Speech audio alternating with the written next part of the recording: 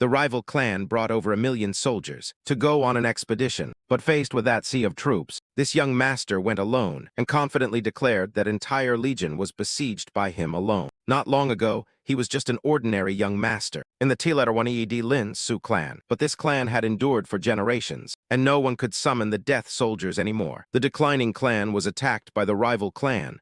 The head was taken for judgment, and this young master was brought out as their amusement, and they personally cut that rope. After that day, an emotionless young master was born. He didn't care about the clan fighting over the headship. He left without concern. While researching how to revive the clan, he was sucked into the Black Book, met the demon of old, who offered the first-generation lordship to ascend to the position of the clan's #1. But the more one wants, the greater the price to pay. Unlike the first-generation lord, he even sacrificed himself and the clan offerings, training his abilities rigorously over a long period, rooting out all hidden eyes and ears within his own clan. Now he once again leads the clan's army forth to punish those of old, with the T-1 army unrestricted on the ancient battlefield, and the ability to disguise and impersonate, becoming others without leaving a trace. The T-1 clan returned, making others bow and dare not look again. About 3 meters above, a sharp sword gleamed menacingly, casting its shadow over jet black hair, the darkest, most terrifying shadow, as if enveloping the soul beneath. While the son stood dazed there, the father lay under the guillotine awaiting execution. The onlookers below murmured in confusion. How did things come to this? What did His Majesty do to deserve this humiliation? Hush, hold your tongue, or you'll be next up there. Remember my words. Haven't you seen enough to know how cruel they are? The man's hint made the girl glance up at the one sipping tea above. I know. But the man continued. We can only stay silent and keep our distance from them. Now war has broken out across the continent. Lowly people like us have no choice but to hold our breath like dead mice. Because this is an age of war and chaos, when the flames of slaughter engulf the east. Those flames spread uncontrollably and cannot be extinguished, and the noble Marba's clan became the next victim of this hellfire. Fate was sealed. The strong do as they please, while the weak only know to sneak and snatch to survive. Unlike the strong, the weak must fight for their lives every day. Unlike the strong, the weak ultimately have only one path: to dance with death, the gates of hell where the frail can only await final release. That is the grim vision this continent has become. The man above enjoying this spectacle is Count Alan de Sylvester, Lord of House Sylvester, rival of House Marbas. He shouted for the play to begin, and immediately the gathered townspeople below clamored up in chaos, while the son stood coldly there like a carved statue. Seeing this, Alan raised an eyebrow and barked, "What is this? Do you not obey my orders?" No sooner had he finished than the son moved to grasp the knife, moving stiffly like a puppet, and gradually approached the guillotine. Alan watched each step with a bloodthirsty smile. "What are you waiting for? Cut the rope, kid." The son obeyed the command and trudged step by step toward the rope. Then he raised his arm and decisively swung down in a straight stroke. To the speechless horror of the people below, and to the utterly perverted gaze of Alan above, the sound of the cut was merciless, like a cleaver striking a chopping block. Dark red drops of blood splattered the pale face of the child. They stained that tragic tableau with the metallic stench of iron that could not be escaped. Cruel fate, an unimaginable burden placed on a boy's shoulders. It was not merely the execution of Rune von Marbas, severing every tie between father and the mortal world. That son was Leon von Marbas, the son of the late Lord Rune von Marbas, and the one who had personally executed his own father. The head of the house is the lord of a noble family. True to that title, the head is not only a noble, but also the central pillar of an entire state. As some play once wrote, the higher the crown, the more restless the hearts, and power should only be entrusted to those strong enough to bear it. The new lord of House Marbas steps into the light, Leon. The lessons of those who lead the clan begin with the emergence of the young Lord Leon. A middle-aged man slammed the table and cried out, "House Sylvester is expanding its power. They may well send troops to seize Marba's territory." Others added, "My lord, you must reinforce the defenses immediately. Lord, please make a decision." "Indeed, my lord, it is time you gave us a clear answer." Facing pressure from his elders, Leon calmly said, "Enough. I ask you to be patient a little longer. I still need time to consider." Seeing their lord seemingly unconcerned, everyone grew anxious. "But my lord, this is urgent. Yet this only foreshadows ill for once glorious House Marbas. With the death of my father, Rune von Marbas, Leon ascended to the headship of House Marbas at just 14 years old. A Marbas house that once terrified the world with the title of the Death Mage lineage. But that famed reputation had long since become part of distant history. Leon entered the vast room, stood before his parents' portrait, and thought to himself, "What would my parents have wanted me to do? I know my pleas will never be answered. For the dead cannot speak, and my parents cannot guide me from the other side. Yet more than ever I need a path, a guiding light. How can I restore glory and prosperity to the house? He took a few more steps, stopped, and looked up at the oldest painting in the room, depicting a man with jet black hair and the black robes characteristic of House Marbas. That was Welland von Marbas, the progenitor who founded the Marbas line, and the only death mage of his era. Legend has it that House Marbas rose from the blood and fire of battle, when its first ancestor used his black magic to etch his name into history. But since that golden age, the Marbas bloodline could no longer produce a true death mage, leading inevitably to the clan's decline, and in the end I had to end my father's life with my own hands.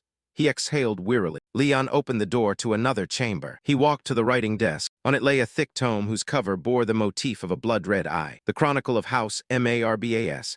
Ancestor Welland von Marbas was a living legend. With a flick of his hand, he swept away foes like a deadly gale, calling forth legions of the undead that marched unceasingly, flattening every obstacle in their path. In just 2 months after he launched the Eastern Campaign, that vast region lay beneath his heel. People murmured that Welland von Marbas once made a pact with the demon Marbas, thereby unlocking one of the continent's greatest secrets, seizing the dark knowledge of death arts through the Necronomicon, the most dread grimoire ever known. By that power, our ancestor became lord of the entire continent. Leon regarded the book with a pensive gaze. This priceless heirloom passed down from my forebears made the glories of House Marbas, and made us the only line on the continent capable of summoning the Death Legions. As he lifted the book, a voice suddenly echoed within his mind. "Listen to me, new young lord." Leon was startled by the voice. A message via telepathy right in the lord's study. Strangely, this place was clearly sealed by anti-magic wards. He called out, "Anyone there?" "Who are you?" The other softened to reassure him. "Do not be afraid, child. I am not your enemy nor your house's. But why would Leon be stupid enough to trust you? How could I believe you?" No sooner had he finished than he was pulled into a strange formation. When he opened his eyes, before him stood a giant lion with a sharp horn fixed to its brow, locking its gaze on him. Leon asked, "Where is this place?" The lion, a little surprised, pointed to itself. "Huh, did your predecessor never tell you of my existence?" Leon asked back suspiciously. "Your predecessor, you mean my father Rune von Marbas?" The giant lion nodded its massive head in confirmation. Yes, he bore that name. I sensed the mana bond binding me to him had been severed. Then it growled in anger. Damn it. I had long feared his nature was too merciful to rule a dark house. I should have realized his end would come sooner than expected. But anyway, tell me which of you dealt the final blow to your father. Leon showed no fear. He raised his head and replied, "If you ask who killed my father." "It was me, Leon, his biological son." No sooner had he finished than a powerful aura from the lion flung Leon violently backward. Its voice roared, "I will ask again. Are you truly the one who murdered my covenant master?" Facing its storm of fury, Leon emphasized once more, "Yes, I killed my father." The lion snarled in rage, "I will ask again. Are you really the one who killed my covenant master?" Leon was not afraid. Anyone can glare, so he glared back and reaffirmed, "Yes, I killed my father." The lion seemed to hear something divine. It howled loudly. Meanwhile, it read back Leon's memories before it. Each scene that appeared made it realize one thing. "So your reason was stolen, poor child. The hand that cut the rope was indeed yours. But that does not mean you are the one who killed your father." Leon did not bother to argue. "That is not the truth, and you know it." Looking at the young child before it, the lion sighed and thought. Aside from his despair, what truly puzzles me is the gloomy aura that envelops him and the darkness within that constantly threatens to devour him. What has this child become? How can someone so young possess such terrible magical power through his godly eye? The lion recognized Leon's immense mana and clicked its tongue. How laughable. It may even surpass its own ancestors. After pondering for a while, it cleared its throat and spoke, ahem. "I will introduce myself. I am Marbas, one of the 72 demon lords of hell, who turned away from the netherworld to live among humans, a lifelong companion of Welland von Marbas, and the origin of the unique forbidden death summoning art of House Marbas." Hearing the familiar name, Leon continued, "I know of you through legends. When my ancestor founded House Marbas, you were the one who taught him the forbidden art of summoning the dead." Marbas replied, "Indeed, though now I am bound to the Black Tome. There was a time when I was one of the most terrifying demons." Leon's gaze suddenly turned cold. "Marbas the Black Mage Lord. Our ancestors said the death-summoning art runs in our blood. But why did you ultimately abandon us?" Marbas asked, puzzled. "Abandon you? What led you to think that?" Leon said, "Since the time of the legend Welland. House Marbas has never produced a death summoner equal to him. If that is not proof that you abandoned us, then what is it? Feeling misunderstood and annoyed, Marbas had to stand up to explain himself. So let me make one thing clear. The reason you and your lineage cannot wield the true power of death summoning is because you are too weak to offer a worthy vessel. Leon asked in confusion, a worthy vessel. Marbas explained, exactly. None of you can compare to Welland's talent. This is merely an omen of the decline of your bloodline. After thinking for a few seconds, Leon calmly replied, I will take your words into account. This nod earned a measure of approval from Marbas. Leon answered indifferently, of course. For the weak being defeated in wartime is an immutable law of this world. Marbas inquired, is that also how you accept your father's death? Leon said, what does that matter? Frankly speaking, his death is nothing special. However, if you have not entirely turned your back on our house Marbas, then I have a request for you. Marbas sneered, a request? No, I don't think so. A request is an act of goodwill where one party loses something Marbas right. Any transaction with a demon is not a request but a pact or an agreement. Leon didn't hesitate and agreed, fine. Then I will form a pact to obtain the power to summon the dead. Seeing Marbas' surprised gaze, Leon continued, can you grant me that power? Feeling doubted, Marbas sulked to the utmost like a big cat. It turned its face away and said, a child like you has no right to doubt my ability.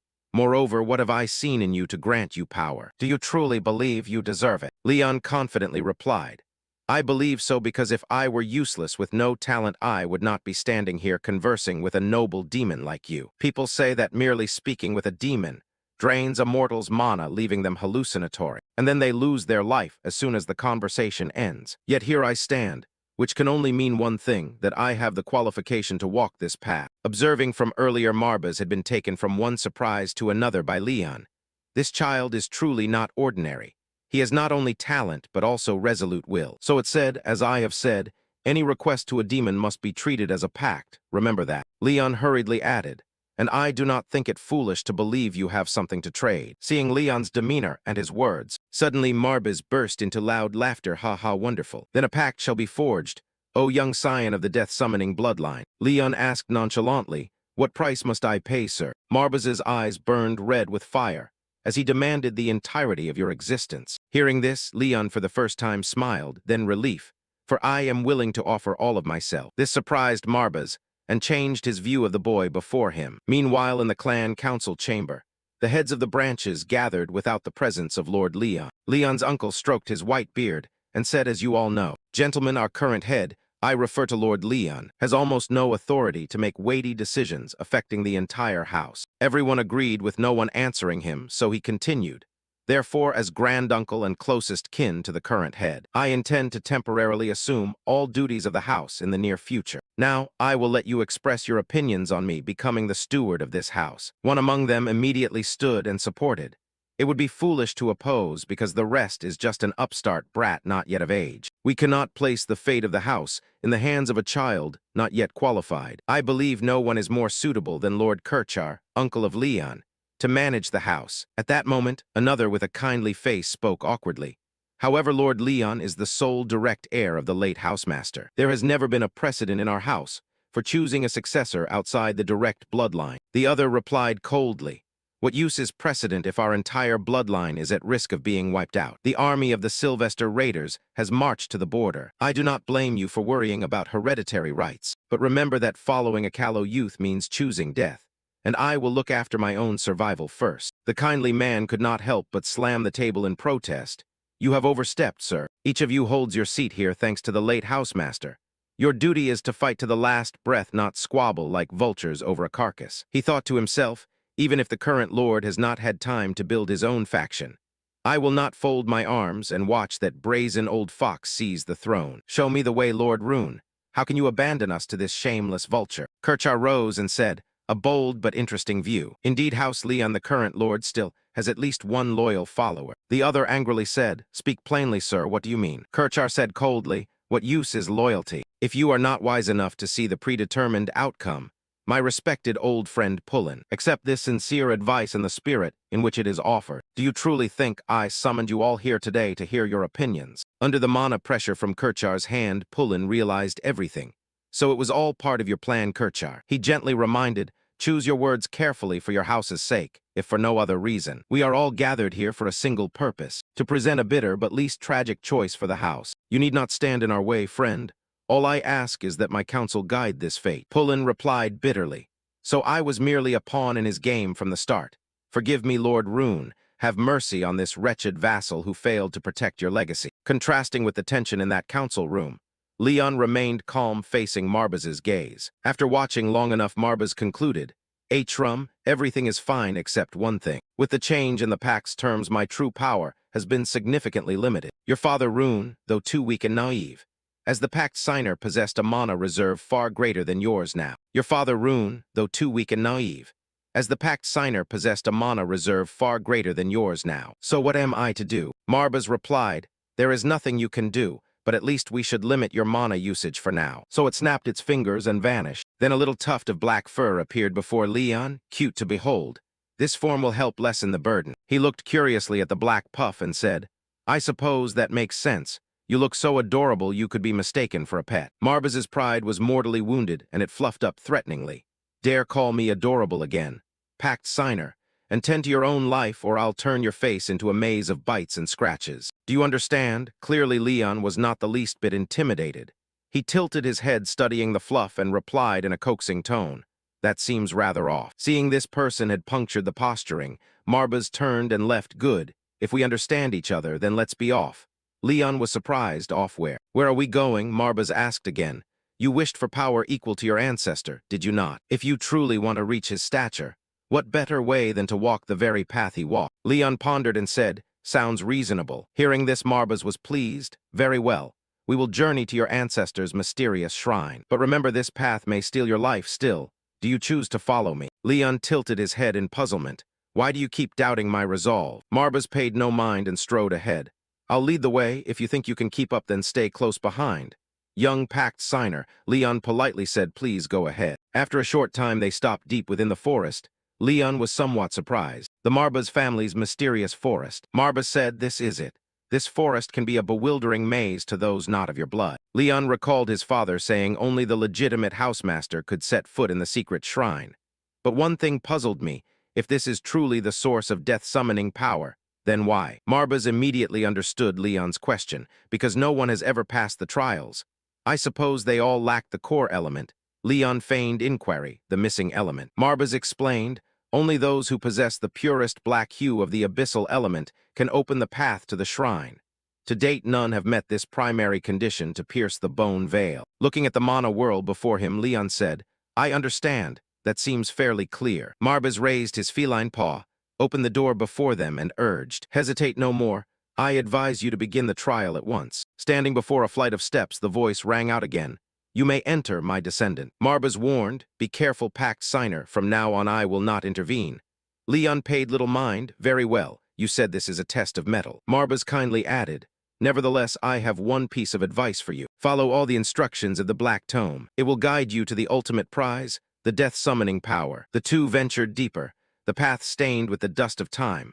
But luckily torches still burned along the walls, lighting the way. Suddenly something caught Leon's eye. There was a narrow passage along the wall, and as Leon stepped into it, a series of strange green torches flared up. Before him appeared a scene of a bunch of goblins standing there. They were holding a girl down on the ground. Suddenly the Black Tome leapt into Leon's hands and flared bright. It opened on its own and presented the first instruction. So I will leave behind instructions to fully harness the power of the sacred Black Tome. The first is the secret art of resurrecting the dead.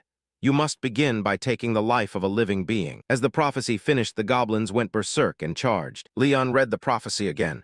You must begin by taking the life of a living being. He folded the Black Tome shut and coldly drew the dagger at his side. His gaze locked onto those before him, including the girl being dazzled there, and the snarling goblins. Alone he calculated quickly and leaped into the fray. When a goblin lunged with sharp claws striking from above, Leon did not flinch and twisted to dodge. Taking advantage, he pulled the dagger from behind. With a decisive slash, he cut straight into the spot at the back of the goblin's neck, ending it in an instant. And that was one down. Returning to his childhood, before the Marbaz family tomb his father, and he stood paying respects. After finishing, the father said to Leon, listen closely, Leon. In our great Macbeth lineage, what entity do you think we revere most? The answer is simple. We worship death because we are necromancer summoners who command death. Therefore, we must honor death above all else. Leon, then about 5 or 6 years old, pondered his father's words seriously and asked, "But what does that mean? Father, how does one honor death? I thought necromancers must take others' lives to increase their dark power." "Right." The father proudly looked at his young son. "It seems you have studied the family's history well. Yes, we are dark mages feared by many across the continent, but that does not mean we must become callous and cruel. So promise me one thing. Should you one day face anyone on the battlefield, whenever you hold the right to decide their fate, promise me you will let them pass with as much peace as possible." Those words carved themselves into his mind after he asked if he must keep that promise with all his enemies. Father. Back in the present, as Leon fought these damned goblins, he was surrounded by goblins calmly pondering. "I must aim precisely for their cervical vertebrae. There is no better way to finish an enemy without causing excessive pain." Upon close observation standing beside Marbas, he realized one thing. This child had apparently never wielded a sword in real combat.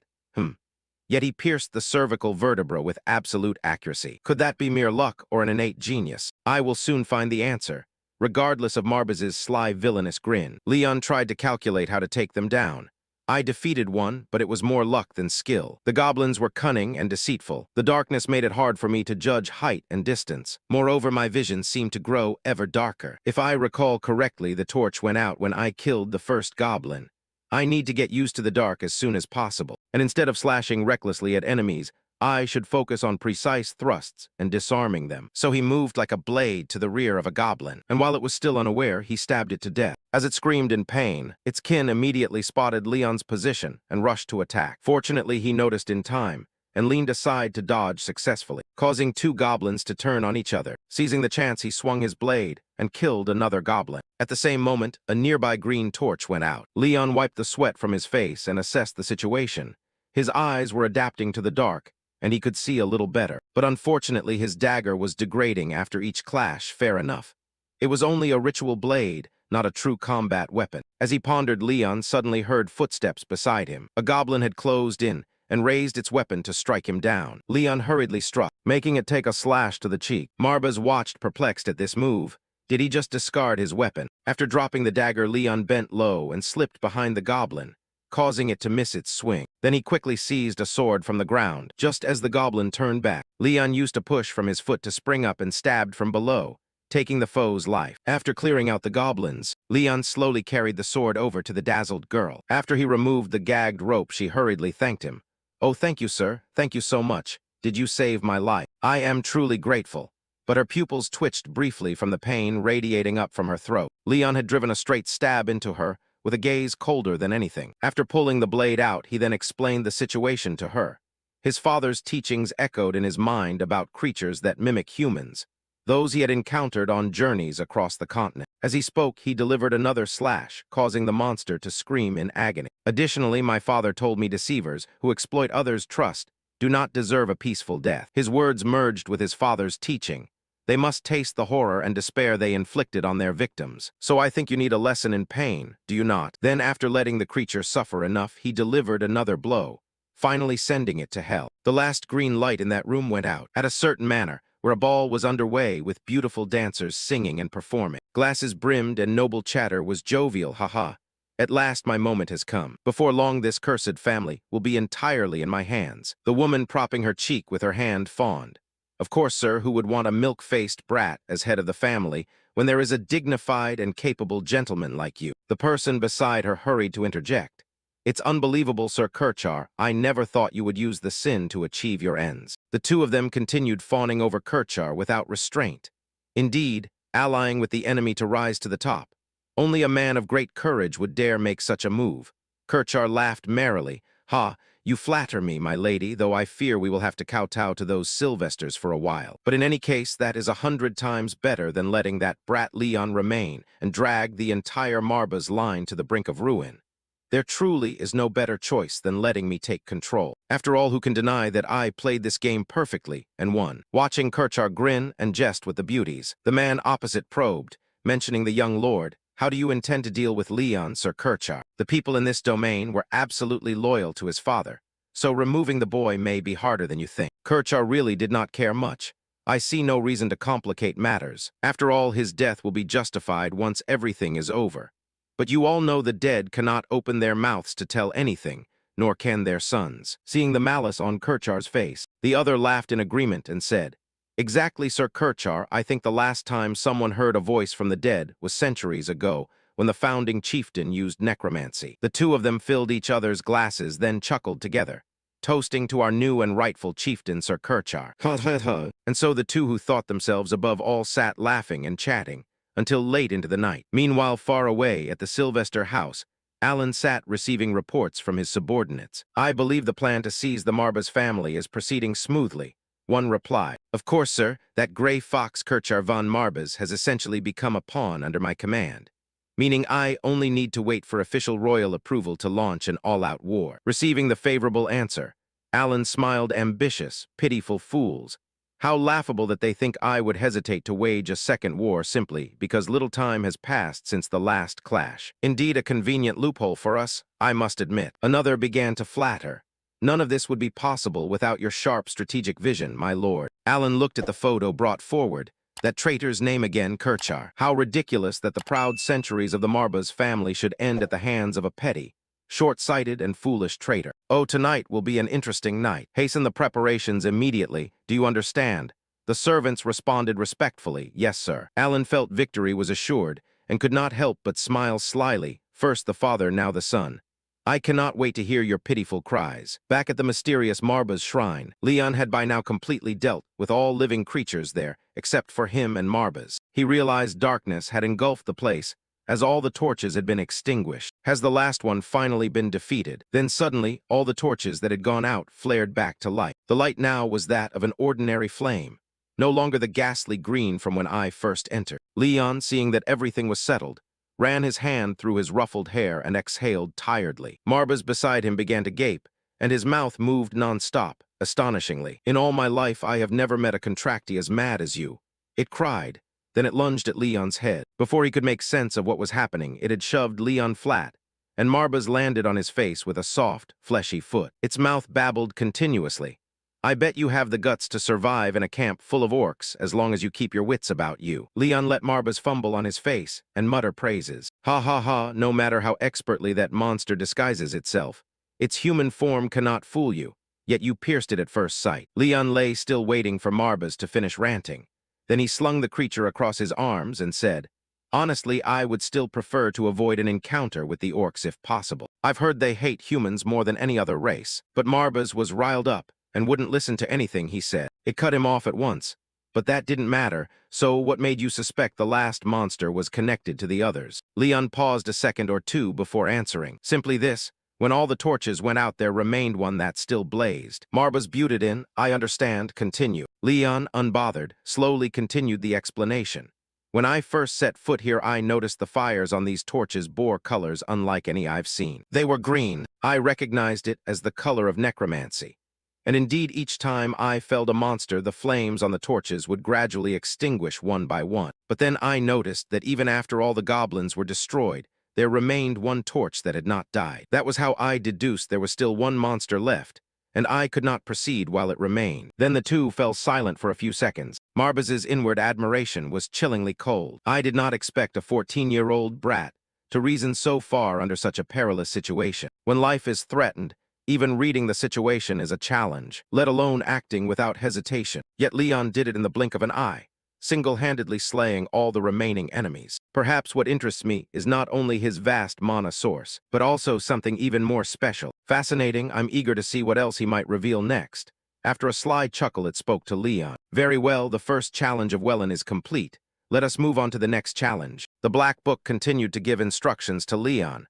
"First, you must begin by taking the life of a living being. Then you must call the fallen back to life." Leon was somewhat incredulous. Call the fallen back to life. After thinking for a moment, he finally spoke up skeptically. After confirming his suspicion was correct, the necromancy light looked down at the goblins sprawled on the ground with excited eyes, wearing a bloodthirsty grin typical of those itching to fight. Marbas immediately affirmed, "Exactly. Look closely at the goblins you defeated. Then pour magic into your eyes to enhance your vision. You will see a thin thread on each corpse linking it to somewhere you cannot clearly see." Leon immediately followed Marbas's instruction and truly saw faint purple threads hovering in the air. Marbas explained in the terminology of necromancers, Those threads are called death lines. Leon continued reading. A cord stretched across the border of life and death. That thread connects each creature's soul from this world to the other side. Marbas poked the thread and said, yes, a death mage will separate the wandering soul of the dead from its body, then infuse the corpse with new life by merging that soul with his own mana. From there, he can command and manipulate them like walking dead. Watch as I demonstrate, Marbas said, and immediately he raised those breathless goblins, each bearing a strange sigil on their heads. As soon as he finished speaking, the death servants lunged at Leon at incredible speed. However, the blade that shot from his hand stopped right in front of Leon. Marbas said, this process is called imprinting. Of course, there are other ways to create death thralls, but this is the only method that works on monsters. The rest I will save for another time. Leon slowly stood and said, I understand. Marbas understood and said, then you may try it yourself. But Leon did not rush and asked, before doing that, may I ask you something? After Marbas replied, what do you want to ask? He spoke. My senior once said turning a human into a death servant is much harder than with monsters. Do you think I have reached the level to do that? Marbas responded with interest, asking as if you already have a target in mind. Leon did not hide it. Indeed, I do. Marbas squinted and asked back, so who is the unlucky one? Leon's face changed with hatred as he read the unfortunate name, Kirchar von Marbas, my only uncle. And at this moment, that stupid noble still could not feel death waving at him and was still reveling in his victory that had not yet happened. They kept joking and drinking from one cup to the next. Then Kirchar spoke up. That unfortunate lord truly was a fool. Yet since his death, my life has become more prosperous than ever before. Such is life. One who seizes opportunity will always benefit. Do you not agree? The other seized the chance to flatter, of course.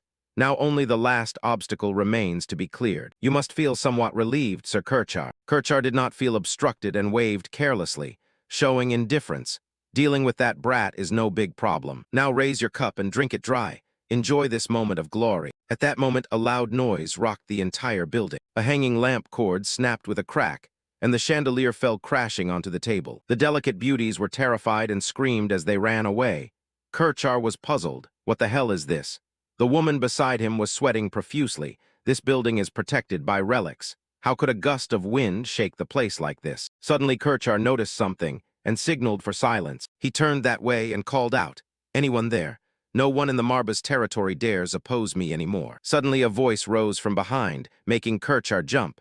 What made you think that, uncle? Leon loomed up from behind him, staring with a cold, dangerous gaze. Seeing it was Leon, Kirchar no longer bothered much. Oh, look who it is.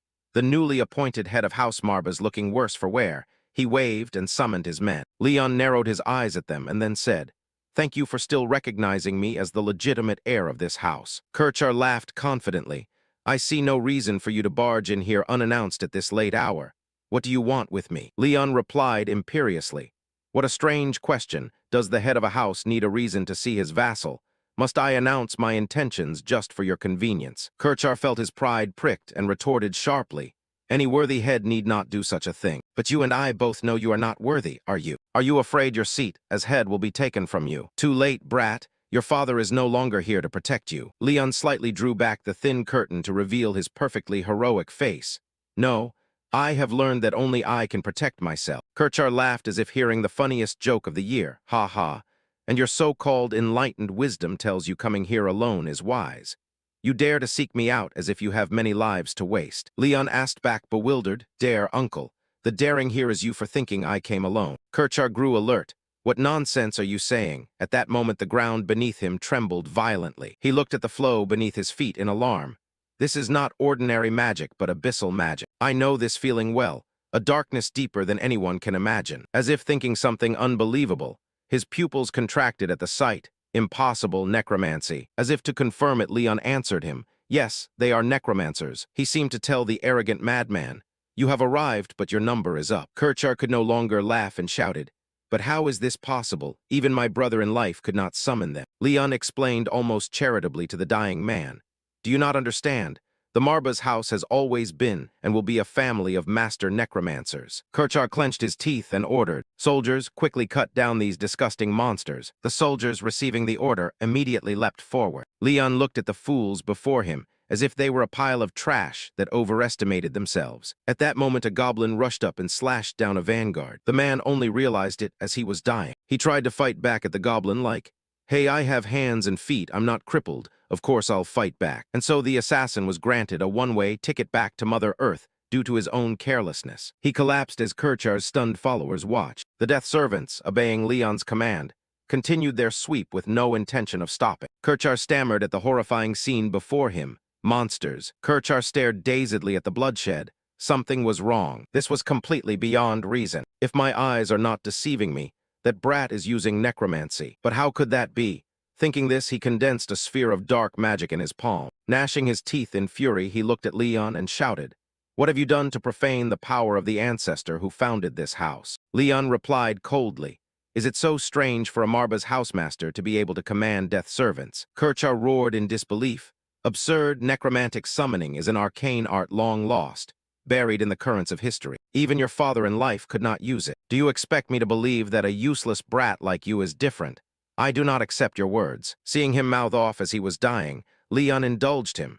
"If you do not believe, then I will prove it. But let me warn you first, that would not be a wise choice, uncle." Immediately, a summoned goblin army rose up. The lot surged forward toward their targets without waiting for orders. Kerchar hurled the dark magic sphere in his hand, gritting his teeth and charging to fight back. Return to the abyss. The sphere struck straight into several of the goblins. Their bodies instantly rotted, and they were flung backward. Seeing the attack work, Kerchar brightened visibly. But the goblins, despite their corroded bodies, stiffly rose again. The aura grew ever stronger. Their eyes flashed red. They frenziedly charged to counterattack a second time. The sight terrified Kerchar. He lost his fighting confidence and hurriedly turned to shout, "Can someone take down this monster?" But as he looked more closely, his eyes widened. All his followers had been beaten into a heap on the floor. No support left. Kerchar forced himself to gather more dark magic, continuously firing it toward the goblin horde. But this time the goblins were only delayed briefly, making him curse in frustration. "Damn it. Though I hate to admit it, my magical talent is only slightly above a novice. Moreover, I am hindered by the effects of alcohol. I may truly be in danger, unable to win by strength." Kerchar shifted tone to threaten. "There will be consequences for betrayal, do you hear me? This is not something to take lightly." No sooner had he finished than a goblin leaped up to attack. A sharp blade drove through his chest. Pain from his chest surged, and Kerchar's eyes bulged. Staring at Leon, he condensed a dark sphere. But as his life ebbed, the dark sphere dissipated. Kerchar snarled a threat. "You dare betray your own bloodline. You will never be forgiven." Leon replied coldly, "I recall once reading a treatise on the continent's history with my father. On the battlefield, there are only victors and the vanquished.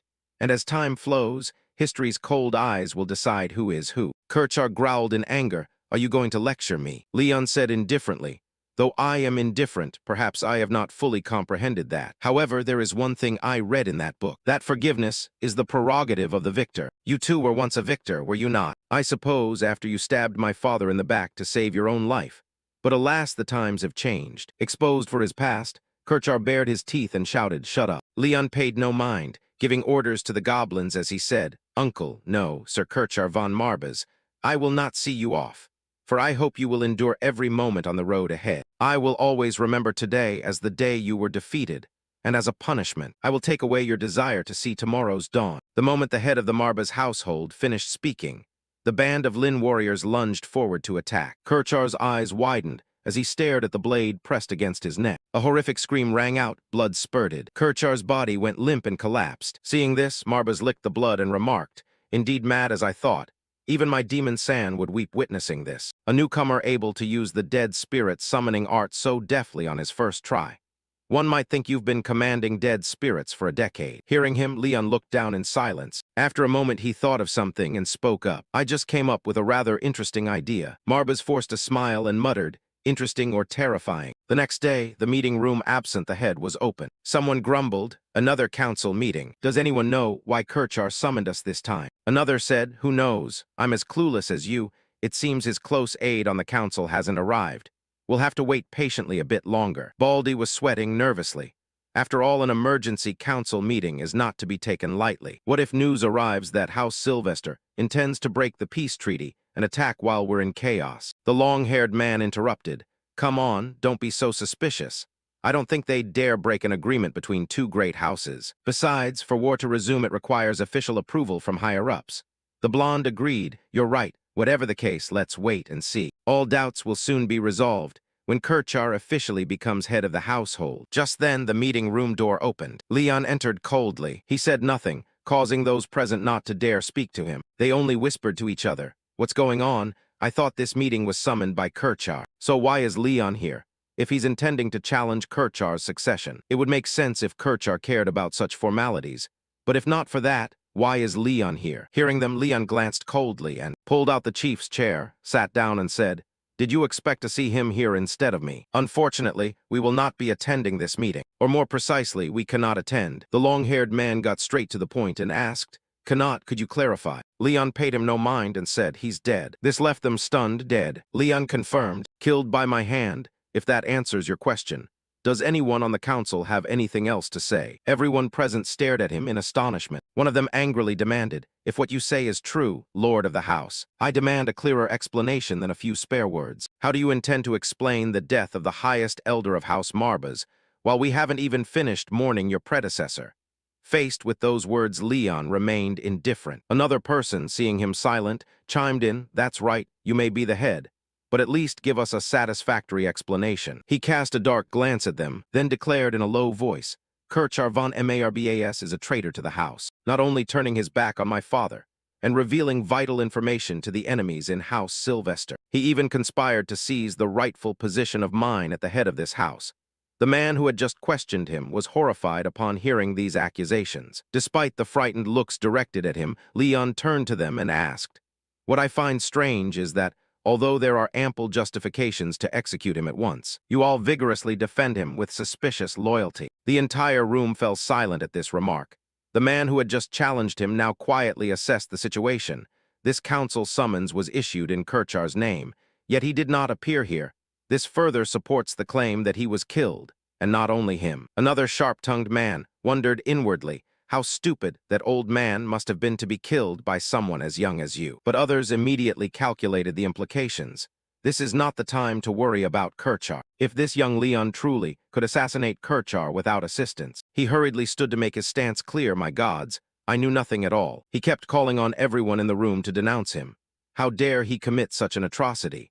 While inwardly fearing and speculating that perhaps he possessed some powerful magic. The blond man heard those words and quickly grasped the situation before him. So he hastened to defend himself. We are completely innocent. How could we have known that that old fox plotted such a vile scheme?" He, seemingly impatient with them, ordered silence, then calmly accused everyone present, "Your defenses may be true, but that does not change the fact that you all committed a grave crime, the crime of negligence. For failing to detect a traitor within the house, the self-styled wise man cursed inwardly, 'Damn, this kid has outwitted us all.' But the sharp-tongued man would not yield and asked again, 'Well said, Lord of the House. But one issue remains unclear. If Kerchar is truly a traitor, is there any evidence to support this accusation? In fact, who can be sure you did not kill an innocent by mistake?' Leon seemed to ponder slightly upon hearing that. Then he slowly rose and replied with disappointment, 'You all reacted exactly as someone wiser than I had predicted.' The man nearest him asked, 'Predicted whom, Lord? Whom do you mean?' Marbas suddenly appeared on his shoulder and bowed his head as a signal to Leon. He nodded in response. Then he performed dead spirit magic and answered them, 'Very well, you want proof, do you? Then let me expose Kerchar von Marbas's betrayal.' The meeting room was instantly shrouded in a gloomy, deathly atmosphere. Leon's cold voice rang out. As the legitimate blood heir of House Marbas, Leon von Marbas summoned the spirit of a cursed soul, still wandering this world. At his call, the dead spirits rose as if from the earth. Their eyes black and bloodthirsty, they glared at the people in the room. The grimoire in his hand exuded a thick aura of death. The council members panicked as they recognized that incantation. It was the dead spirit summoning art. How could he do that? At that moment, Kerchar's rotting spirit shot out from within the book. The worldly wise man could scarcely believe it and stammered. Could he have rediscovered our house's lost magic? Leon called out calmly, "Kerchar von Marbas, you will confess your crimes here with whatever shred of reason remains." Seemingly answering his call, Kerchar's spirit struggled to move. The man, seeing this, asked in a trembling voice, "Kerchar, how can this be?" Leon looked at him coldly. "I'm beginning to grow tired of hearing that question over and over. What's so astonishing about it? Isn't death magic the root art of House Marbas?" Those words were like a command, and the evil spirits immediately roared and attacked. The blond man shouted in panic, "Everyone run, damn it." The brown-haired man turned to flee and angrily yelled at the one blocking his way, "What are you standing there for? Move." But then he horrifiedly realized the figure before him was now a headless corpse. Before he could recover, a trembling voice rang out from behind. "Help!" Looking back, he saw the blond man from before crawling on the ground begging for help. His legs had been severed by something, leaving a long trail of blood on the floor. He grew even more horrified as he noticed a silhouette blocking his path. Leon looked down with a death-filled gaze from above. "Forgive me, but this meeting is not yet over. You'd better listen to your lord until I have nothing more to say." At his command, Kirchar's spirit, driven by the death aura, moved before the blond man. He bent his stiff body double-jointedly, opening his rotten mouth as if to answer Leon. He casually posed his question again. "I will ask once more, Kirchar von Marbas, is there anyone seated here who is completely unaware of your vile crimes?" The hoarse, broken voice of the spirit immediately answered him. "Those who once served the former house lord." All turned their backs on him to the last man.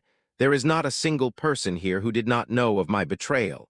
A confession that plunged the room into crisis once more. Leon concluded indifferently, "That is the answer." The blond man now screamed in terror, "Lord, please spare me." The brown-haired man pleaded hurriedly, "I will confess my crimes." The sharp-tongued man was not slow to implore, "Please, give us a chance to prove our loyalty, Lord." But then he suddenly realized death stood right behind him. In an instant, the room was filled with desperate screams, until those sounds were completely silenced. Only then did Leon gently declare, "The authority bestowed upon me as Lord." Leon von Marbas proclaimed before the council. He closed the grimoire in his hand, concluding the judgment that the dark art of the dead spirits has been officially restored within House Marbas. Leon stood solemnly amid the room of corpses. After a moment he snorted softly and asked the one who had been hiding behind the curtain, "Where is Lord Pullen currently?" The servant Leon summoned froze with fear and stammered. Afterwards he replied evasively, "I fear he has been thrown into the dungeon below, accused of treason." Leon immediately ordered him, "Then you will lead the way?" The man answered, "Yes." But just as he reached the door, as if remembering something, his voice like ice carried a heavy threat.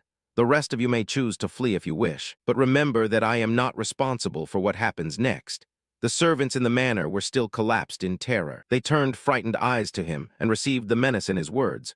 "For your own sake, I hope you make a wise choice." The door shut with a dry echo. At the same time, in the Sylvester manor, the butler entered from outside carrying a letter. "Sir, a letter has just been delivered for you." Alan quickly took the letter from him and murmured, "I understand." He skimmed the contents of the letter. His eyes could not hide satisfaction. He excitedly told the butler before him, "Wonderful, it seems even the royal court has turned its back on House Marbas." The man cheerfully echoed his master. "Of course, sir, aside from their founding ancestor, that house has never achieved anything worthy of its inflated reputation. Their resources and manpower are laughable, if not pathetic." Alan agreed with him. "Indeed, their funds are even scarcer than their manpower." He set the letter down and decided, regardless, "We will proceed with the planned course of action." Then he added with great satisfaction, "House Marbas will finally kneel in the noble house's conflict next month. How about it? Are you ready?" The butler quickly professed his loyalty. "Yes, sir." Alan asked solemnly, "We will surely win right?" The butler affirmed confidently, "Unless a true soul-summoning mage appears at House Marbas after centuries of decline, or the ancestor Wellen von Marbas rises from his grave, the possibility of our failure is nearly non-existent." Alan smirked with self-satisfaction. "Then this war is entirely ours." In the dungeons of House Marbas, a candid voice rang out. Young Master Pullen fell to his knees on the ground, urgently confessing to Leon, "Please forgive this foolish servant. Pullen begs you. I allowed Kirchar's dark ambition to go unnoticed, and he shoved you into immediate danger." He said penitently aloud to him, "I deserve to be executed." Leon silently watched the man before him. Lord Pullen looked at his kneeling, remorseful posture and pondered. "He is one of the few loyal retainers left in House Marbas, and the only one who dared openly oppose my uncle. In any case, I must recruit him to my side." With that in mind, he quickly helped him to his feet. "Stand up now, Lord Pullen." Then he comforted gently, "There is still much to be done, and I need your service." Pullen asked him emotionally, "My service?" "My lord, but what use is a failure like me to you?" But before Leon could reply, a few flies buzzing around Pullen destroyed the moment between them. Leon reluctantly ended the conversation. "First you should wash up, then meet me in the family study. We will discuss the details later." Pullen turned ecstatic to the point of tears and exclaimed, "You are too generous." Then he could not hold back his emotion and swore to him, "Pullen vowed absolute loyalty to you for all time." A while later in his private room, Leon was staring out in silence when Marbas suddenly appeared beside him. He, by habit neat, hopped onto Leon's shoulder and comfortably licked his fur, and asked him, "What do you intend to do next? The choice is yours, Signer." After a moment, Pullen cried out in astonishment, "What did you say?" He seemed frightened, speechless by Leon's idea. But I can think of nothing more dangerous than contacting the Sylvester family while disguised as Kirchar. But very quickly Pullen calmed down and analyzed the situation, wanting to play his role convincingly. It would require an extraordinary performance. Despite his worries, Leon calmly cast a spell. Is this enough? A grotesque shadow appeared at his summoning. Very quickly, it had taken the form of Kirchar. This left Pullen completely stunned. What a demonic miracle is this? He could not believe his eyes, and wondered silently how the clan lord could remain so calm about this. Not to mention, he even turned his own uncle into an undead. He looked at Leon's cold, indifferent demeanor and fully believed what he had heard. Other servants had told me, but seeing it with my own eyes is incomparable. At that thought, Pullen, filled with emotion, asked him, "So the rumor that you mastered the art of summoning the undead is true?" Leon nodded calmly. "I suppose so indeed." At this, a resentment rose within Pullen. If in House Marbaz's golden age with the power of a true soul summoner he could seize whatever he desired, why would fate be so cruel to our house? If in House Marbaz's golden age with the power of a true soul summoner he could seize whatever he desired, why would fate be so cruel to our house? My lord, sooner or later they will notice the flaws. He carefully reminded him, the undead cannot perfectly recreate a person's handwriting, gestures, or way of speaking. He completely agreed with him on this. That's true. If this were an undead revived from Kirchar's corpse, but presented as the Kirchar we just created to explain to him.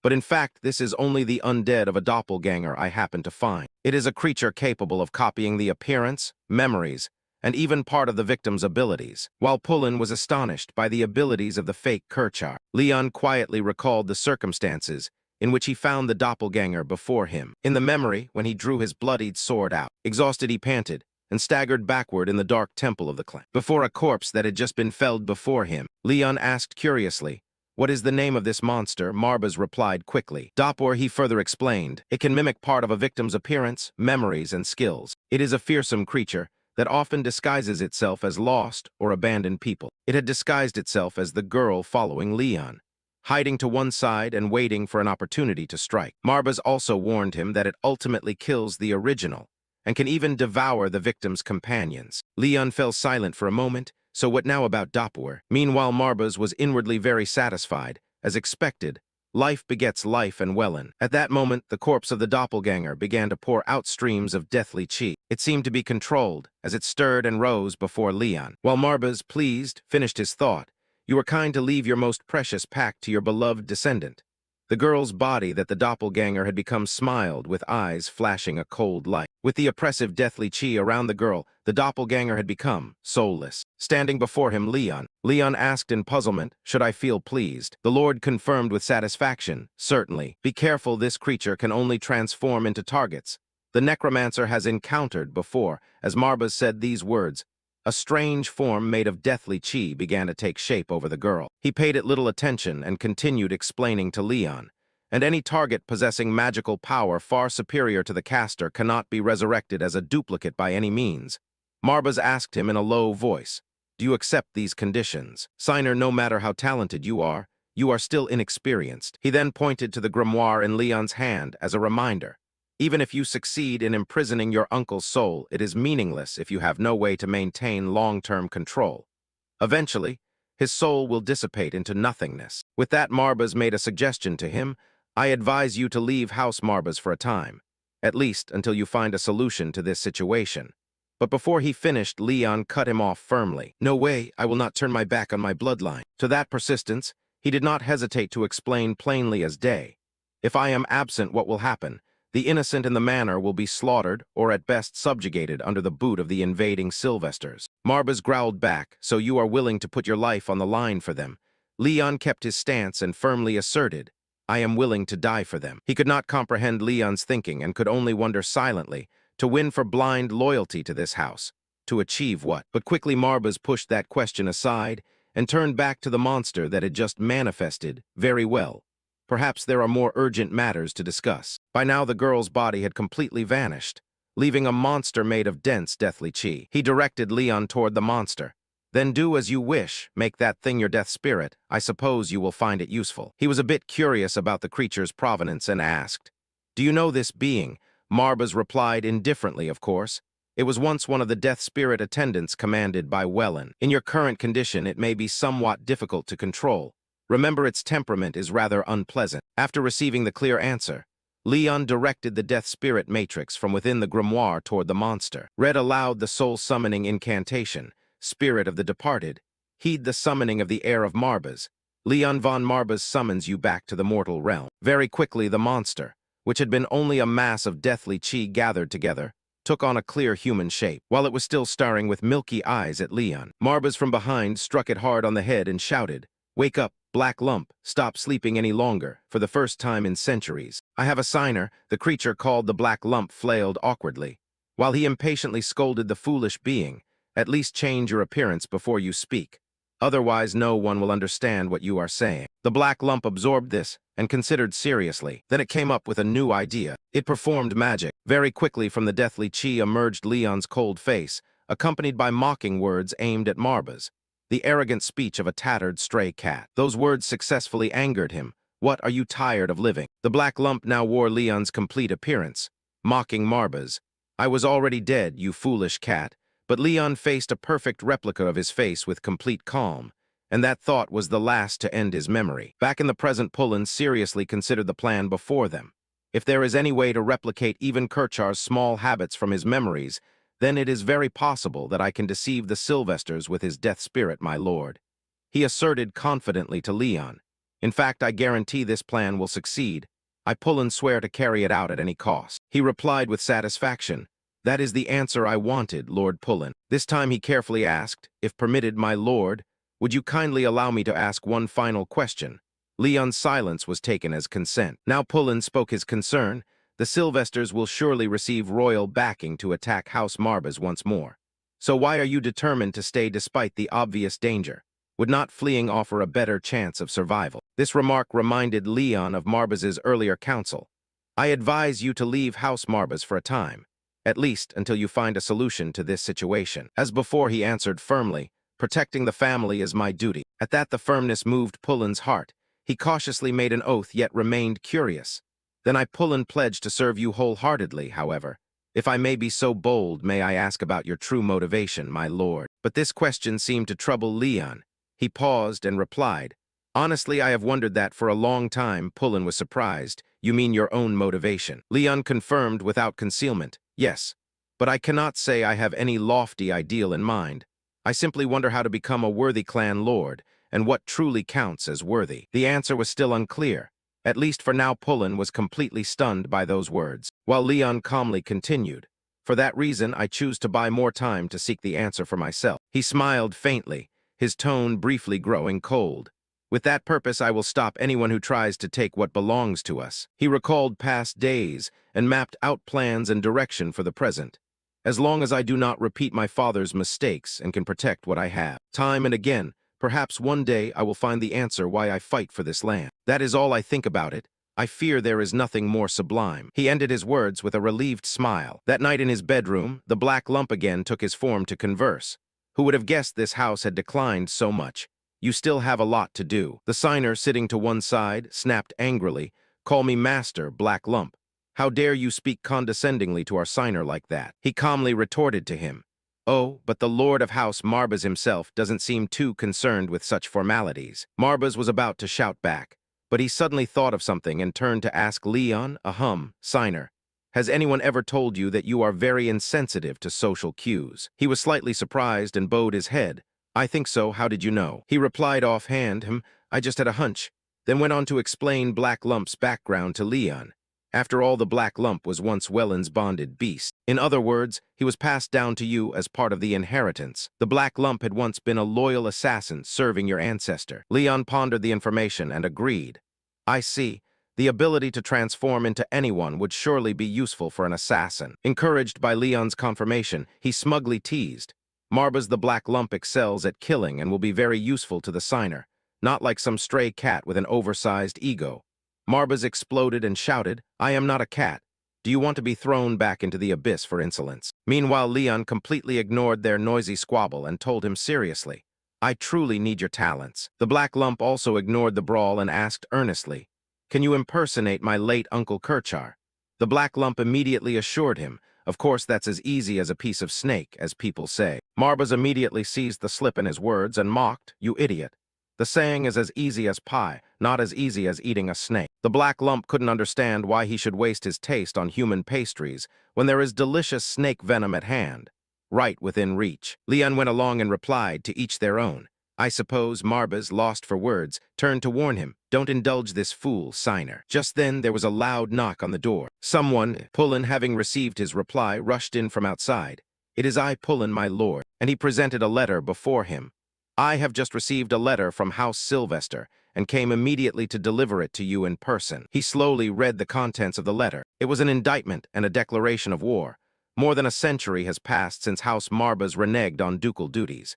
As a rebuke to House Marbas, who still greedily enjoy the blood, sweat, and tears of their subjects, House Sylvester, under the rightful leadership of Count Alan de Sylvester, now challenges House Marbas to a noble feud between noble houses. If House Marbas accepts surrender within the given time, a full-scale war will not occur, and your people will be received with open arms. However, if you refuse these terms, then in 1 month, the army of House Sylvester will march to Marbas territory and flatten everything in our path. In the name of the will and the clarity of His Majesty, the Emperor, Countess Alan de Sylvester. After reading the letter, Marbas commented, "So the storm is gradually approaching." Leon muttered to himself, "We only have exactly 1 month left." He taunted him with a sneer, suddenly feeling afraid. Then he jumped down from his shoulder and seriously proposed a solution.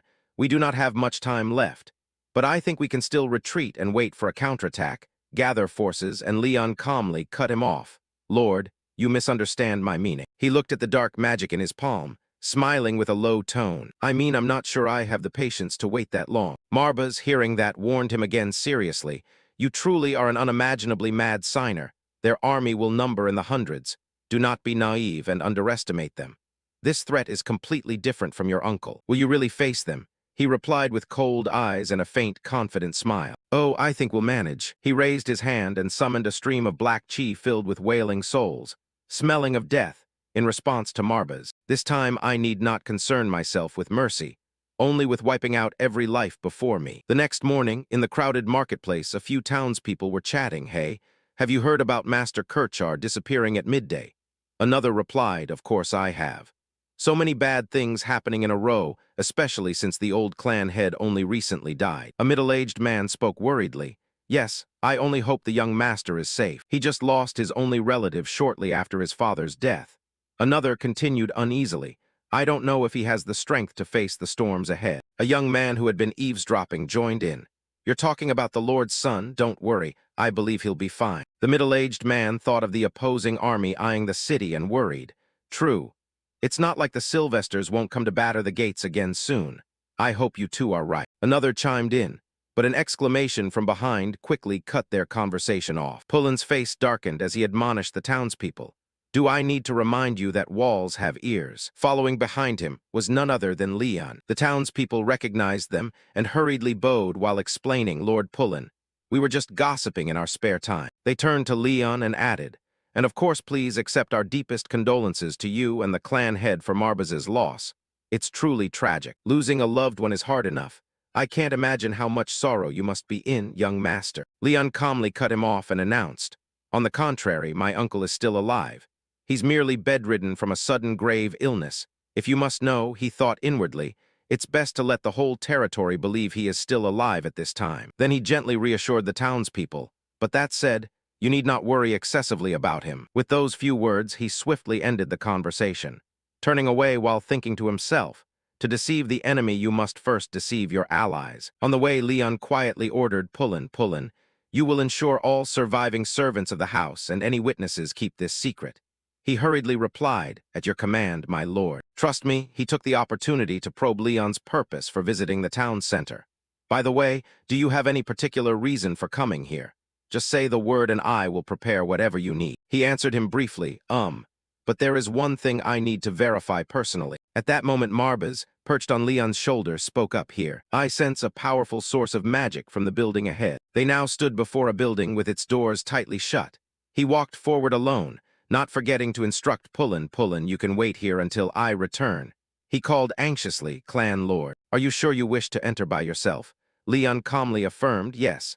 And I order you Fuang to seal the door behind me. Do not let anyone enter or leave this place. As soon as they step inside, a chaotic scene struck his eyes. Ahead, several people were busy cleaning up the mess. Leon approached a man with animal ears and asked Marbas, "Is it him?" He immediately affirmed, without a doubt. The one they were talking about was a young beastman whose body was covered in scars and whose eyes were vacant. Marbas looked at him and clicked his tongue in regret.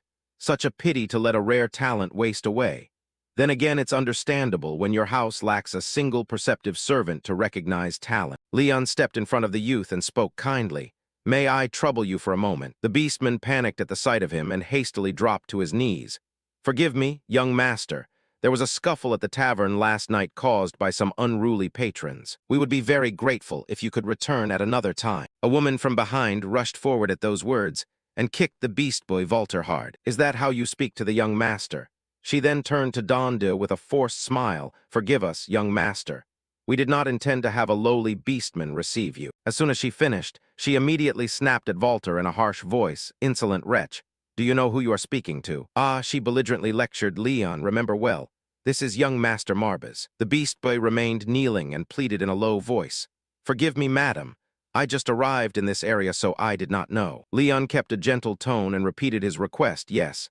And as I said, I would like you to spare some time for me." The woman happily agreed at that and said, "Oh, I'd be delighted, young master. I have nothing to do these days." But Leon coldly dismissed her words. "No, I have nothing to say to you." He turned to Walter and firmly insisted that the one he wanted to see was him, remembering Marbas's admonition.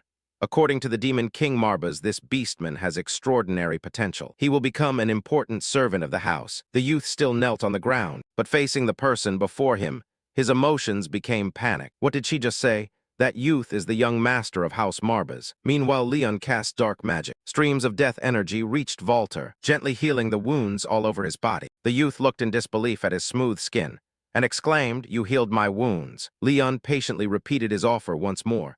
"One last time, may I ask you to spare some time for me?" The landlady once again stepped between him and the beastman and said, "I'm sorry to say this, young master, but this beastman is my personal slave. He does not have the right to give you his time. If you wish to, you should have asked me instead." He thought contemptuously. The landlady was not present when I took my uncle's life. With all the witnesses dead, she likely knows nothing. So he smiled coldly and challenged her.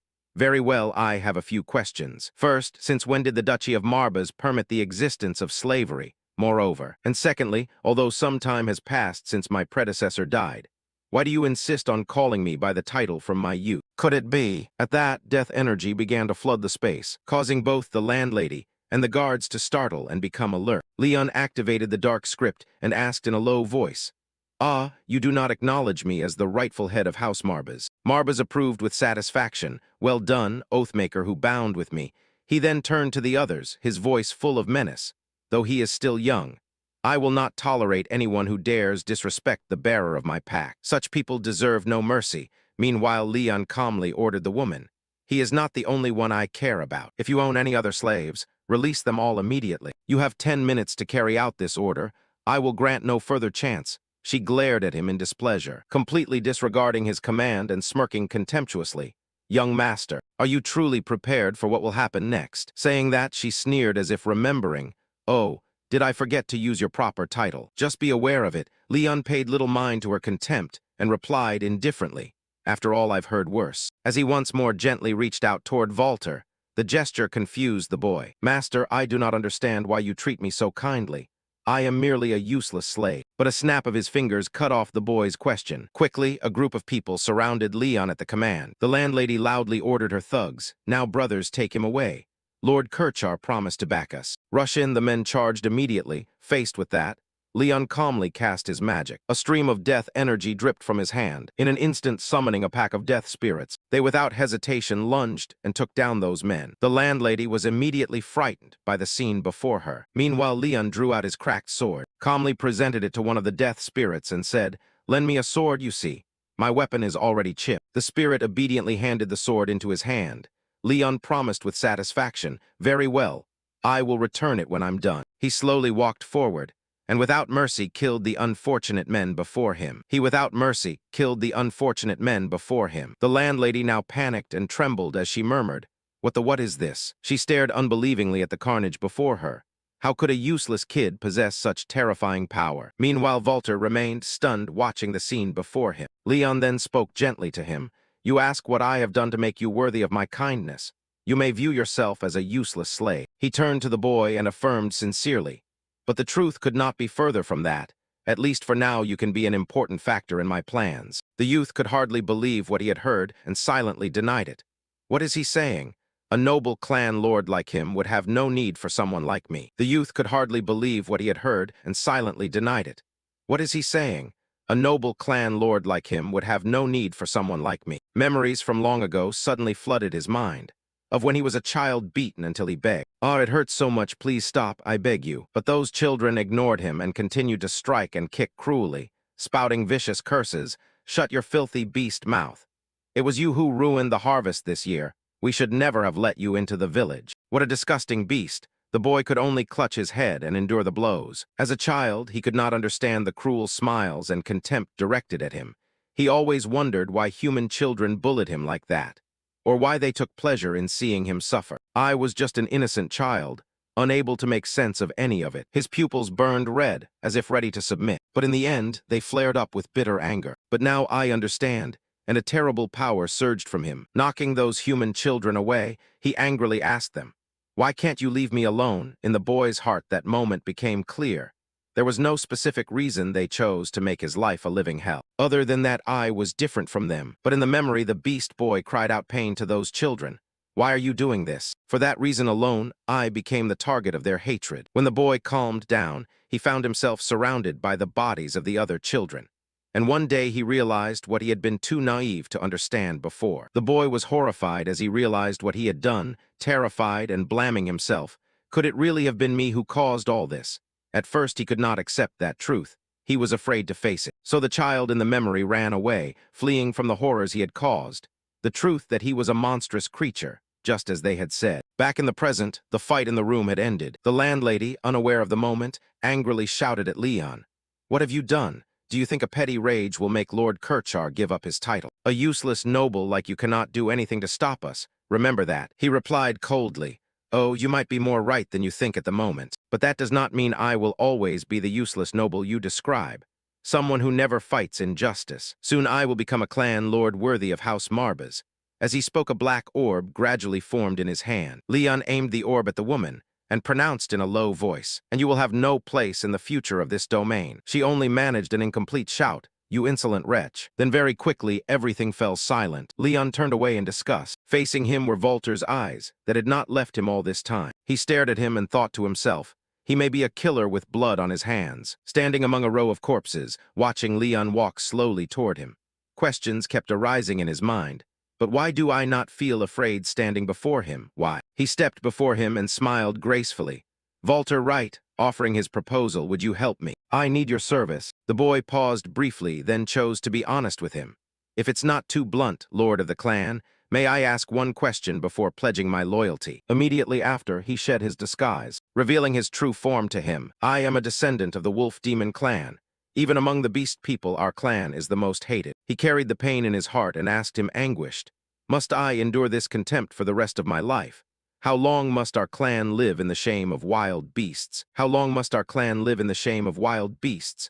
Not any longer, I assure you of that." He answered the boy gently, but as if opening a different path before Walter. "I do not know much about your suffering, nor understand all the complexities involved. But if your lives are burdened by unreasonable prejudice, let everyone know that from this moment those prejudices will no longer be tolerated." Before the hopeful look in his eyes, he declared sternly, "You will be a loyal servant of House Marbas." With a gentle hand extended, a light smile and a steady voice, Leon told Walter, "I promise you." Walter's eyes filled with tears as he looked at him, the resolute words pouring into his ears. "Let all the world know that you will be a loyal servant of House Marbas. I stake my honor on it." 2 tears ran down Walter's face. He placed his hand into Leon's hand as his acceptance. Nevertheless, Leon formally asked again, "May I take your stunned silence as agreement?" Walter joyfully affirmed, "Yes, my lord, I would be honored to serve you." Elsewhere, where the grand palace of Emperor Arkheim stands. In the reception hall, Esteban von Arkheim, the emperor, sat dazed on his throne. Behind him stood Louis von Arkheim,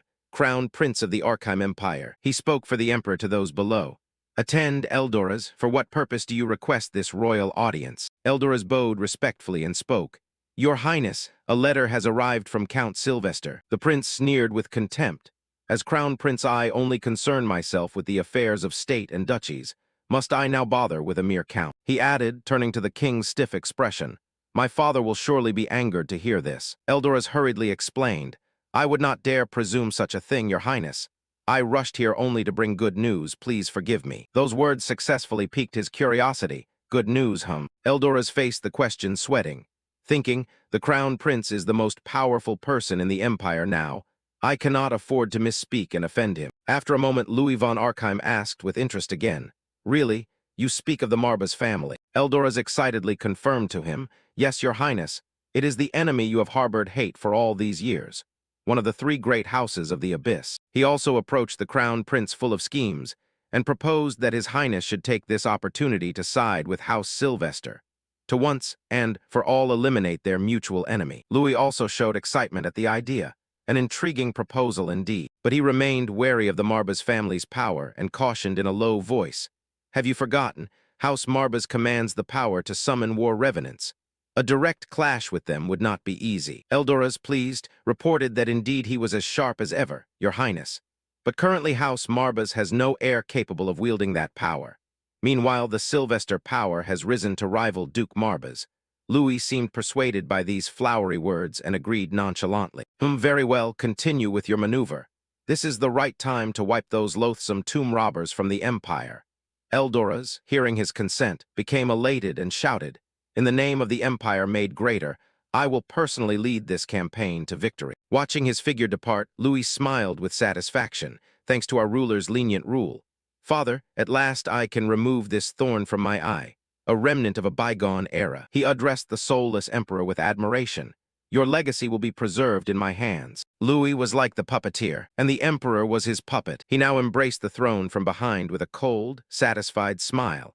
And soon everything will belong to me to use as I wish. Back at the Marbas estate, everyone had gathered in Leon's private study. Pullen placed a magical pendant around Walter's neck and said to him, The populace still cannot fully trust the beast people, Walter.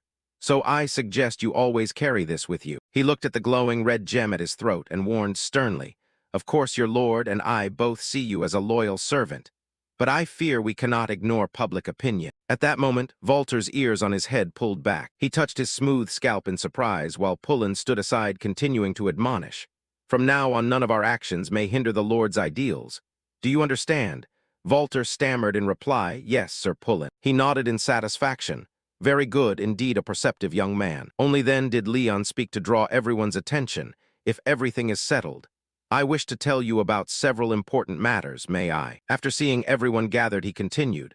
First, I must emphasize one thing. Your oaths of loyalty cannot remain mere words. Leon said sternly as he laid out his demand to all who swore with him. So I ask, are you ready to pledge your eternal loyalty to me and me alone? Pullen was the first to answer wholeheartedly. Absolutely, my lord. He was moved and grasped Leon's hand to swear. I, Pullen, vow to give my life, to serve the ducal house Marbas until my last breath. I beg you to grant this lowly servant the chance to fulfill his oath, my lord. Leon was momentarily at a loss for words at Pullen's overly emotional display. The Dark One beside him could hardly believe the scene before him and remarked, New lord, I am truly astonished. He had broken the will of an old human by words alone. Those near Marbas also showed satisfaction. Indeed, conquest and subjugation are the core principles of House Marbas. At this, Walter also turned to Leon and implored, I feel the same. My lord, he solemnly expressed his submission to him. But it seemed Leon still felt it wasn't enough. He replied nonchalantly, But that is your belief, not mine. Walter asked him confused, Young master, who are you speaking to? Leon did not explain in detail to him. He only clarified his demand once more. Anyway, before we officially begin, I propose making a mana-bound pact with all of you. If anyone refuses this pact, I will understand that you have no intention of following me. Walter still did not understand and mumbled, A mana-bound pact. It is a magical covenant, also called a contract. It transforms both parties' mana into a pattern, binding and linking them in an unbreakable relationship, allowing them to share with each other secrets that should have remained buried in darkness. Leon slowly took his place within the circle. He declared in a low voice to everyone, If no one objects, then let us begin. No sooner had the words fallen Then he summoned a black hole full of deathly chi. From within, a pair of hands holding a scroll brimming with dark mana opened up before everyone's eyes. Marbas inhaled deeply and immediately reverted to his original form. He intoned, as the guardian deity of House Marbas and the fiend who granted the title to your bloodline, I will stand as witness to this magical covenant. He then addressed Volter and Pullen, who stared at him in horror and chanted, O those who have sworn allegiance to the bearer of my pact, let your souls bind to the dominion of Marbas. Praise this glory, bear witness. The necro energy enveloped Leon like a sphere and kept firing deathly rays throughout the room. Behind him, the solemn demon Marbas proclaimed, the Lord of the Death Spirit has arisen. Marbas sat there like a statue, the only other thing being the deadly danger radiating from his blazing red eyes. The servants below could do nothing but stare at him with mouths agape. Only then did Leon speak up. I think that's quite enough of these theatrics. He turned to Marbas, still exuding oppressive aura behind him, and said, They are my loyal servants, and they deserve respect. Marbas understood the meaning and feigned indifference. So that means they have all accepted this pact. But then he pointed at the two and warned in a stern voice, Know that the price of this pact is your souls, and any betrayal against the Lord of Death Spirits will not be tolerated. Pullen, who was by nature timid, was petrified and bowed low to show his loyalty. I would never dare contemplate such treachery. Inwardly he wondered, could this truly be the demon Marbas with whom the first Lord of House Marbas made that covenant? There was no more reasonable explanation for why Lord Leon could command the necro-summoning power. Volter, standing beside him, had been trembling continuously from the start. Such a terrifying mana density. My race is naturally sensitive to detecting mana, yet I am still frozen in place. So the question arises, what is the true nature of young Master Leon and that ominous black lion? After seeing the sincerity and wholeheartedness of the two, Marbas then relaxed and reverted to his diminutive form. The obvious truth was that this cat form of his was so cute, like a cheese stick, that Volter immediately shed his fear and exclaimed, the kitten is so adorable. Fortunately, Pullen remained sane and quickly clamped his mouth shut, so he could only make indistinct sounds. But it was already too late, as Marbas had heard everything. He licked the fur on end and asked in a deep voice, What did you say? Pullen immediately stepped in to cover for Volter. I believe he is merely astonished by your large and majestic presence, Lord Marbas. I wager Volter has never witnessed such a grand sight. Marbas seemed pleased to hear Pullen's flattering words and closed his eyes smugly. Is that so? Very well, but you must not reveal my existence to the human world. Remember, we are at war, and in war knowledge can mean life or death. My form may only be seen by those I choose. From what I can tell, the nobles in your kingdom seem unconcerned about this Kirchar. Could it be him? Pullen hesitated slightly when mentioning that person, Lord Kirchar. But Volter, standing beside him, did not know what to say and just reflexively repeated the name, Kirchar. After thinking it over, he finally said, I recall the innkeeper once received a letter, or rather the letter was sent to her to forward to Kirchar. Marbas grew excited at the intriguing news, jumping onto Leon's shoulder and exclaiming, Here it is, our next clue. Leon kept his eternally unchanged expression. Where is that letter? Sadly, he replied in a mournful tone, May the gods pity you. At that moment, the black crow beside them spoke up to assert its existence. The black crow knows where it is. He produced a treasure chest and grumbled, You fools, how could you forget to collect the spoils? When opened, the chest was filled with gold and jewels, so dazzling it nearly blinded the onlookers. Marbas slapped his forehead in lament. I should have remembered how greedy a lackey you are, since you leveled the inn and dealt with the innkeeper. It seems the black crow believes whatever remained there now belongs to the victor. In contrast to Marbas' rapid chatter, Leon was silent, as if contemplating something. He approached the treasure chest and rested his hand on the lid, observing it for a while. Finally, he discovered something. Hidden among the colorful gems was a peculiar letter already open. Leon picked it up and said, I think we have it now. Marbas lavishly praised the black crow. I suppose even you can be useful once in a millennium. The black crow took offense at that tone and snappishly asked, Is that a compliment, is it? Leon murmured, I will read it aloud. Then he read the lines of the strange letter. Hear this. Enemies of our house Marbas.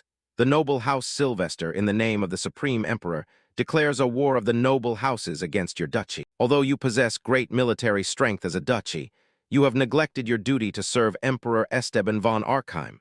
This negligence is a grave offense, and I will personally judge you on behalf of the crown. You have 1 month. If within that time you accept surrender, this declaration will be withdrawn, and House Marbas will be annexed into House Sylvester as just punishment for its crimes. Otherwise, if you choose to resist, then prove your innocence on the battlefield. Lord of House Sylvester, Count Alan de Sylvester. Having heard the contents of the letter, everyone was stunned. Seeing Leon dazedly say 1 month, Marbas grinned slyly and asked him, "Isn't that enough time?" But Leon met him with steady, fearless eyes. "I find the time of no concern. However, I have an interesting idea. Now I can command the death spirit with mere thought. I suddenly think I might enjoy this a little." Then the two turned to the Black Crow, who had been standing beside them. "Black Crow, I have a task for you." Over at House Sylvester, they were also watching closely.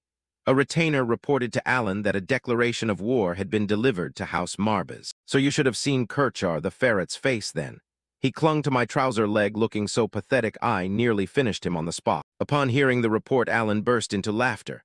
"Ha, that fool! I suppose he's now clutching his back and wailing. Nevertheless, we must keep him alive for a while longer. After all, he's a useful fool, and the power of House Marbas is better in the hands of a clumsy man like him. Speaking of which, how is that brat doing?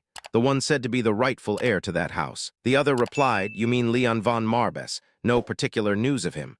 I suppose Kirchar made the boy disappear." Alan sounded very pleased. "Good." But then the reporter added, "If I may ask, is there any reason to worry about a 14-year-old child? What can a brat do?" Alan did not scold his retainer yet, but ordered him, "Answer me. What is the greatest injustice a person can suffer?" The man had no presence of mind. At the question he broke into cold sweat and stammered, I am no learned scholar, I do not know." Alan had to slowly voice his own thoughts. That is facing an overwhelming enemy with no hope, unable to resist, helplessly watching your whole world collapse. There is no greater sorrow than that. And what do you think causes that injustice? Alan did not wait for the retainer to answer and explained himself. Innate gift, nothing else. A great talent so others can do nothing but stare up in amazement. The retainer still seemed muddled. He said uncertainly, what talent could that brat possibly have? At this point, Alan was at a loss for his men's ignorance. He propped his chin and stared at him, but patiently explained, "Don't be stupid, you are talking about the bloodline of Welland von Marbas. Nothing is predictable when speaking of that cursed lineage. Therefore we must prepare for every possibility." Hearing Alan's absolute order, the retainer bowed and shouted, "Yes." House Marbas has also laid out their countermeasures. In the war room now 2 Leons stood facing each other. One said, "I must admit this is a spectacular sight." The other agreed, "Indeed impressive, isn't it?" The other continued, "Human speech sounds strange when you are in your original form. Yet now you can use my memories and mimic my speech perfectly." The other Leon wore an expression the real Leon would surely never have, looking at Marbas to mock. "But you see, I am more than a mere wielder of mana, not like your little cat." Marbas was so provoked he hissed fire and shouted, "Be quiet." Then without further ado, Marbas lunged and delivered a thunderous kick to the face of the fake Leon with his small but martial foot. The Black Crow in Leon's form paid Marbas no mind. Though his face was torn by the blow, he used his mana to instantly restore it to its original state. This made Marbas feel like he was punching a bag of cotton in frustration, but unable to do anything. He roared, "You." Walter finds the chaotic scene here still quite novel. He froze with a blank face and sprayed glue as he asked Pullen beside him, "Is it always this noisy here?" Lord Pullen, with years of survival experience, immediately admonished him. "Shh, be quiet, Walter. You'll live longer if you keep your mouth shut." Walter asked anxiously, "More importantly, shall we begin?" Leon said softly, "You only have 1 month left." As he spoke, he took the sword placed in the center of the room down and handed it to Walter before everyone present, entrusting him. "All I ask is that you demonstrate your talent within that time." Walter understood his meaning. He received the sword solemnly and repeated, "In other words, if I cannot prove my ability, I will no longer be part of your ideals. Correct?" Leon nodded to confirm his thought. "Exactly. I have no desire to take in a retainer who is certain to die. The choice is yours." Walter felt this action was his only chance. He unconsciously tightened his grip on the sword, his gaze serious as he looked straight at Leon and vowed, "Whatever obstacles stand in the way, I will overcome them. I will earn a place by your side. When I am firmly established as your most loyal swordsman, you will grant me one wish. Will you not?" Leon was very pleased with Walter's attitude. He smiled and replied gently, "Very well. I give you my honor as a promise." At that moment, Pullen beside them cleared his throat. "Ahem. Then I will personally supervise Walter's martial training. His true ability will be revealed when he trains with the Marbas Knights under your arrangement." Leon saw no redundancy in that. He agreed with Pullen, "Fine, do as you say." Marbas had hopped onto Leon's shoulder at some point and gleefully said, "Very good. Now let us go. The werewolf is not the only one who needs training. You are also far from your true potential, just like him. Leon knew this to be true, so he left with Marbas as well. All right, then let's go. Not long after, at the Marbas training yard, piercing sounds rang out chaotically. Walter was now training diligently with the Marbas soldiers. At the same time, Leon practiced commanding the death spirits as smoothly as possible. In addition to training with the living, Walter also trained with the death spirits controlled by Leon. Finally, in the match that would decide whether he stayed or left, Walter succeeded in cleanly beheading the death spirit to finish it off. After the match ended, Walter breathed as if exhausted. One knee he dropped to the ground, the sword laid across, and he bowed respectfully toward Leon as one showing reverence to his immortal faith. Leon stared at Walter for a long moment, then at last spoke with a proud expression, "Welcome to House Marbas. You may now rise as my first knight." Walter heard the words he had long awaited and smiled with satisfaction. 1 month later, the day of war between the noble houses arrived atop the high walls. Leon with Marbas, Pullen and Walter looked down below. Where the invaders stood eager to attack, Alan stood below loudly proclaiming, "I bring a letter for the chieftain of House Marbas. Although I generously offered you a final chance to surrender peacefully, you stubbornly refused and would not lay down your arms. Know that this foolish choice will bring the deaths of innocent civilians." Leon looked at the babbling man as if at something dead. After the man finished speaking, he spoke calmly.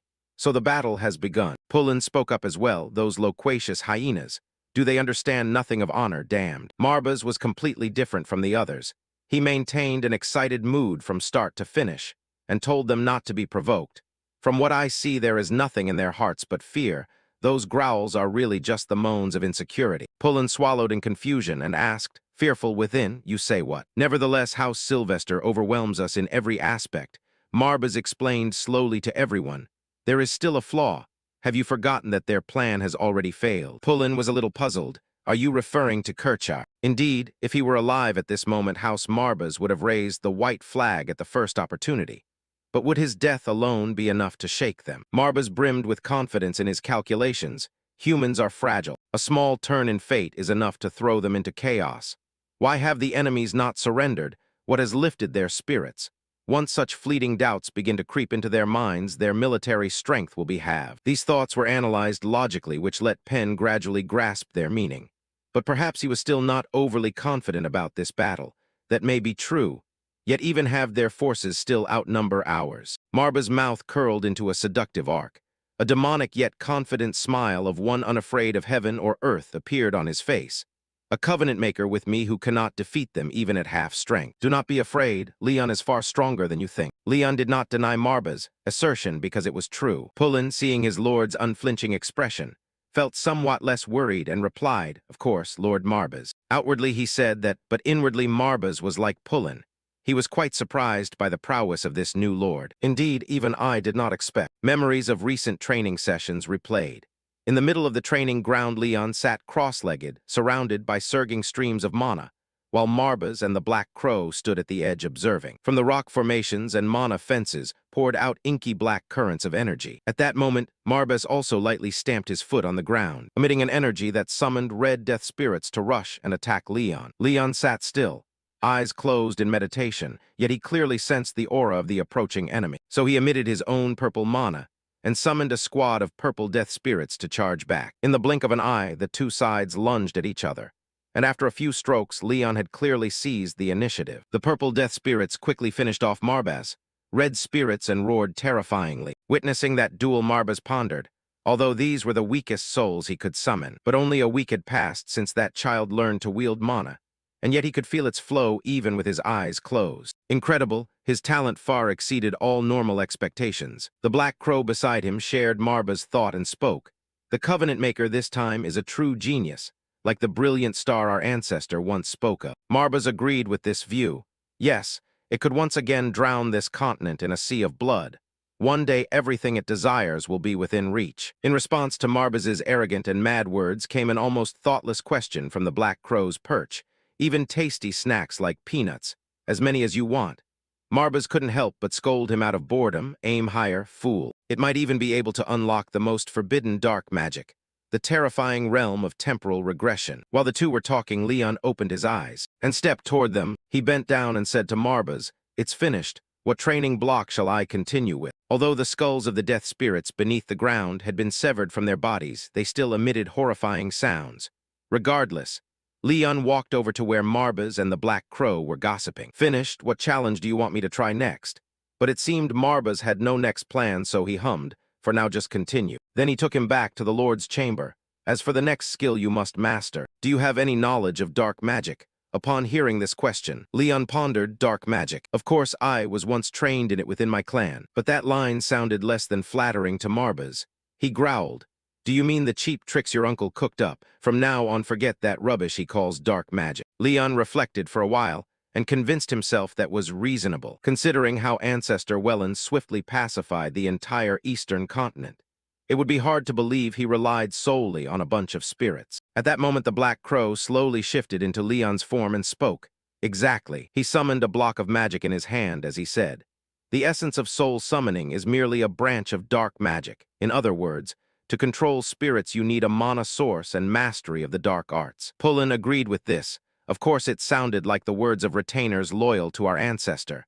But Marbas disagreed.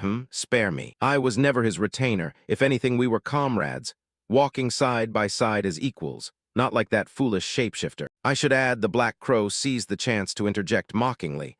"Unlike you, I have never regretted my loyalty." Marbas would not yield and retorted arrogantly, "You often hide beneath Leon's youthful guise." The Black Crow responded boastfully, "What courage do I need to tease a kitten?" Leon waited until his headache was enough before he spoke to end their senseless quarrel. "Enough. Which kind of magic do you want me to learn?" But before the Black Crow could answer, Marbas spoke first. "Before learning anything, there is a prerequisite you must complete. Be careful because it will force you to delve into your own subconscious." Leon murmured back his words, "My subconscious." Marbas emphasized, "Exactly. You may not know, but deep within your mind is a vein source, containing a colossal amount of mana that, if you can open and channel it out, the wars between noble houses will seem like child's play compared to what you could truly achieve. But I must warn you, dark magic demands a considerable cost in mana." Leon listened intently to Marbas's explanation and voiced his thought. I had guessed as much. However, he likes to spin like a top, so he told Leon this. "But I don't think that's what you need to worry about." "Why?" "If you can believe it, Leon, I sense in you a source of mana equal to, even surpassing, your ancestor." But he had no choice but to accept it. If he wanted to restore the family, Leon could not help but sigh at what Marbas had pointed out. Phew, that was somewhat relieving. Marbas saw him relax his guard and reiterated, "But that does not mean this process carries no risks. There is a method to unlock your hidden potential within the short time we have. But even I cannot guarantee your safety during it." Lord Leon did not hesitate to ask outright, "Is that so? What exactly is your miraculous method?" Marbas was very observant. He stared at Leon and took in every tiniest expression. Suddenly, a light seemed to return to his hollow eyes. "Ah, now that I look again, I see clearly there is a single desire driving the young Leon." He was a little pleased by what he had observed. Marbas instructed Leon, "First you will begin by exhausting all of your mana to the last drop. Then your potential and subconscious will guide the way." Leon immediately responded with almost no hesitation. "Then begin the test." Marbas concluded his curiosity, a primal thirst for the greatest motivating power. After Leon poured out all the mana he had, he staggered slightly and had a headache. Whoosh, "I think that's enough." Suddenly he toppled backward without warning, sending Pen's soul soaring to the clouds. "Sir, you cannot abandon us so soon." Seeing the old man wail as if dying, Marbas angrily flew over and struck his head painfully. He hissed, "Do not disturb the boy, you fool. Put your trust in the Lord you worship." Pullen sobbed with tears streaming, But Master, Lord Leon may be our Lord. But as you said, he is still just a boy." The Black Crow stood to the side and explained in a low voice, "Did you not hear what we just said? Our Lord's covenant maker may be the greatest talent we have ever witnessed." Marbas, who rarely agreed with him, this time found the Crow's words reasonable. "If his potential truly rivals Welland's, then he will surely return to us. Save your tears for another occasion." Pullen sniffled and vowed, "I will try, Master." Just as the mood sank in sorrow, Walter appeared at the door in disheveled clothes as if emerging from a coal pit. His voice bright, "I did it. It's a complete success. Behold your new trainee swordsman." But when he saw Leon lying motionless on the floor, Walter was startled and nearly dropped his eyes in shock. "Hold on, young master. You are no different from a copy of Pullen with tears running down your face as you cling to your lord." "Calm down, Walter." After regaining his composure, Pen replaced Marbas to admonish Walter, "Calm down, young Walter. I have already made a fool of myself for you." Walter slowly stopped crying now. "All right, Whatever happens, I fully trust that he will pull through. Marbas watched this scene with some puzzlement. These mortals are all the same. How could such a great talent be buried for so many years? No wonder this lineage stood on the brink of extinction. Everyone stood by lost in thought, awaiting Leon's awakening, while the protagonist remained in a deep sleep. His subconscious began to open and carried him to a strange place. Strange not because of the scenery, but because the place was entirely black. Leon paid no heed to whether something might rush out to take his life, and instead quickly observed. Then he decisively stepped forward. Suddenly he stopped when he saw the scene beyond the darkness. It was a ruined city with no one in sight except for a lone figure in black standing tall there. He did not turn around, yet easily recognized Leon's presence and spoke, "Welcome, Leon. I had a hunch you would come." Leon heard the man's voice and shrank with grief. His face cracked as if he could not believe his ears. The other slowly turned his face. He had a face identical to Leon's, only older and in middle age. After they looked at each other for a moment, he broke the silence. "Let us take a walk. We have much to discuss." Leon had not yet recovered from the shock of seeing the man before him. He stood frozen in place and finally found his voice, "Father." The desolate scene of this place truly inspires fear in people. Yet Leon and his late father paid little mind to such things.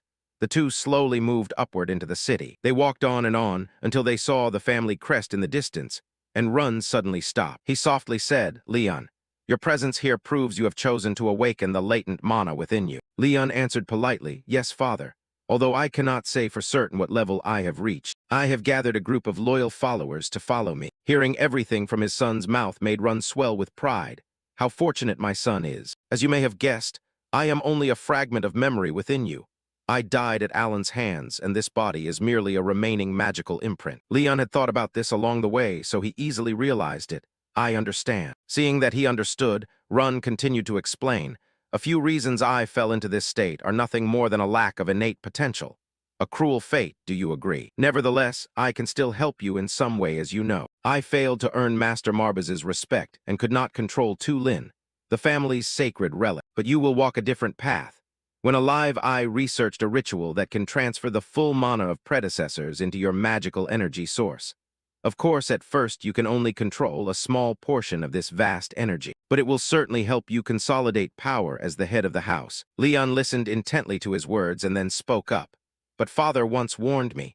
I still remember your words. You cautioned me about the danger of absorbing another's mana. You also mentioned the risk that foreign magical stream could lose control and destroy my mind completely." Run recalled that such an event indeed happened. He did not hesitate to praise his son for his maturity. "You have listened well. Mana bears the distinct imprint of its user, making it very difficult for another individual to absorb it." After gripping Leon's arm as if to pass on encouragement, Run quickly affirmed, "But you, my son, are an exception. You may not understand now, but think of yourself as a blank slate." Leon repeated, puzzled once more, "A blank slate." At that moment, Run suddenly released his grip on him, and beside him streams of purple mana grew increasingly dense. He said in a deep voice to him, "Indeed, since the time of our ancestor Wellen von Marbas, the founder of this house, no one has possessed such a pure source of dark mana." After a while of crystallizing mana, Run produced a purple orb in the palm of his hand. The orb glowed brightly as if in a human eye, emitting a terrifying surge of power. Run murmured like reciting a chant, repeating to Leon, "You have been granted the greatest gift of this bloodline." Suddenly black, ominous vapors issued from the purple orb. The orb shook violently, and with each tremor chunks of earth and stone from the buildings drifted suspended in the air. The grotesque spectacle under this strange power was controlled by Run. He directed the orb and murmured almost inaudibly to his son Leon, "This is your true self, my son, but you must always remember this power." The purple orb rose high and cast a dreadful force over the space. After it passed, he resumed the face of a real father. He looked at the youth before him with affection and a faint smile. Then unexpectedly Run placed his hand on Leon's head and patted him. Under the dim glow of the purple orb, father and son shared a poignant final few moments together. The calm announcer said, "It seems our little reunion is coming to a temporary end." At this, Leon sensed something too. He clingingly looked at Run and asked, "Will we meet again, father?" Run the Gentle answered him firmly, "Of course. I still have much to teach you as your father." Having said that, he cradled the purple orb, then took it and handed it to Leon. Leon quickly felt something from the orb. He was astonished. "I have never sensed such an immense source of mana before." As that colossal energy merged with Leon, a strange sigil appeared on his chest. Run calmly explained, This talisman is called greed. True to its name, it will devour everything you place before it with mad desire. Never forget that, my son. Leon gripped the newly appeared cross at his neck and fondled greed. I will engrave it on my heart, father. As he finished speaking, the space began to collapse. Run hurriedly spoke his last words. The next time we meet will be when you desire it the most. As everything nearly vanished, Leon bowed solemnly to Run and replied, May that day come soon. Then he disappeared into the void. Only then did Run voice the doubts he had been weighing. If only one wish could come true, you could shine as brilliantly as the greatest rising star on this continent. But alas, the future is not within my sight, and no one knows whether this power will lead you to glory or to an abyss of ruin. In my deepest despair, I fear that may be the ultimate outcome. Meanwhile, outside of reality, the four of them stared at the Lord who lay unconscious on the bed. If looks could pierce flesh, then Leon would already be honeycombed with holes. The scene was terrifyingly silent. Pullen spoke anxiously. Are you sure he will awaken, sir? He was frantic and did not know what to do. I do not dare doubt your wisdom, Master Marbas.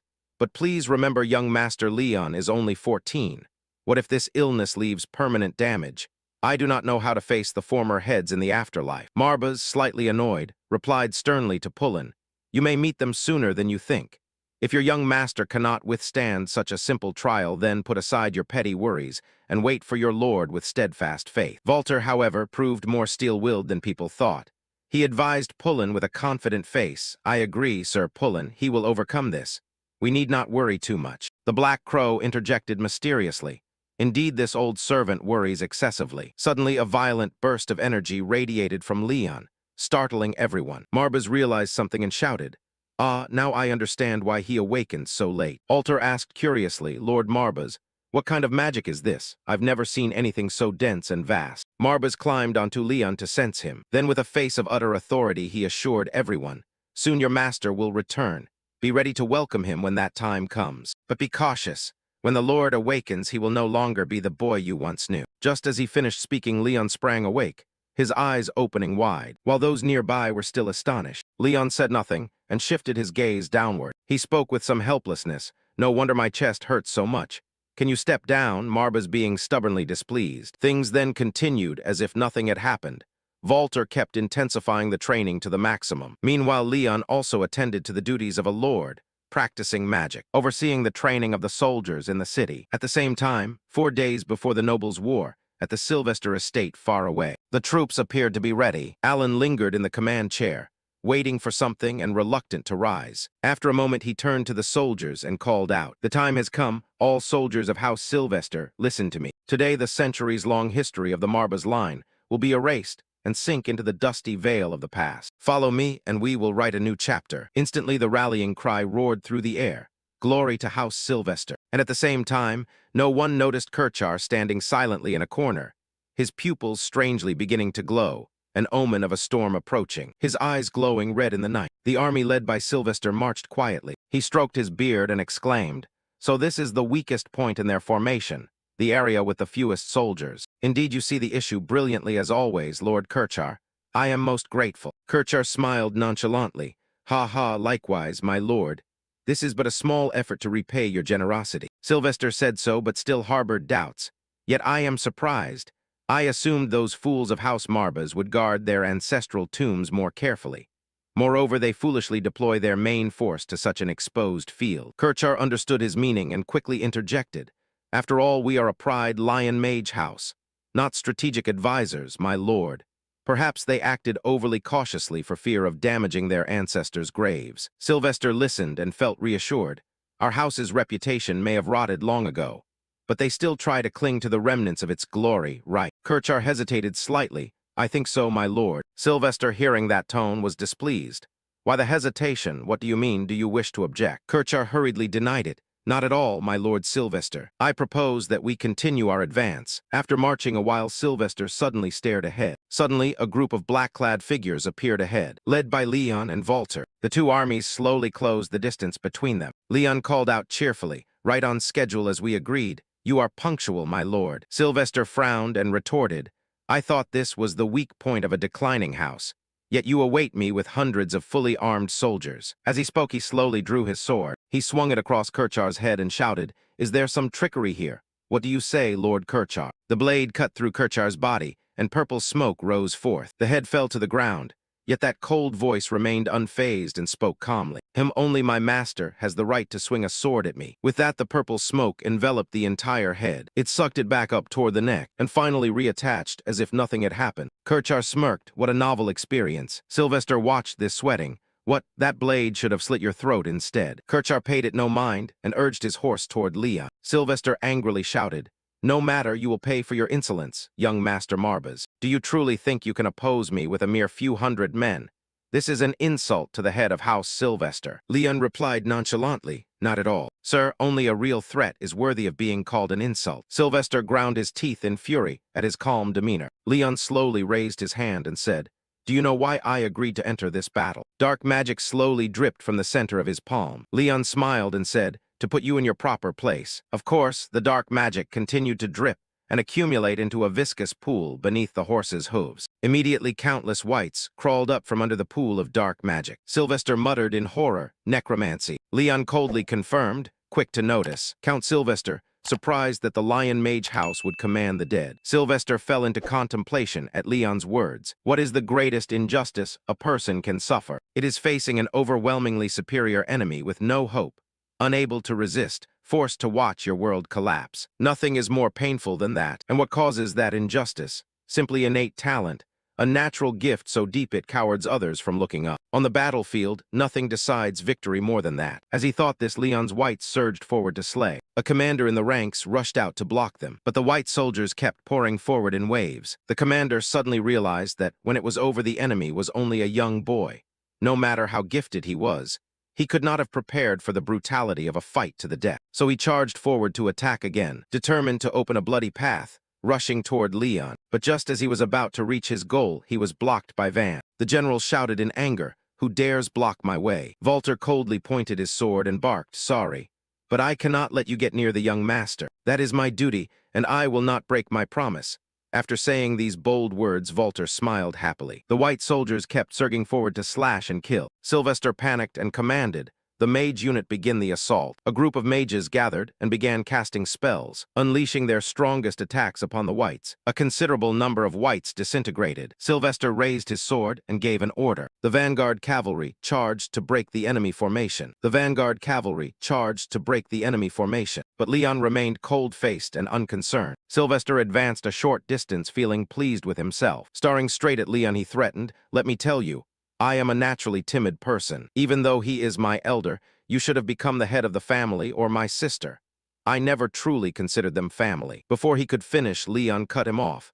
"Do I need to care about your messy family matters?" His hand hung down, condensing more dark magic. Sylvester growled gloomily, "Perhaps not, but precisely because of that, a pampered young master like you will never have the resilience needed to defeat me. Answer me, young master, do you crave vengeance? If so, you will die in despair, left only with regret." Leon, tired of hearing his rambling, raised the Book of Death, coolly declaring two things. "Your assumption has two errors. Sir, let me be clear. I do not crave vengeance, and you are not strong enough to take my life. Just that simple." The book opened, and Leon infused it with dark magic. A few days earlier at the army encampment, Leon summoned his retainers to discuss strategy. After presenting the plan, Leon fell silent. Marbas sat aside, licking his paw. After a while he spoke, "I have seen far worse plans over tens of thousands of years.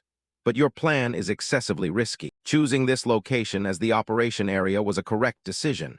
But aside from that," Leon interjected, "I can assert there is no better option. It would be foolish to be overly cautious when the optimal solution lies before us." The Black Raven nodded in agreement. "I have faith in my master's plan." Just as he began to get serious, he teased Marbas. "So what right does a foolish lion cub have to order us around?" Walter said awkwardly, "If so, I will also follow your strategy. Not that I underestimate your wisdom, Marbas, of course not." Marbas flopped and threw a tantrum. "Are you going to completely ignore my opinion? Suit yourself." Pullen also presented his view. "As for me, I will order the mobilization of all forces we can summon. On the honor of a vassal, I will not let you go to the battlefield alone." Leon stood up satisfied. "Good. If everything is clear, then I propose we act immediately." Seeing everyone leave, Leon called out, "Ah, Lord Marbas, before this meeting ends, there is one thing I want to ask you." Marbas glanced at him displeased. "What is it?" Leon raised the cruciform charm and asked, "Do you know the consequences of using this talisman?" Marbas dismissed it. "How would I know? Perhaps death." The black raven jumped into jeer, indeed an insolent lion cub. He added, "Your father may not have told you the whole truth, but this talisman carries a power akin to a poison. It is too dangerous for you to endure, at least in your current state." Leon replied, "But I suppose he still gave it to me for some purpose." Marbas sighed helplessly. "I do not deny that, but the time has not yet come. Right now you are strong enough to do what must be done. The foe pact. The gift you possess far exceeds ordinary mortals, but it cannot be denied that your potential is not yet ripe. Your subordinates may be loyal, but no human is free from error. You are a mortal, and you know little of the depths of their hearts. They could betray you in an instant. Some have even betrayed your father, Tremble. So what makes you believe those mortals are worth betting everything on?" Leon fell silent and pondered. Returning to the battlefield, the Book of Death opened. Leon continuously infused it with dark magic. His pupils gradually flared. Sylvester, seeing no change, sneered, "Do you think I cannot kill you?" Leon remained silent, his pupils growing ever brighter. Sylvester, suddenly startled, seeing countless strands of dark magic gather before Leon. He thought with wide eyes, an almost incalculable amount of mana, together with a purely dark aura. He was precisely controlling the amount of magic needed for each moment. How could he attain such absolute mastery? Leon coldly intoned, "All loyal servants of Marbas in hell, hear me." Sylvester grew even colder. "My instincts are warning me. Whatever is about to occur, I must stop it at all costs." He turned and ordered, "Stop him casting that spell at once." Leon glared and commanded, "Legitimate descendants of the House of Marbas, I summon you. Answer me and serve under this banner." The entire battlefield trembled violently. Countless white earth creatures surged forward, in both human and demonic forms. Sylvester lost his will to fight and stood dumbfounded. Before him was a sea of soldiers with no end in sight. Marbas stood on a cliff looking down, his face creasing as he assessed. To the abyss below, this brat is as unruly and stubborn as his ancestors, Wellen. The cruciform talisman glowed. The army of whites growled angrily and charged straight at the soldiers to cut them down. The force of those demons was more than humanity could withstand. Behind them was also a unit of necromancer mages, casting litanies that struck directly into the army. Sylvester screamed in panic, "Damn, it's a trap. He intends to drag us all into the grave. He commands an army of the undead." Sylvester hesitated, unable to decide. Meanwhile, Leon was sweating profusely and collapsing forward. His face contorted as he clutched his chest. Unable to hold on, he coughed up a mouthful of blood. Seizing the chance, Sylvester shouted, "Stop right now, or you'll be throwing yourself into death." "Fine, I promise to spare you and your men, but end this farce at once." Leon ignored the rambling. "I do not wish to disappoint you. Master, recall when Marbas asked earlier, what makes you believe those mortals are worth risking everything for? Until your talent fully ripens, I advise you not to foolishly sacrifice yourself for others.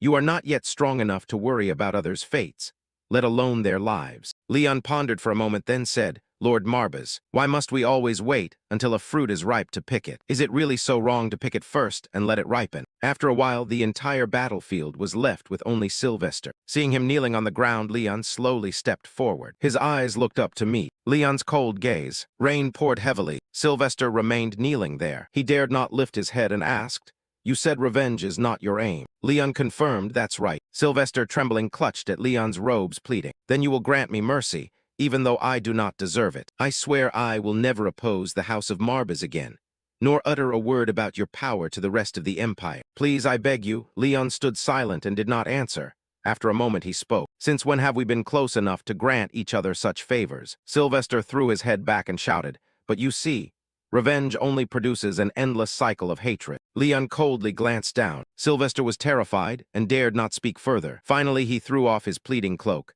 "I was coerced, it's true.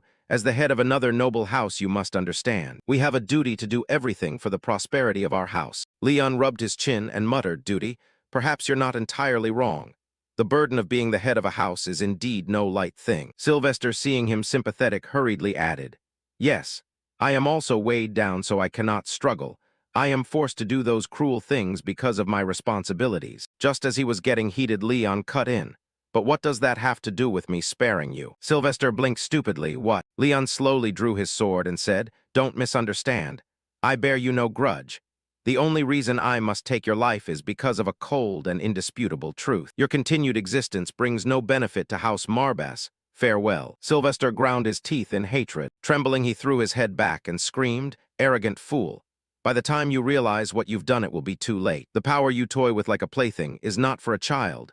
Before he finished speaking, Leon cut off his head. Facing blood spraying everywhere, Leon wore a cold expression. Sylvester's corpse collapsed as a signal that the battle was over. The soldiers gradually dispersed. A pain struck Leon in the chest. He slumped and murmured, "I should have known the price would not be light." Having spoken, he fell flat forward. Walter, seeing this, shouted, "My lord." Marbas leapt forward to reassure, "Do not worry.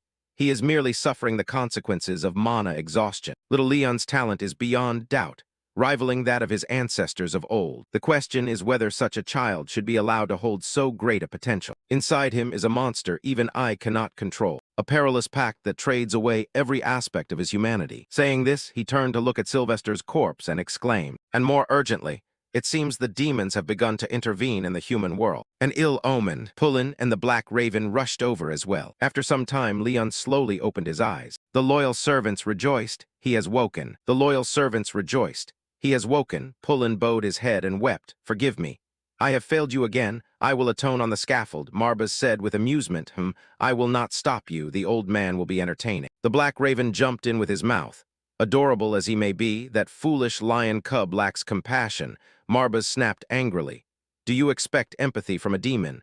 And do not think I will tolerate your constant sniveling." Leon sat up and said, "The scaffold will not be necessary. You have fulfilled your role admirably, I assure you." Walter hurriedly reported, "The Sylvester house appears to be on the brink of complete collapse after the leader's death.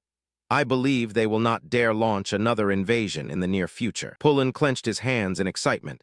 "That is as it should be. Under your wise guidance, House Marbas has finally recovered. However, there remains one outstanding issue." Leon looked surprised and turned. "What is it?" Pullen bowed his head and answered, "Although I am ashamed to say this, my lord, House Marbas is now nearly completely depleted financially.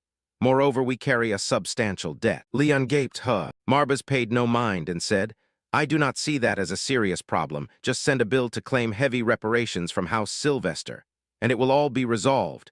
Pullen remained glum. Ordinarily, that would be so. However, the imperial court has issued an absolute ban on all compensation claims. Marbas cried out. For what reason?" Pullen explained with difficulty. "But you must already know. The Lienhaber, Sater, and Marbas houses, 3 noble bloodlines, have long been tightly controlled by the court. Perhaps the court wants to prevent our rise, and so has suppressed all compensation claims." Marbas sighed helplessly. "It is chaotic both inside and out." Leon asked tensely, "So exactly how much do we owe?" Pullen said nothing and held out a hand. Leon forced a smile and blurted, 50 million gold. Pullen shook his head without comment. Leon was speechless. 500 million. Pullen again shook his head without speaking. Leon Van V guessed it surely could not be as high as 5 billion.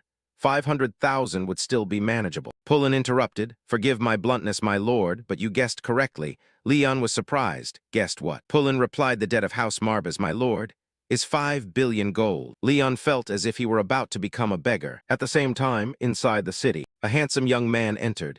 He looked around and murmured, "And now I am in the territory of House Marbas. This is Richel de Flamel, the Grand Chaplain of the famed Mage Tower, founder of the Eremita Order." Suddenly a girl stepped out smiling. "We meet again, Master Richard." She is Carline, leader of the southern branch of the lunatic criminal organization, a notorious loan shark across the continent. Flamel stammered awkwardly, "Miss Carline, our school's debt to you was long ago settled." Carline replied cheerfully, "Oh, did you think I came all this way just about that old debt? This time I have no business with you." Flamel still shivered and said, "Then forgive me.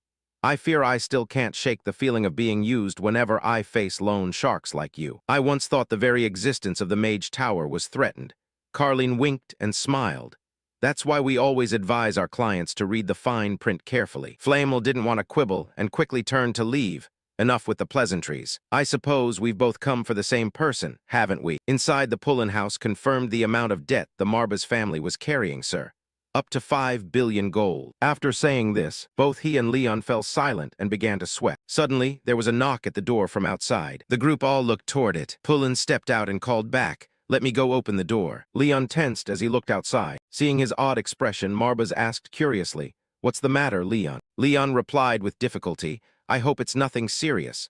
A moment later, Pullen ran in to report, "Sir, visitors have come to the manor." Leon asked warily, "How many people?" Pullen answered awkwardly, "2 people, sir, 1 man and 1 woman." Upon hearing this, Leon fell silent again. The teacup was set on the table. Richel took the cup of tea, sipped, and introduced himself. "Thank you for receiving us.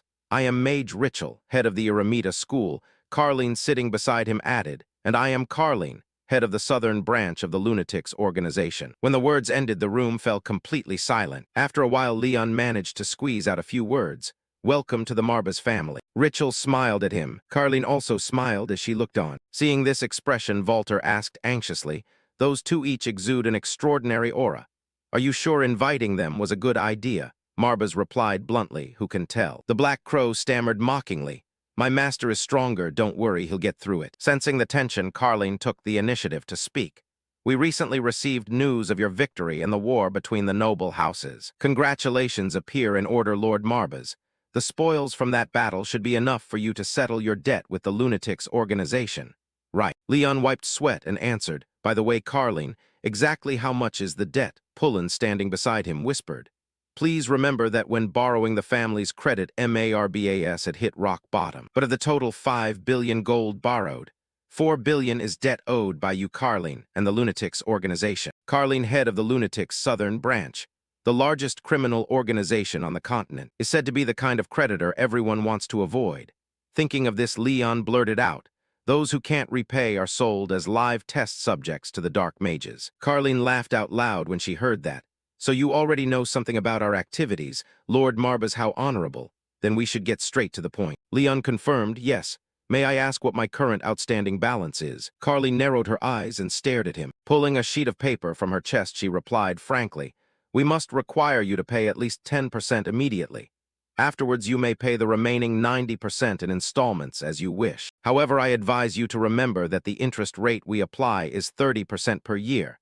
I trust you will settle the debt soon." She stared at Leon like prey. Leon also broke into a sweat, not knowing what to do. 400 million gold to pay immediately at once with 30% annual interest. Even after paying the 400 million, the principal will still increase by 1,080 million after just 1 year. He said helplessly, "Who would sign such a crazy agreement?" Pullen stood at the back dejectedly and said, "It was precisely your father who signed." Sir, remembering the silhouette of his father, made Leon even more distressed. "Father, why do you make the atmosphere so tense?" Richel said while smoothing his face. "Come on, let the mood calm down a bit. Lord Marbas just won. Shouldn't you deserve a little celebration? Moreover, I highly doubt he already has such a huge sum." But Carleen cut in bluntly, "Sorry, Richel. Don't you see we're discussing business? I hate being interrupted rudely. Please remember that. And who can be sure that the price for a slip of the tongue won't be ending your life as a soulless corpse?" Richel stood up ready to leave. "I heard you clearly, Miss Carleen. I'll return after everything is settled." Carleen saw this and chuckled softly. "Oh dear, what a waste of a fine pot of tea." Leon froze, not knowing what to say. Finally managing to squeeze out a few words, "Miss Carleen." Before he finished, Carleen interrupted. "Oh, if you mean you have no money now or want more time to gather every coin, then you can forget it. I already heard everything from your old mistress." Leon said helplessly in a whisper to Marbas. "Why not take her out now?" Marbas scolded back. "Don't speak like that. She is not someone you have any chance of fighting. If you want to be torn apart in an instant, go ahead and try." Leon fell silent again, not knowing what to do. The Black Crow butted in with an opinion. "At this rate, we'll be left with nothing, not even peanuts. I'm really disappointed, given the pledged person." Pullen said gloomily in a low voice.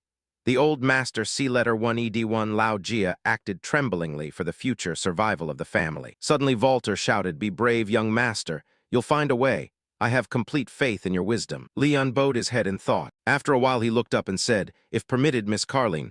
Carleen cut in again. "What?" Leon replied solemnly, "I beg you to have mercy on all of us." These words stunned Carleen. Even Pullen, Marbas, and the Black Crow were dumbfounded. Walter stood frozen, not understanding anything. At the same time, outside the main office, Richel looked at the portrait on the wall and pondered. Leon von Marbas. Just meeting him alone made the trip worthwhile. Recalling the moment he first met Leon, a thick dark mana emanated from Leon. Richel became more certain he had sensed a huge mana stream flowing deep within him. If he could persuade him to join the Eremita mages, that would be a tremendous advantage for our academy. There must be a way to win his favor. While thinking, a light flashed in Richel's hand. A light sphere slowly shrank. The mana on Richel was drawn into it. Richel casually looked inside. He only saw an old man urgently pleading, "Director, please. You cannot just disappear like this any longer. The academy has been thrown into chaos by your absence." Richel replied nonchalantly, all right, I will explain later. But before me there is an important question." The old man asked anxiously, "Yes, what is it?" Dear Headmaster, our letter 1ED3 forced a smile and asked, How much gold do we currently have in the Aramita Academy treasury? As soon as the question was spoken, the old man grabbed his head in the room. Carlene tilted her head and asked with a smile, really long Thuong, sir. I truly don't understand why you are so flustered. Perhaps you think our lunatics organization is just some cold-blooded lunatic gang. She paused for a moment and gathered mana at her fingertip. With one finger, she easily crushed the teacup in front of Leon. Warning over, she said coldly, but I assure you we scheme far more than you imagine. Seeing the tea spill in front of Leon, Walter couldn't help drawing his weapon and shouting, How dare you threaten the young master? Carlene paid him no mind and said calmly, Our wrath is reserved only for defaulters. Am I clear? Leon sighed in reply, We have nothing left, Miss Carlene. Carlene asked in confusion, What did you just say? Leon looked up to confirm, Literally, our treasury is empty. This made Carlene pause for a few seconds. Then she lowered her head and forced a laugh. Ah, now I understand why you tremble like a frightened puppy. So let me show you directly what happens to those who can't repay their debts. Seeing the aura she emitted, Leon broke into a sweat with fear. At that moment, Richel rushed in and shouted, Wait. The group immediately turned to look toward the door. But Richel was also a bit timid and didn't know what to say. Carlene couldn't wait and growled. Ah, I wondered why you were so restless. It turns out our honored guest has no money. Her gaze was like a predator starring, but Leon could not resist. Richel mustered his courage and shouted, How pathetic. Please don't trample the budding future of the Aremina school anymore. He rushed forward to stop Carlene. Leon remained motionless there, not speaking. But this struck Walter differently. He ran over to flatter Leon. As expected, young Master Leon had planned everything in advance. Leon didn't understand a thing. The Aremina school, Carlene continued to glare at Leon with hostile eyes. Richel smiled and blocked her. Carlene sighed and withdrew her killing intent. Leon remained pensive, sitting there without speaking. After a while, he ordered those beside him. First, everyone please step back a bit. We need to clarify a few things. Have them step outside. Lon then spoke. If the Aremina school formally accepts me, then you will pay 10% of my debt to Carlene. That's your proposal, isn't it? Richel smiled in confirmation. That's right. The recent battle for territory with the Sylvester family. It was clear you used necromancy in that fight. Leon denied it and asked back. Why would you think that? Richel explained. Because it was a battle that without that magic you would have surely lost. Carlene thought the same, which is why she came looking for you, right? Carlene smiled and replied, True. Wizards are always cunning. It's no secret. I also thought the head of the Marbas clan had restored his former power and came here for that. Leon asked irritably, Because you think you can collect the debt. Carlene said forcefully, To be honest, I won't deny I considered it, but I know that debt can't be repaid immediately. I just want to set it aside for now. Marbas, upon hearing this, guessed right away that the debt must be piled up like a mountain. Leon, hearing what the two had said, understood their intentions. Lord Richel wants to recruit me. Lady Carlene wants to settle the debt. But I still don't understand why she's so certain. The power to control the undead isn't necessarily back. I could ask another house for help or hire mercenaries. Carlene interjected, But of course those things cost a ton of money, right? Richel laughed when he heard that. Ha ha, I've never believed war can be won with money. That's why I was suspicious from the start. The special power of the Marbas line, the ability to summon the undead, has awakened once more. Carlene added, If that ability reaches even a fraction of House Welland's level, then getting close to the continent's unparalleled genius wouldn't be a bad outcome. But Leon kept returning to the main point. Nonetheless, the debt still has to be repaid, right? Carlene was cut off and lowered her eyes displeased. She pulled an item from her coat and said slowly, Of course, Do you think I run a loan shark business for fun? She cocked her small gun, pointed it straight at Leon and said, I can tell you the reason. Richel saw this and hurriedly intervened. Can you let me and him speak privately? Carlene lowered the gun and agreed. If he truly is the talent the Aremina school insists on recruiting, then I don't mind. After all, recovering debts is still my top priority. After saying that, she put the gun back in her coat and walked straight out. Richel breathed a sigh of relief at that. She's something else nearly ruined us. But Leon remained wary and said to me, You are not someone to trust either. You are not human, are you? Hearing this, Richel curled his lips and smiled. Pointing ahead, he said, Just like you. You are standing beside one of the 72 demon gods, aren't you? Marbas, pointed at in the face, growled displeased. A mage saw me without permission. Your body slowly transformed back. Returning to the demon god form, he roared. What the hell are you? Richel's body began to change. The dual forms were revealed before Leon along with Marbas. Marbas exclaimed in surprise. A dragon, huh? I thought you were all extinct after the war against magic. Leon was startled to hear that. A dragon, Marbas confirmed, yes. You can tell by the pair of horns and that distinctive tail. Rachel also asked with interest. Even I am curious. Why would one of the 72 demon gods travel with a human? I don't know the reason, but it's certainly related to the first house. Leon hurriedly made his position clear. Don't worry. Master Marbas stands with humanity. He is not like the other demons. Marbas also confirmed this was true. Though a demon, I do not share their aims. Ritual, understanding, smiled and interjected. Otherwise, you would have no reason to meddle in human affairs. Seeing both sides sincere, Leon moved to the main topic. So let me ask, to join the Aremina Academy, what do I need to do? Richel explained, our school is a secretive academy. You will undertake common missions and continuously raise your status among mages. Leon didn't believe it. Is that all? Marbas demanded. Tell us the real reason. Richel had to admit honestly, ha ha.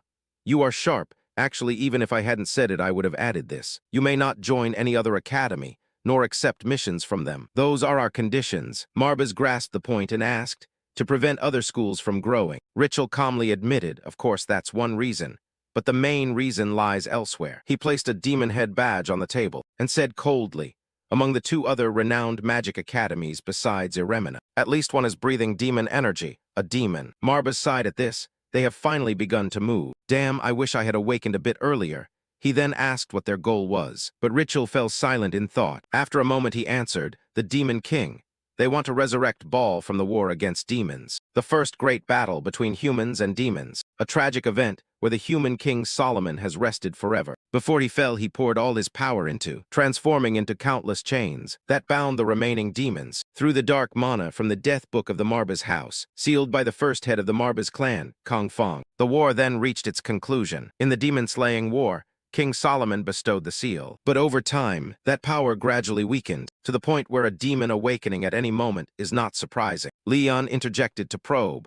I heard His Majesty the Emperor is no longer clear-headed. He was once wise, now he's called the Foolish Emperor. Is that related? Richel admitted, yes, demons always know how to exploit the smallest gaps, and you already have a demon at your side. You understand this better than anyone. Marbas was displeased at being named. Adding some information he had, I also heard many dragons and other races fell in that war. This explanation sounds plausible, not like a lie. But Leon paid it no mind and asked, the reason you won't let me join another academy is because you found a demon sign at another academy. Right. Richel confirmed, exactly. Please join our Aremina Academy. We believe we can reveal many truths to you. Marbas jumped in to bargain a bit. However, it would also require a fair amount of money. Richel could only helplessly smile, ha ha, that is beyond our ability. Leon asked calmly, is there any way to earn steady gold? Owing 5 billion is a bit too much. Richel pondered. After a moment he smiled and said, I've thought of a good way. The Adventurers Guild. The person closest to the guild leader is Carleen. If you take on missions and obtain the gold badge, you can accept missions worth 10 million gold at a time. Leon was shocked by the number, 10 million. He threw away his pride and bowed. Please speak to Lady Carleen for me. Marbas could only sigh, pathetic. The Black Crow couldn't help scolding, you foolish lion, don't insult your master. It's just to build momentum, Marbas asked unhappily, who just said that. The Black Crow played dumb. The butler acting Marbas was at his wit's end with him, and helplessly slapped his forehead. Suddenly Richel shouted toward the door, Carleen, I know you're eavesdropping, give me a hand. Carleen had no choice but to push the door open, damn. Richel knows me too well. But facing Leon this time, she couldn't act arrogant. Richel stood up to reintroduce. Go on and introduce. This is the demon who serves our master. Carleen helplessly held her head. Ha. Getting involved with you lot never ends well. Richel could only laugh awkwardly. A few days later, in the wild mountains, Leon's group set off on the journey to earn money to repay the debt. Carleen complained irritably, Ha. Why the hell do I have to escort you to the Adventurers Guild? Richel, as usual, smiled and said, it's 4 billion of debt. Consider it me paying off part of it. Don't get the wrong idea. Leon asked curiously, what kind of place is the Adventurers Guild? Marbas on his shoulder chimed in, I'm wondering too. There was no such thing before, it's really strange. Carleen explained, simply put, it's the place that accepts and completes outsourced missions. You can form groups freely, split rewards, and increase your personal value. In that way, if you're not capable, you'll die. But if you're good, you can earn tens of millions in a single run. Marbas remarked coldly, a place where moths burn their lives, that's what people say. Richel snorted with laughter, ha ha. But it's not always that harsh. The Adventurers Guild is a neutral zone. If you perform well, you can even be invited by other nations to serve as knights or mages. If you have the skill, this is also the fastest way to make money. Leon asked again, explain more about the badges and ranks. Richel smiled and said, all right, Carleen, you're showing displeasure. Now trying to boss me around too, I guess. But he still explained to Leon, the Adventurers Guild divides adventurers into 5 ranks. Bronze, silver, gold, platinum, and black. The higher the rank, the more powerful the adventurer, and they also receive higher-level missions. Leon got to the point and asked, "So becoming a black rank adventurer is the fastest way to make money, right?" Richel smiled and confirmed, "That's right.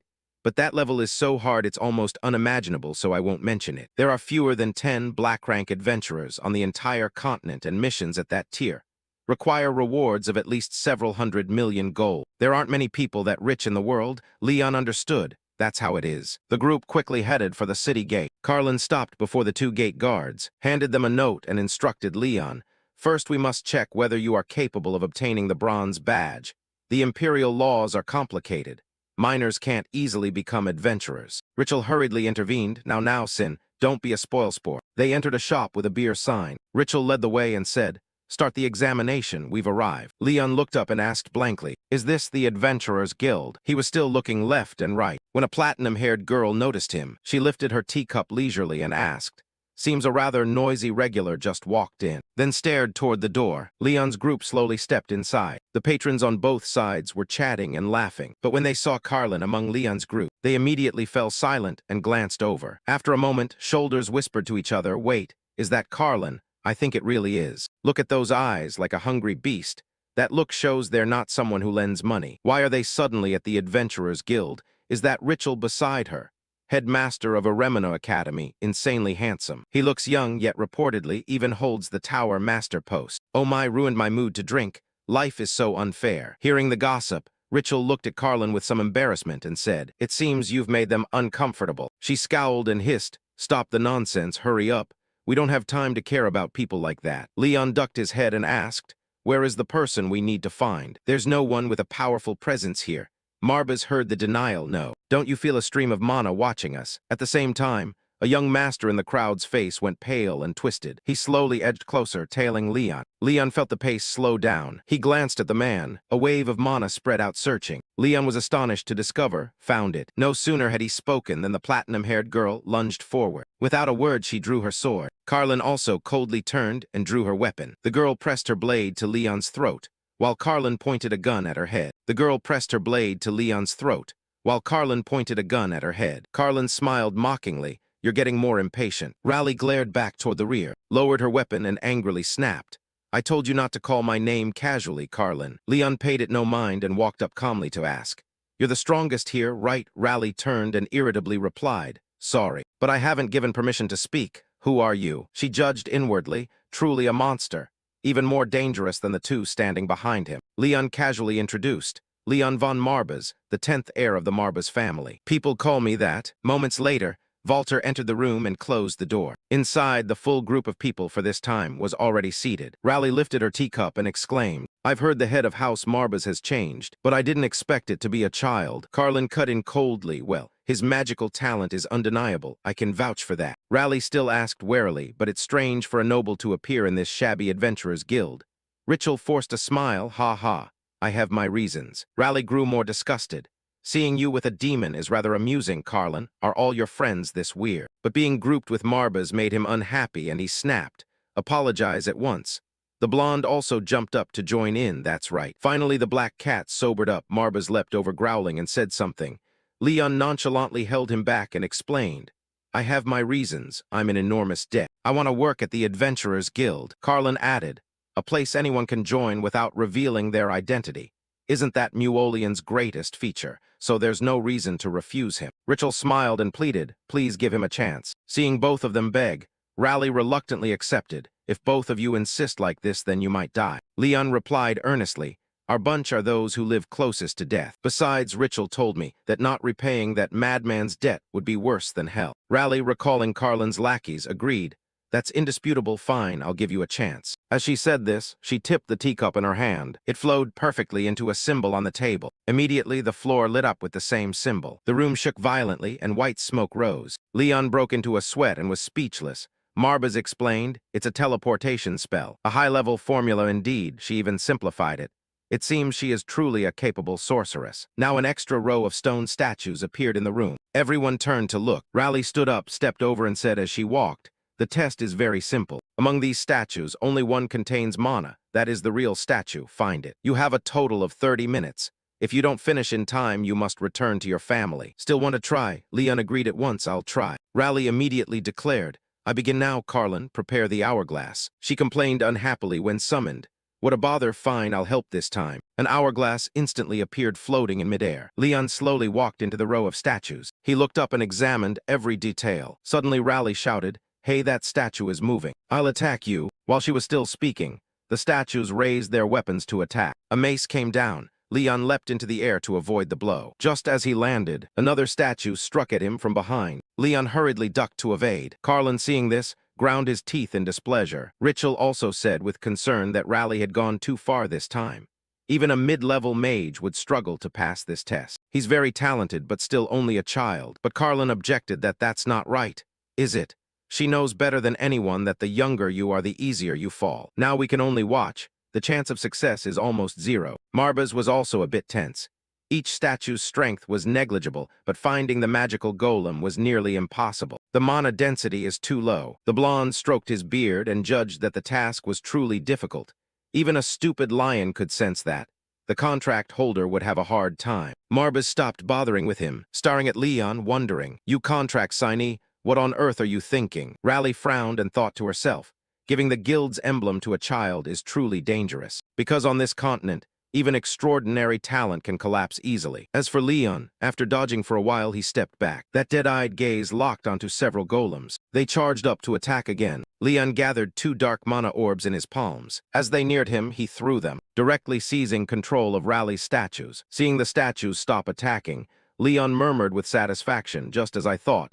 This seems to be the most effective method. The onlookers were stunned in place. Marbas broke into a sweat and was speechless. That guy really is. Leon continued to gather more dark mana spheres and said that what I learned from you, Marbas, is only some of the dark arts I know. But for now, that's enough. The black spear immediately created countless mana-tipped spears above Leon's head. Marbas and the blonde were astonished. Richel was secretly delighted. The black spear we know.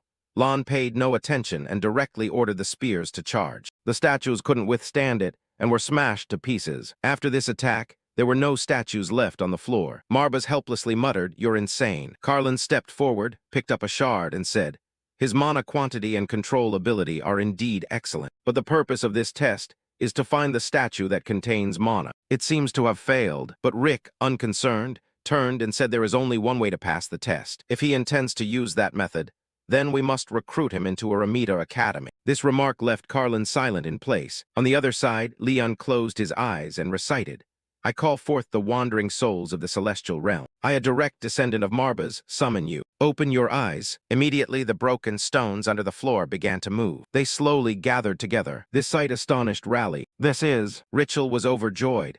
Leon von Marbas had anticipated this from the start. Mana is life force, so anything with mana is a living being, and once slain it can respond to necromantic summoning. But how many people can actually do this? Perhaps we've just met someone beyond imagination. Carlin also wiped sweat in agreement. I don't want to admit it, but he's truly impressive. I thought his mana alone was remarkable, yet he devised this method in such a short time. Raleigh bowed her head without speaking. Seeing Leon return, she asked, How did you do that? Leon replied calmly, I killed it and then revived it, as you all saw. Raleigh worriedly looked up and asked why he thought of that. Leon answered hoarsely, Because a golem is not a mere construct. It is a true living being. This golem is the one that possesses mana. Saying that, Leon turned his head toward the hourglass. Seeing the sand still flowing inside, he asked, Have I passed the test? Raleigh smiled in acknowledgement. You are extraordinary. But Leon, indifferent, said if that is a virtue a family head must have, then I will possess it. Knowing you can't reason with a slab of stone, she turned away and proposed, All right, you've passed. I'll give you a silver badge. A bronze badge is unworthy of a mage with such mana.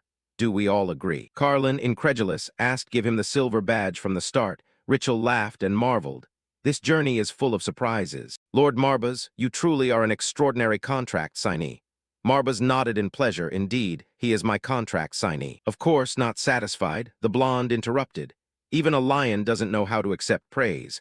Now there are more things I can't do, I'm useless. Leon paid them no mind and stood like a log watching them. Just then, Walter stepped into this virtual space. Surprised at the scene before him, golems. They are usually considered products of magical engineering, but some core-bearing creatures can also appear naturally. Based on the characteristics of the green golem, compared to an artificially made one, he could tell the difference between them. Indeed, the young master, Raleigh explained quietly, this case is quite special. I admit it, you're strong. Leon remained stone-cold in reply. Thanks, How much could I earn from quests with a silver badge?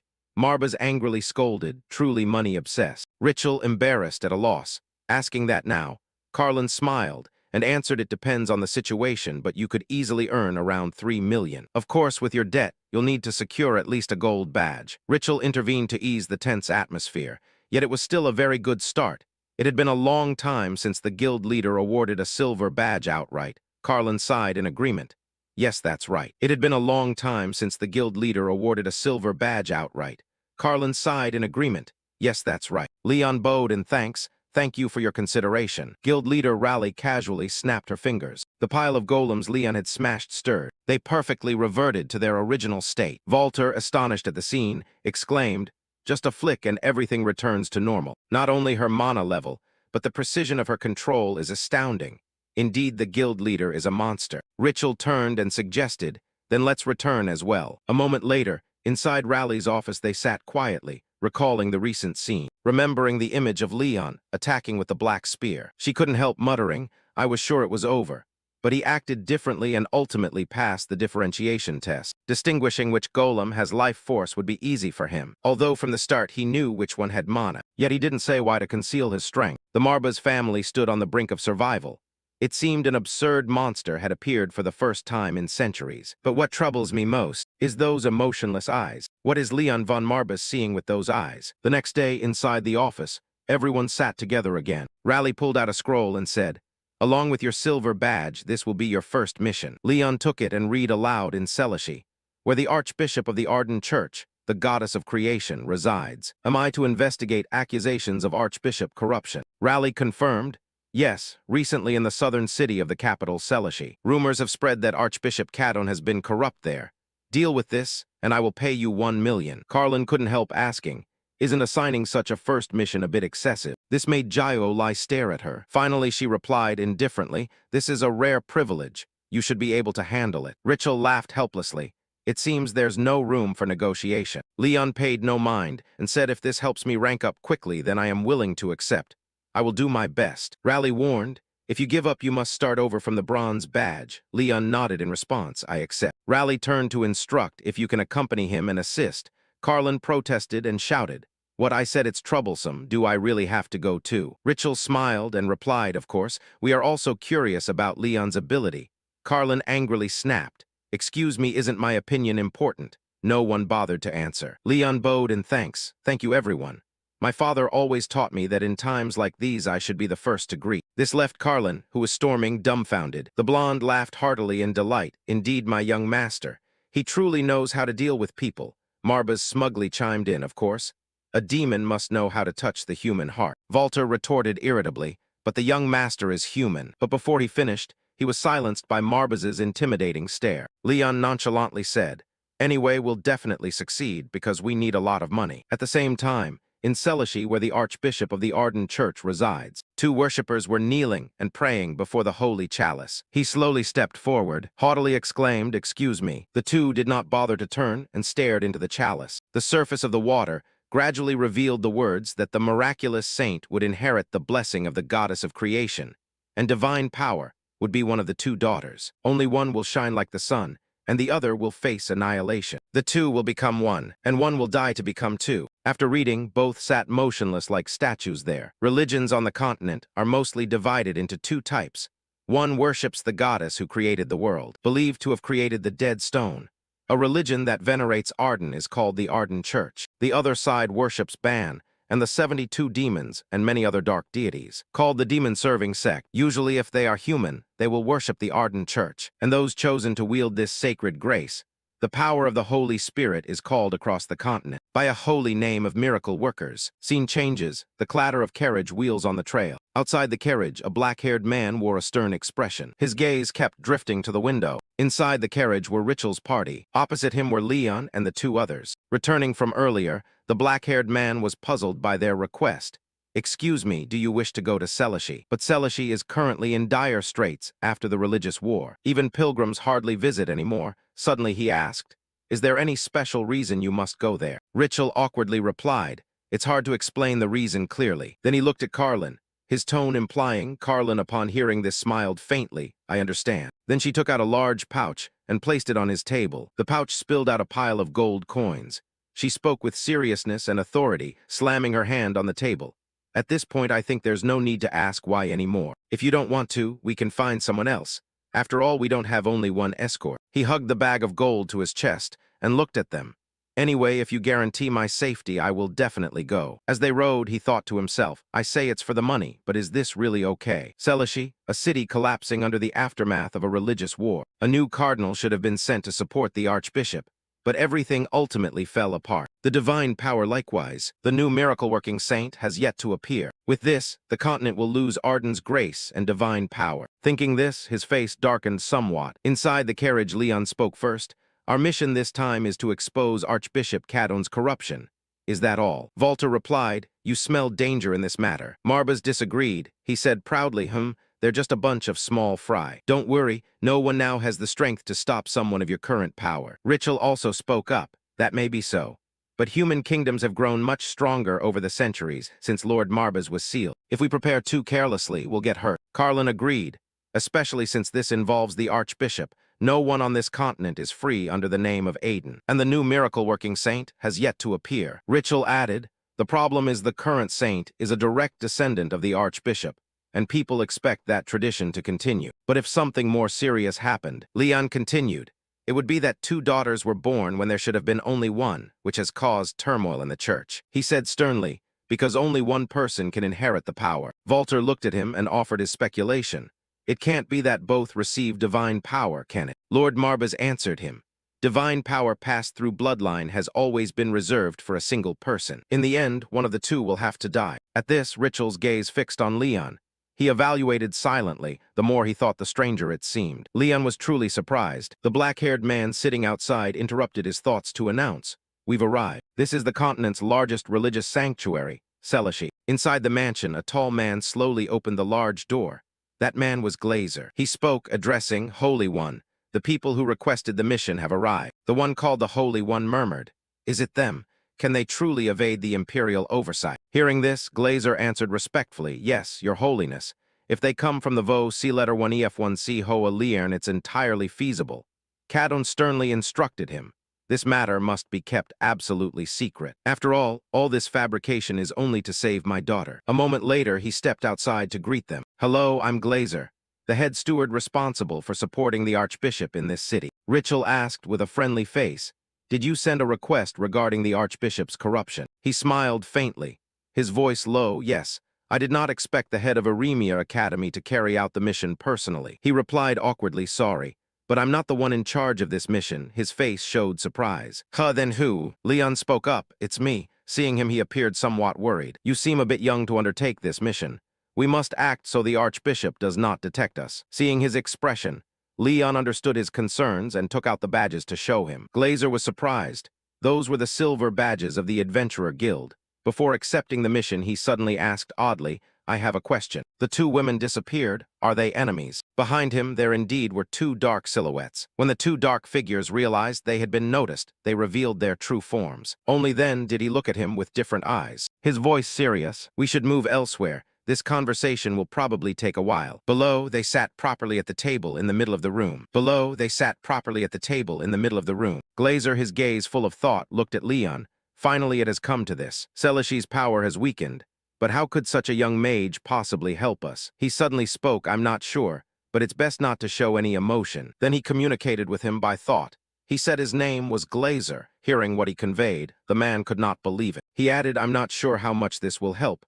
But he wondered silently, telepathy. That's a kind of magic that at least mid to high-level mages can use, right? It's better not to hide anything. I know this mission was assigned directly by the Pope, so can you tell me what the real task is? Upon conveying that, a subtle smile spread across his face. This made the man trust him more. He told himself not to deceive him. Immediately afterward he spoke, understood very well. Let me explain the mission. The miracle maiden, the one who receives the blessing and power of the Creator, will be one of the two daughters. Only one will be chosen as the son, and the other will face annihilation. The two will become one. To split into two, one must die. According to him, the Holy One was very worried. If the prophecy is true, what will happen to our daughter? The woman beside him said respectfully, "Forgive me, but it seems the power has been split between the two and is still incomplete. Ultimately, to perfect that power, one side must..." He cut in angrily, "One must die for the power to be whole. Is that what you mean?" Sensing his anger, she became fearful. "I'm sorry." That day, a knight came to him by order. "I am Caliban, commander of the royal knights. By order of His Majesty the Emperor, I have come to deliver a decree to the Pope. In the name of Estevan, the son of the Empire, I command that under this sky there cannot be two sons, sir. And I believe you understand that." According to him, when the two daughters reach maturity, one will live to become the miracle maiden, and the other, to perfect that power, will be burned alive under the name of a fallen maiden. Because of that, the Holy One could not believe such cruelty and shouted at him, "What are you saying? You want me to burn my own daughter alive?" He paid no mind and only laughed. "This is the Emperor's order, sir. Consider it a small sacrifice." Then he turned and left. "Let's go." He refused to accept this truth. He fell to his knees, devastated. Why would you bring such misfortune upon my child? Oh, Arden, you took my brother and now my daughter as well. Why must I endure these trials? At the end of the story, the two sisters could not hold back their tears. Rachel spoke, in short.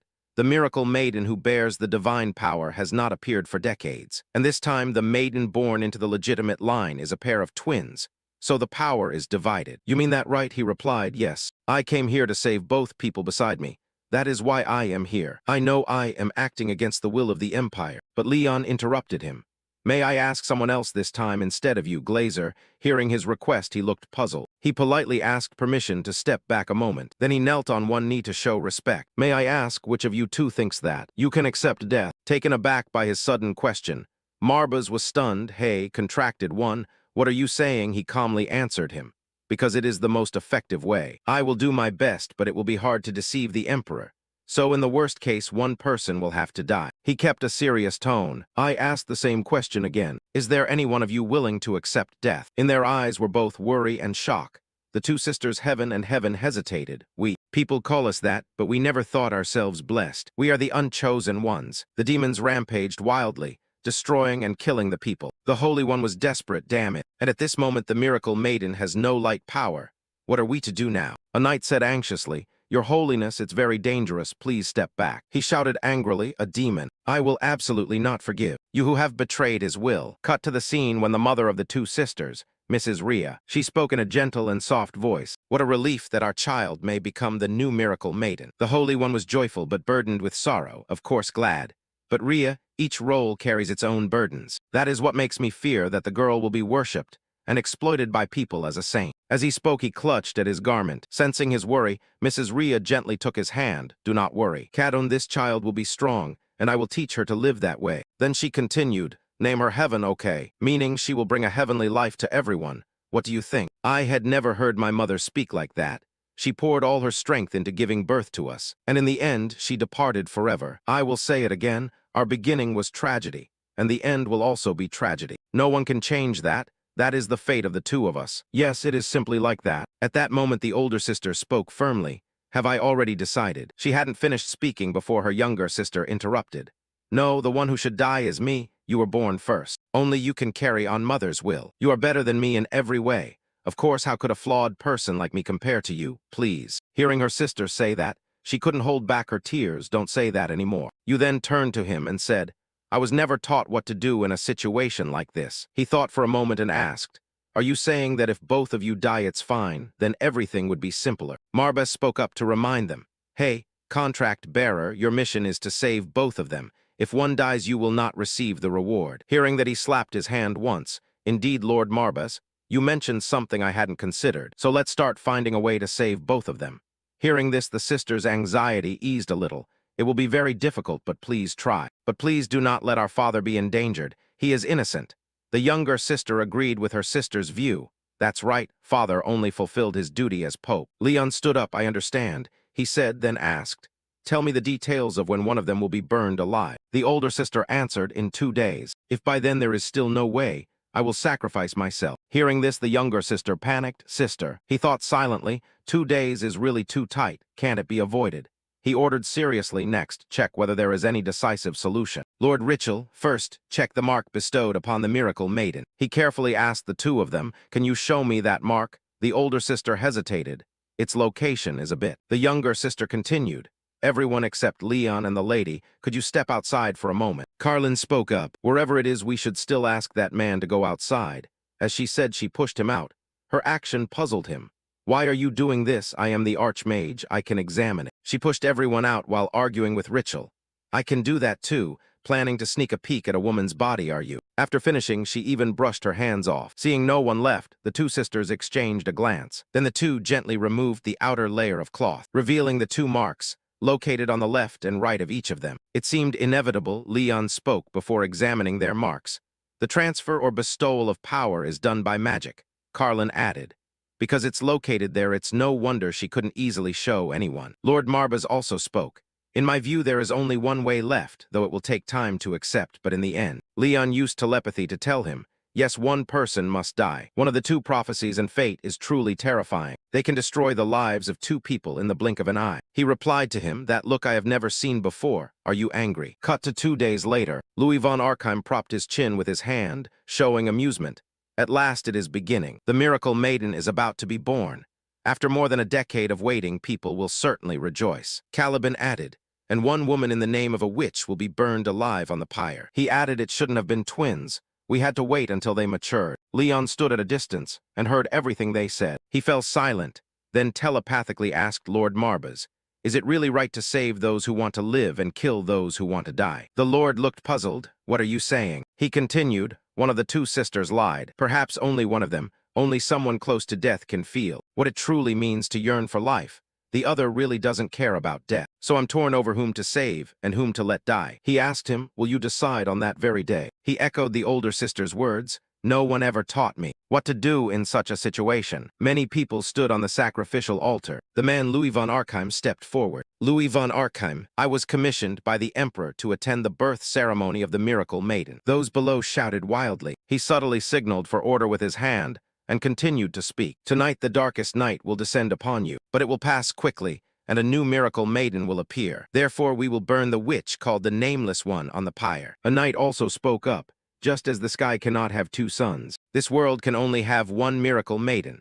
The birth of 2 children disrupting the continent's order must be the devil's plot. With proper procedure, the emperor will act in the name of the royal family before everyone's witness. Then he glared and asked, does anyone object? No one dared to speak against it, despite how cruel it was. Then the 2 of them approached the Holy One and the 2 sisters. He looked at them and said mockingly, what a waste of such beauty. If she weren't a witch, she might have been kept as a concubine. Hearing him speak of his daughter like that, the Holy One was furious and clenched his teeth, but could not do anything to the man. He squeezed his hand, as the crown prince's hand rested on his shoulder. Then the man walked away. The 2 men's gazes seemed to relish it. He whispered to Leon, is there no other way? To save both, Leon pulled his hood down and replied, the chances are very low, therefore I have something to ask. I have a question for the Pope. He turned around. Do you have something to say? He stammered. Then the scene shifted inside the church. Heaven softly comforted. It's okay, don't cry anymore. If someone must be sacrificed, I have always thought that it should be me. Heaven cried without stopping. What did we ever do wrong after all? Is being born itself a sin? The older sister gently accepted that truth. Perhaps so. In the end, we must accept it. Because prophecies are never wrong and must always be fulfilled. This time it's actually better, right? At least I can choose who will die. Outside, Caliban shouted orders. Bind the witch tightly and take her to the pyre. She felt reluctant but knew it was time, so she pushed the door open. A resigned smile forming on her lips. I will go. The younger sister cried out anxiously, then fell to her knees in guilt. I'm sorry. I lied. Thank you for taking my place. Unexpectedly, Leon was behind her. He cast a spell and shot straight toward her. She let out a scream and then fainted. He looked on coldly. Are you sure this is the best choice you can make? Lord Marbas asked. Hearing that, his face darkened slightly. Yes, though best hardly suits this situation, at least for me. On the pyre, the girl labeled a witch was bound to the stake, awaiting a painful death. At the man's command, The torchbearer began to light the fire. The crown prince showed obvious satisfaction. Finally, the moment the miracle maiden is born, now all who doubted my power will be silenced. Caliban chimed in. Who would dare doubt the prince? Those who don't follow the trend face only death ahead. Soon they will understand. The girl screamed in agony within the flames. On the other side, Leon's group witnessed the cruelty. Everyone was stunned. Carlin spoke first. Even so, using this method, are you certain about this decision? The young master forced a smile. Doing this means the mission is neither a success nor a failure. At least not entirely a failure. Leon also spoke. After all, I only want both of them to survive. What kind of emotions must one have to become a father? Honestly, I don't fully understand the Pope, but still, he wishes for his daughter to live, even if he must die himself, as long as he can see the girl alive before him. That is enough. Then he thought to himself, I don't understand that yet, but perhaps one day I will understand that indescribable feeling. The heavy ache in my chest is unbearable. They must have realized it already. That person is fine too. Somehow I feel relieved, as if I am merely being punished. Unlike her, I was never a good person, and I feared death. So I clung to the gentle words of that kind sister. Watching the girl in the crackling fire, Louis von Archheim immediately ordered, pour more oil. The servant at once carried a barrel of oil and dumped it onto the fire. The flames flared up violently. Seeing his sister scream miserably, the younger sister, more heartbroken, blamed herself. I'm sorry, sister. 2 days earlier in Pope Cadon's chamber, Leon here hesitated and asked, do you want to save the daughter who wants to live or the one who has prepared herself to die? The Pope heard this and coldly asked back, can such things be clearly distinguished? Leon answered confidently, it is possible, though hard to explain in detail. But upon receiving the answer, the Pope fell into silence. After a while, he looked up and said, if you truly have eyes to see through, then save the one who wants to live. Back to the present, the Pope and the younger sister stood at a distance looking back at the fire. The heartbreaking scene made the younger sister try to cover her mouth, so her sobs could not be heard. At the same time, a carriage approached the square and stopped. Outside the carriage, Richel and Carlin hid in a corner observing. Inside, Leon lowered his head and asked, what do you think? The carriage fell into a silence. Marbas, seeing this, looked up and asked, huh? Leon said again, why would the saint choose to save the one prepared to die?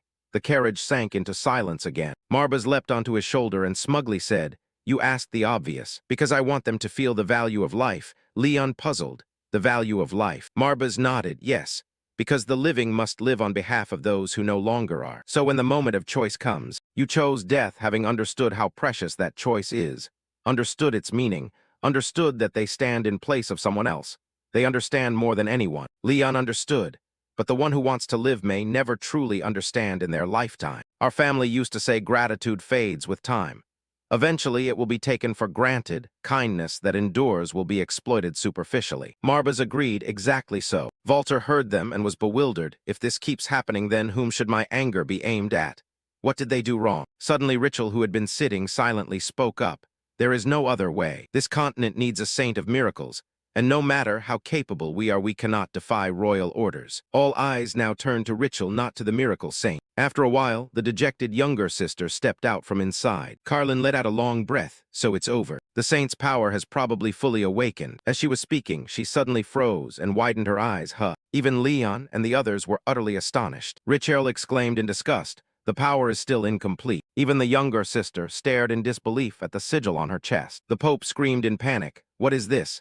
The younger sister startled and turned, Father. Before he could finish, Louis von Archheim cut in. This has gone beyond control, Your Holiness. His face darkened. Pointing at the Pope, he ordered, even after executing the witch, the power remains incomplete. Arrest Pope Cadon and all his followers immediately. The Pope was restrained but shouted in indignation. This is strange. That child is certainly my daughter. Louis von Archheim would hear no more, cutting in coldly. Are you trying to trick me, Cadon? I gave you respect and time, yet you chose this foolish path. Kill him. Caliban hesitated and stepped forward. What? But the Empire's papal lion is here, and he could still be hiding the true saint. Louis von Archheim glanced back and said, if he didn't present her here, it means he's confident he hid her somewhere. Besides, I've survived decades without the miracle saint. I will not let religious faith sway my decision. I say again, Caliban, kill him. Caliban had no choice but to lower his gaze. Withdrawing his sword from its sheath, he whispered, harbor no resentment. This is the consequence you brought upon yourself. The Pope denied in terror, no, she is my daughter. Caliban pointed the blade at his throat, saying then everything must be completed. With that, he raised the sword, and as he swung down, the younger sister leapt out to block it. A long slash scored across her body. The sight left the Pope, stunned, unable to cry out. Why go this far, all for a useless father like me? But the younger sister smiled and whispered, it isn't only for father, because if I do not truly live, then everything is meaningless. I've always sought the meaning of my life, but never found a clear answer, so I only hoped my sister could live in my stead. I chose to run away. Perhaps this is my punishment. At the same time, inside the carriage, Leon glared out at the charred corpse atop the wooden stake, still exuding faint, deathly aura, along with a dense, deathly energy, pouring out from the younger sister's body. He gasped and muttered, it seems they punished the wrong person. Over here, the Pope repeated in shock, punished. The younger sister said coldly, Father is no different. Your Holiness, the Pope flusteredly explained. What are you saying? My daughter, I was only speaking up to hear. He replied awkwardly, speechless. The younger sister smiled and exposed. To the Pope, we were never daughters. We were merely tools to maintain power. Now admit that so we can find peace. In the end, Father never truly had children. This is the only punishment I can give you, Father. Perhaps this death is that. Saying this, she collapsed helplessly. The Pope cried out in horror, my daughter, but it was too late. She had stopped breathing. The miracle left her body. The miracle on the sister's corpse was also stripped away and flew off her body. Inside the carriage, Marbas was startled. Looking at Leon emitting deathly energy beside him, he stammered. The contract signer, are you really going to? Leon coldly opened the black grimoire and read, 2 souls have perished in the chaotic whirlwind, hear me. These words made Carlin next to him flinch. What? Leon closed his eyes tightly and summoned. I solemnly declare your mission is not over. As the legitimate heir of House Marba's, I offer this proposition. The eye on the black grimoire flared. An invisible pressure descended upon Leon. Carlin was aghast. This is the necromantic inner art of summoning the dead. The souls of the sister and the younger sister were peeled away, fused together, and gradually flew toward the carriage where Leon sat. He looked up and called to the departed. Hear the summons of Leon von Marbas. Even in an immortal form, do you wish to continue existing? The 2 souls paused in confusion and asked back Leon, are you saying you will revive us? Is this real? Leon answered firmly, if you accept to continue living in the bodies of the dead, if you accept a life without the warmth of a heart, then I am willing to receive that. Finishing, he reached out. 2 strands of death energy flew over and coiled tightly around their souls. The younger sister smiled and asked, what must we do? Leon replied bluntly, it may sound blunt, but you will have to work for me. The younger sister was not bothered and agreed at once. That seems fair. If you demanded nothing, I would be more suspicious. Leon lowered his eyes at this and judged. Then I will take that as consent. I bind these 2 wandering souls to me. In the name of the heir of House Marbas, are you ready to swear loyalty to me? The 2 exchanged glances with each other, then smiled and nodded. Then the eye on the black grimoire flared once more. Leon waved his hand to collect the 2 and declared, the contract is complete. When this contract ends, I hope in your new life, you will find what you once sought. Ultimately, that true value will lie in your hands. I sincerely pray for that. Back on the square, the Pope stood frozen with white, blank eyes, staring vacantly at the 2 royals before him. Caliban remained alert, searching around. I have sensed extremely strong magic recently. What the hell is happening? Is there any faction here besides Prince Louis? And outside, Leon sheathed the black grimoire and stepped into the carriage, then glanced once at the black grimoire. Marbas jumped up and tapped his head. Dare to use summoning to dominate without warning me. When we return, prepare to be lectured, contract signer. Leon awkwardly scratched his head and smiled. But since things have come this far, I saved them. So I'll be rewarded, right? Walter smiled in praise. The young master is extraordinary. Carlin added in various ways. Previously, Marbas taught that to revive those mindless like beasts as immortals, they must undergo a process called sealing. It is a delicate technique, but the most effective way to achieve total control. Leon then asked, what about those with intellect? Marbas explained, I must persuade the souls who remain attached to the world. Obey commands. Leon, not understanding much, repeated, persuade. Marbas confirmed a soul still holding regrets cannot move on. The Death Spirit Master will help them complete what they left undone in life and borrow their strength until that matter is resolved. We call this process by another name, summoning and subjugation. Leon stroked his chin and understood. So that's it. It means freeing the dead's regrets so they find meaning to continue living. Marbas nodded. That's right. The stronger the regret, the greater the power they carry. Remember this, the Death Spirit Master is not merely someone who exploits the dead for profit. Leon obediently listened. Yes, I will remember. Back to the present, he held the black grimoire and chanted, as the heir of House Marbas, I call you. Heaven, Helen, respond to the summons of the Death Spirit Master. The book lit up. The 2 souls inside flew out. They intertwined in midair. From where the 2 souls entwined, A new body was born and descended. Leon watched dumbfounded, waiting. When nothing happened for a long time, he turned to ask Marbas, why did only one person return when both were revived? Marbas, unsurprised, explained, that's easy to understand. Because from the start they were two souls born within one body, so even in death they became one. Hearing this explanation, the others realized and agreed it sounded reasonable and truly interesting. But Walter looked puzzled at the girl who had appeared. The atmosphere felt different, somewhat odd. Leon also asked coldly, Heaven, Helen, who is here now? The girl heard this and smiled. Now it is Heaven. Leon asked again, can it be changed? Heaven replied at once, yes, I think it's possible. Leon was slightly intrigued and exclaimed, marvelous. Suddenly Heaven awkwardly turned her face away and said, although there is one problem, Leon asked curiously. What problem? Heaven said no more. Her whole being exuded deathly aura. Heaven's gaze changed. Helen took over the taller body. What, we have to serve such a strict master, not easy. Rachel watched this sweating. The personality changed. Perhaps the hidden ego in Helen just awakened. While they were speaking, she cut in. Hey, you milk-faced brat, shut up.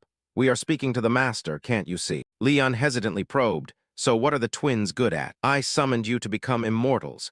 If you are useless, I will send you back to the dead immediately.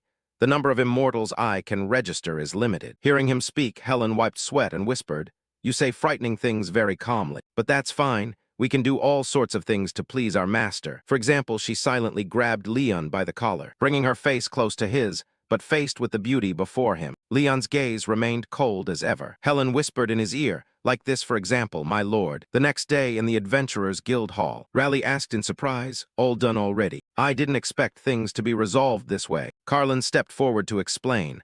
After all, the Pope has already agreed. Now it's just waiting to be paid. Raleigh rubbed his head to relieve the headache. Rachel awkwardly said, he is extraordinary in many ways, but raising his daughter as an undead in front of her own father. At a mere glance, she was sharply scolded by Helen.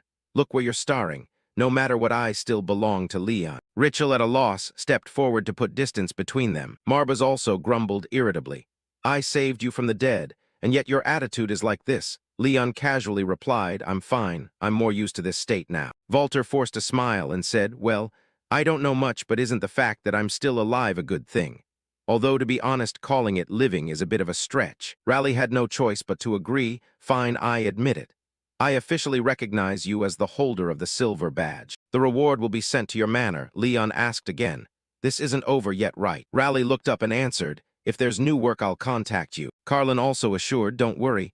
I'm as tight-lipped as I appear. Our lord of the house said, as long as you keep paying on time. Rachel couldn't help but click his tongue, sweet for no reason. Before he finished, Carlin smiled and pointed a gun at his head to silence him. Marbas suggested, move on. Heaven and Helen right, we need to test their strength. Carlin beamed and asked, while helping her, couldn't you do a bit more? Raleigh understood and set the teacup down on the table. All right, meanwhile at the Imperial Palace, Caliban returned to report, Pope Cadon has stopped eating and is currently delirious.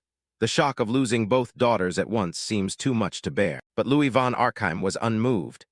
Isn't having more children the solution? Truly a bunch of weaklings. Embarrassed to the point, they no longer dare face the Emperor. We missed the chance to seize the miracle saintess. Who knows when the next prophetic message will arrive? Caliban hastily knelt and begged, I have no words to mend this.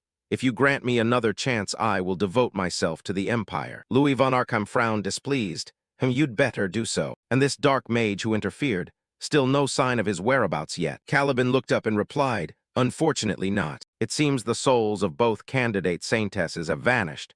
We believe someone intercepted them mid-transit. But as far as I know, no mage can manipulate magic with such precision, unless he is a lion spirit mage. Louis von Arkham repeated suspiciously, a lion spirit mage. And over at Leon's place, they had entered a desolate wasteland. Raleigh hesitantly asked, so what skill did his undead awaken? Leon beckoned and said, I will show you directly whether I can summon a suitable opponent. A common level will do. I will test your sister's ability first. Helen responded immediately. Golden light appeared around her. Heaven took over the body. She bowed in alarm and apologized. Sorry, my lord. My sister was rude. Yes, I am ready. Raleigh immediately waved his hand. A bunch of golems crawled up from the ground. Rachel at a glance recognized it as a forest troll, didn't he? It has very strong regeneration. With Heaven just transformed, Carlin agreed it would be quite difficult. But our lord has shown me more than enough. Over here, Walter cheered on with great confidence. I believe in you. The young master, the Dark One, followed suit. Crow believed in his master from the start. Marbas couldn't help mocking. Ridiculous. Didn't you previously complain about only getting peanut shells to eat? Leon asked uncertainly. A troll, huh? Heaven can handle it, right? She nervously replied, of course I can. The golems thundered forward. Leon coldly flipped the black grimoire to summon. A medieval hammer appeared in her hand. The leading golem rushed in and took a hammer to the cheek and was immediately knocked aside by Heaven. This scene made Marbas and the Black Crow, who were fighting, pause to appraise it. It's strong, but this one seems dangerous. What do you think? Crow will be careful. This immortal woman is really dangerous. She's smashing its head with a hammer. After taking down one, the golems behind stopped and didn't advance. Heaven anxiously turned to look at Leon. He simply said coldly, "Looks usable. The rest will be Helen's job." Immediately, he swapped the souls back. The weak gaze transformed into a cold stare. Helen, without needing Leon's command, pulled a chain whip from her chest and laughed aloud. "Leon, finally it's my turn to shine. An opportunity to prove I'm useful." She leaped up, swung the whip to wrap around the golem's neck, and scolded. "Arrogant monsters must be taught a lesson properly." Right. She yanked hard and threw it into the air, then slammed it down behind her. She arrogantly strode forward and stamped on the golem's head with a laugh. "Die for the love between me and Leon." This display left those present bewildered. Marbas threw up his hands and shook his head. "No matter how you look at it, these guys are all crazy." Some time later, Leon returned to his family once more. Looking at the familiar gate, he couldn't help but exclaim, "So you finally returned." Marbas, walking below, remarked, "We resolved everything and gained quite a bit of power. It was indeed a worthwhile trip." Leon looked down in agreement. "I think so too. I feel I've grown a lot as a death spirit master." Walter hesitantly interjected, only a bit regretful that the two left earlier. When Leon returned to the family, Richello smiled goodbye. "But I'm glad the Eremita Academy has gained a new star." Carlin also glanced and reminded, "Don't forget you still owe me money." Seeing her reach out her hand toward him, Leon caught it and asked, "Are you two leaving already?" Richello replied, "On my end, yes, I've been away from the academy too long." Carlin added with a cold look, "There are plenty of others out there who still owe us money. We should go check on them." Marbas exclaimed, "You're really industrious." Suddenly Carlin turned to Walter and asked, "Hey, you're Walter, right?" Walter jumped, "Ah, yes." Carlin then said, "Though you stand in your master's shadow, your talent is no small thing. I don't know the details, but if the commander saw it himself, he'd be surprised." Richel nervously chimed in, "Even so, I hope I'll never have to meet the lunatics, Commander." Leon asked, puzzled, "Why is that?" Richel reluctantly recalled, "Because he's a monster, this one is also a monster. But remember, the monster's commander is a completely different kind of monster. Anyway, Walter's talent is genuine. If you remain loyal like this, you'll get everything you want." Encouraged by them, Walter was moved. "Thank you, everyone. I'm still not used to being praised." Leon stepped forward and assured, "He will become an excellent retainer. I think he will grow beyond your expectations. I will ensure that." Richel laughed at that. That confident attitude suits the role of head of household well. "So let's treat this as a hopeful farewell rather than a sob, until we meet again." Leon cheerfully replied, "Yes, I like that idea too." Carlin immediately turned away and instructed, "We're off. I've connected you with the guild, so I trust you'll repay your debts properly." At the mention of money, her expression fell. Yes. Richel also frowned and nagged, "You really ruined the pleasant atmosphere today." Halfway through speaking, Carlin coldly pointed a gun at his head. Silencing Richel, Carlin slung an arm over his shoulder and dragged him away, saying, "I think keeping a talkative person around too long isn't good. I hope you'll be stronger next time." Young Master Leon said nothing more, just stood there smiling, watching the backs of the two as they walked away. Returning to the present, the scene before Leon stunned him. The subjects murmured as they saw him approach. "Young Master has returned. Can't believe you didn't abandon us. Oh my God, thanks be to the heavens." Leon broke into a confused sweat. "What's going on here?" No sooner had he spoken than Pullen ran over from afar shouting, "Young Master." Leon tilted his head, trying to recall Pullen. Suddenly, someone knocked hard on his head. A girl who had been standing behind him shouted, "Leon, where did you disappear to? Leaving the whole house like that?" Leon clutched his head and turned to look, stunned and speechless. "Sister Diana." Walter anxiously rushed over. "Young Master, are you all right?" Leon glanced back and asked, "Shall we go inside first?" After a moment, Marbas asked again, "So that girl has bonded with the little Earth Lion contract, and is also the heir of the noble Virexia family?" All eyes turned to Leon. He glanced at them and replied, "Yes, she is an excellent spirit summoner. She has helped a great deal from the start." The Dark One liked the idea and smiled, "Master, I'm very skilled. And I'm also a beauty." Suddenly Diana cut in, "More importantly, tell me, you're a demon, right?" Marbas traveling with Leon is indeed puzzling, but the people here find it perfectly normal. Things just happen that way. That's the truth, it happens like that. Only Walter hesitated awkwardly. Pardon me. Those were his words. Diana shrugged and sighed. Leon, why do you always get involved in these kinds of things? I really don't know why either. Still, how could you leave the whole household and go alone to the guild at a time like that? Everyone panicked, thinking the master had abandoned them. Leon replied awkwardly, I'm sorry, Sister Diana. I'm surprised you managed to keep everything together. Diana blushed and looked away. Poor Mr. Pullen too. People said you were coming back, so I waited. Leon still asked coldly, why did you come to find me? This question surprised Diana, and she turned to him. She lowered her face and endured, finally shouting, there's not much time left, so I came to check. Do you understand what that means? Leon, confused, repeated, not much time left. Diana waved her hand to beckon him closer. She flicked his forehead and said it was a punishment for a master who forgot such an important event. Leon enlightened her. Could Diana be interfering? It must be just as she thought. The social ball would include a party where all the noble houses gather. And you should know you have to be my dance partner at that event. Even if only nominal, we're still fiancés. A few days later, inside the far hall, a white-haired youth was still sleeping when the butler entered to announce, young master, the noble's banquet is about to begin. He refused to get out of bed and grumbled, what a nuisance, aren't my brothers going too? I don't see why I have to go. The butler tried to explain. It's the gathering of the three great dark houses, and also an opportunity for the youngest Lienhaber to shake off the reputation of being the troublesome child. He could only stand up and sigh, it's such a hassle. While Pullen was tidying Leon's clothes, Diana entered, looking at the woman before him. Leon thought to himself, Diana de Virexia. She is the next heir and a powerful figure of the Virexia Marquis family, long allied with Marbas and also my fiancé. Leon spoke first, do I really have to attend? Before Diana could answer, Heaven and Helen whimpered in grievance. I thought the little young master was faithful to one woman only. Did I believe in you? Hearing that, Diana, annoyed, said, what the hell, it's just for show. Then she stepped forward, grabbed the cloth at Leon's collar and said mockingly, marry someone like him, really? Personally, I prefer mature men. Leon agreed that is true. Witnessing it all, Marbas angrily scolded Leon. As a contractor, are you so easily swayed? D.P. Ganner then loudly asked Pullen the steward, tell me, what kind of emotional provocation is this? Pullen nervously wiped his sweat, stammering, well, Leon and Miss Diana are complete opposites, so they argue every time they meet. Besides, the two houses have been close for a long time. Perhaps that's why they feel comfortable around each other. Only then did Leon speak up, sorry. Could you let go of my collar? Expecting him to be silent, he might explain that. Instead, he merely complained about a trivial matter. That remark left Diana completely disappointed. She withdrew her hand. I thought when you became the head you would change. But you're still the Leon I knew. Leon adopted a didactic tone. Someone once said people shouldn't change so easily. Diana grimaced. You're annoying to death. Then she stopped beating around the bush and went straight to the point. Seriously, don't keep the people in the territory worrying. You and your father really are. As she said this, Diana suddenly remembered Leon's father had died. So she immediately stopped because she knew she had spoken out of turn. Diana feared she had touched that pain of losing his father. She turned away and lowered her voice. Sorry, I didn't mean to. Leon calmly replied, Miss Diana, you don't need to apologize. My father had no regrets. So do I. He died defending what he wanted to keep. Diana stood stunned for a moment. Then she returned to her original tone. You are indeed an extraordinary person. Anyway, it's best to attend this event. I don't like these things either. Diana emphasized, but our Marbas family won the territorial war with Sylvester and has thus restored the honor of a duke, right?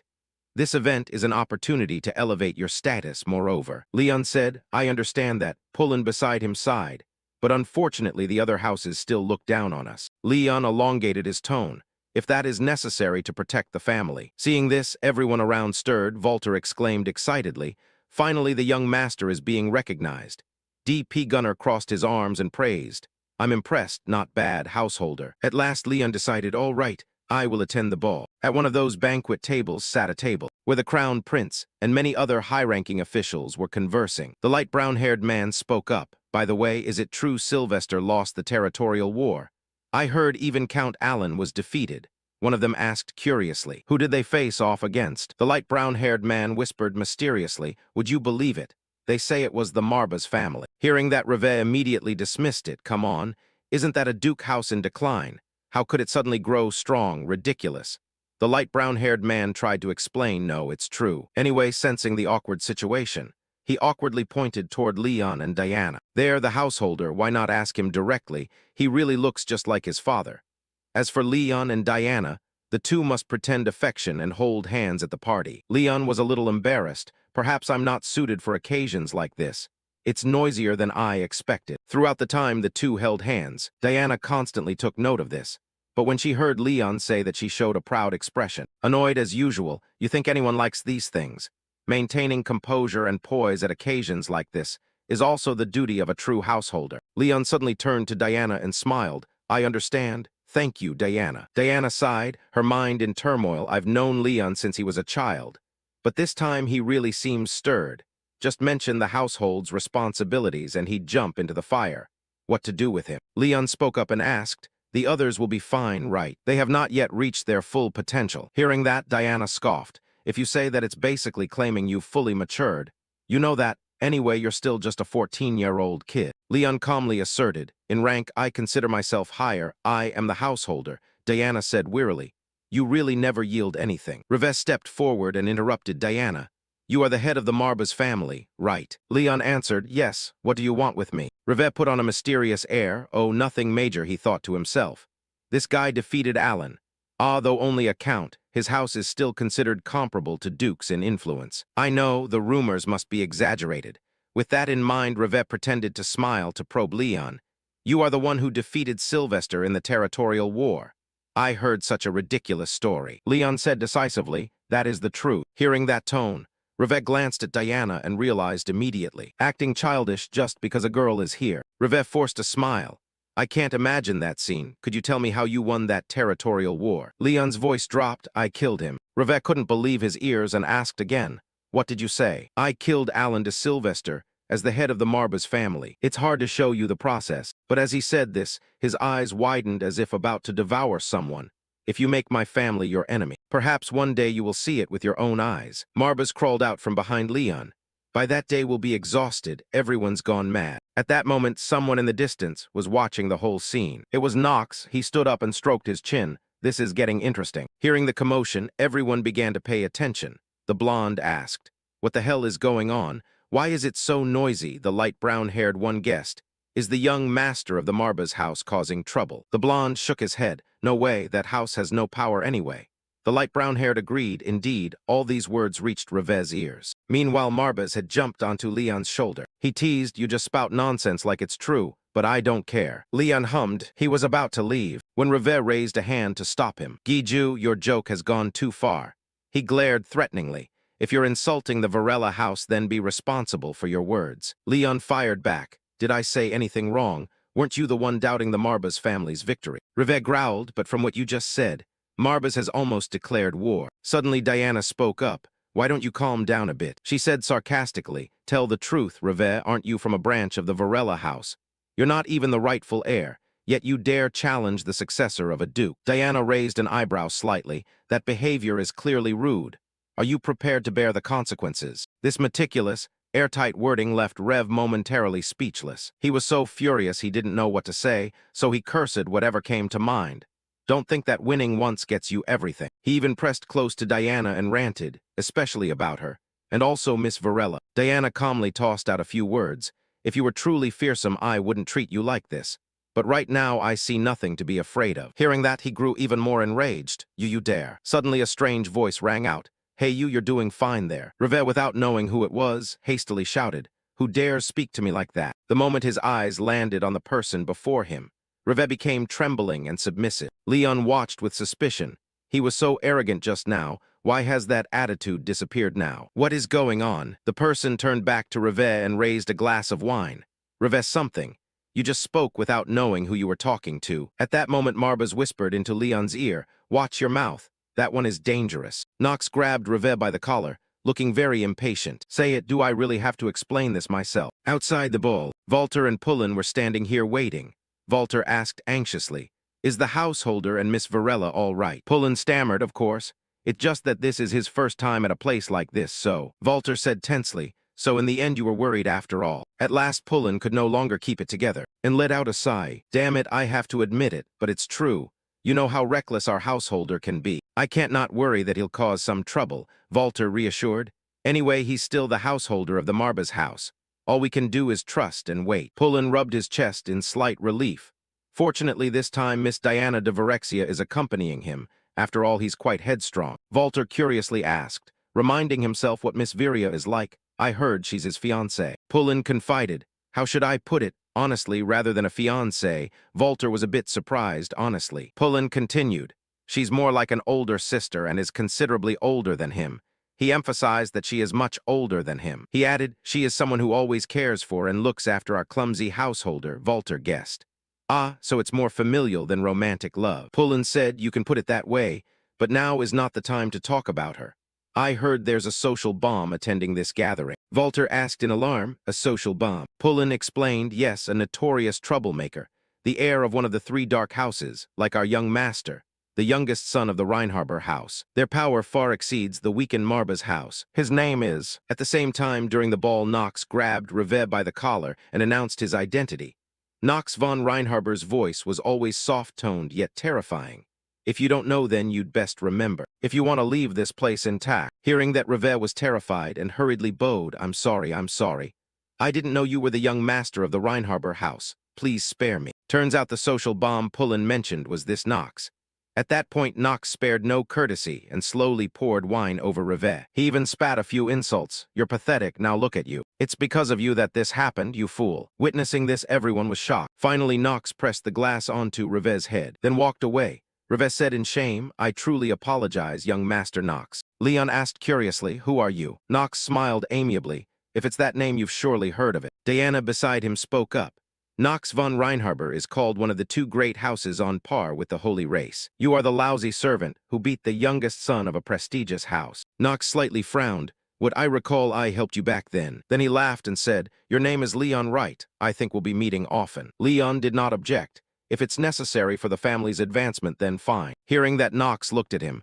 That answer was refreshing. Good. Then let's meet often. As he departed, Diana cautioned, the youngest of that house is known as Reinharber's watchdog. You don't need to be overly wary, just don't be rude. Leon asked suddenly, the disgrace of the Reinharber family, is that true? Diana blinked. Why? Marbas then spoke, you're right, that one is different from you, but he's truly a genius, though his body is a bit crippled. Leon skeptically raised a hand to his chin.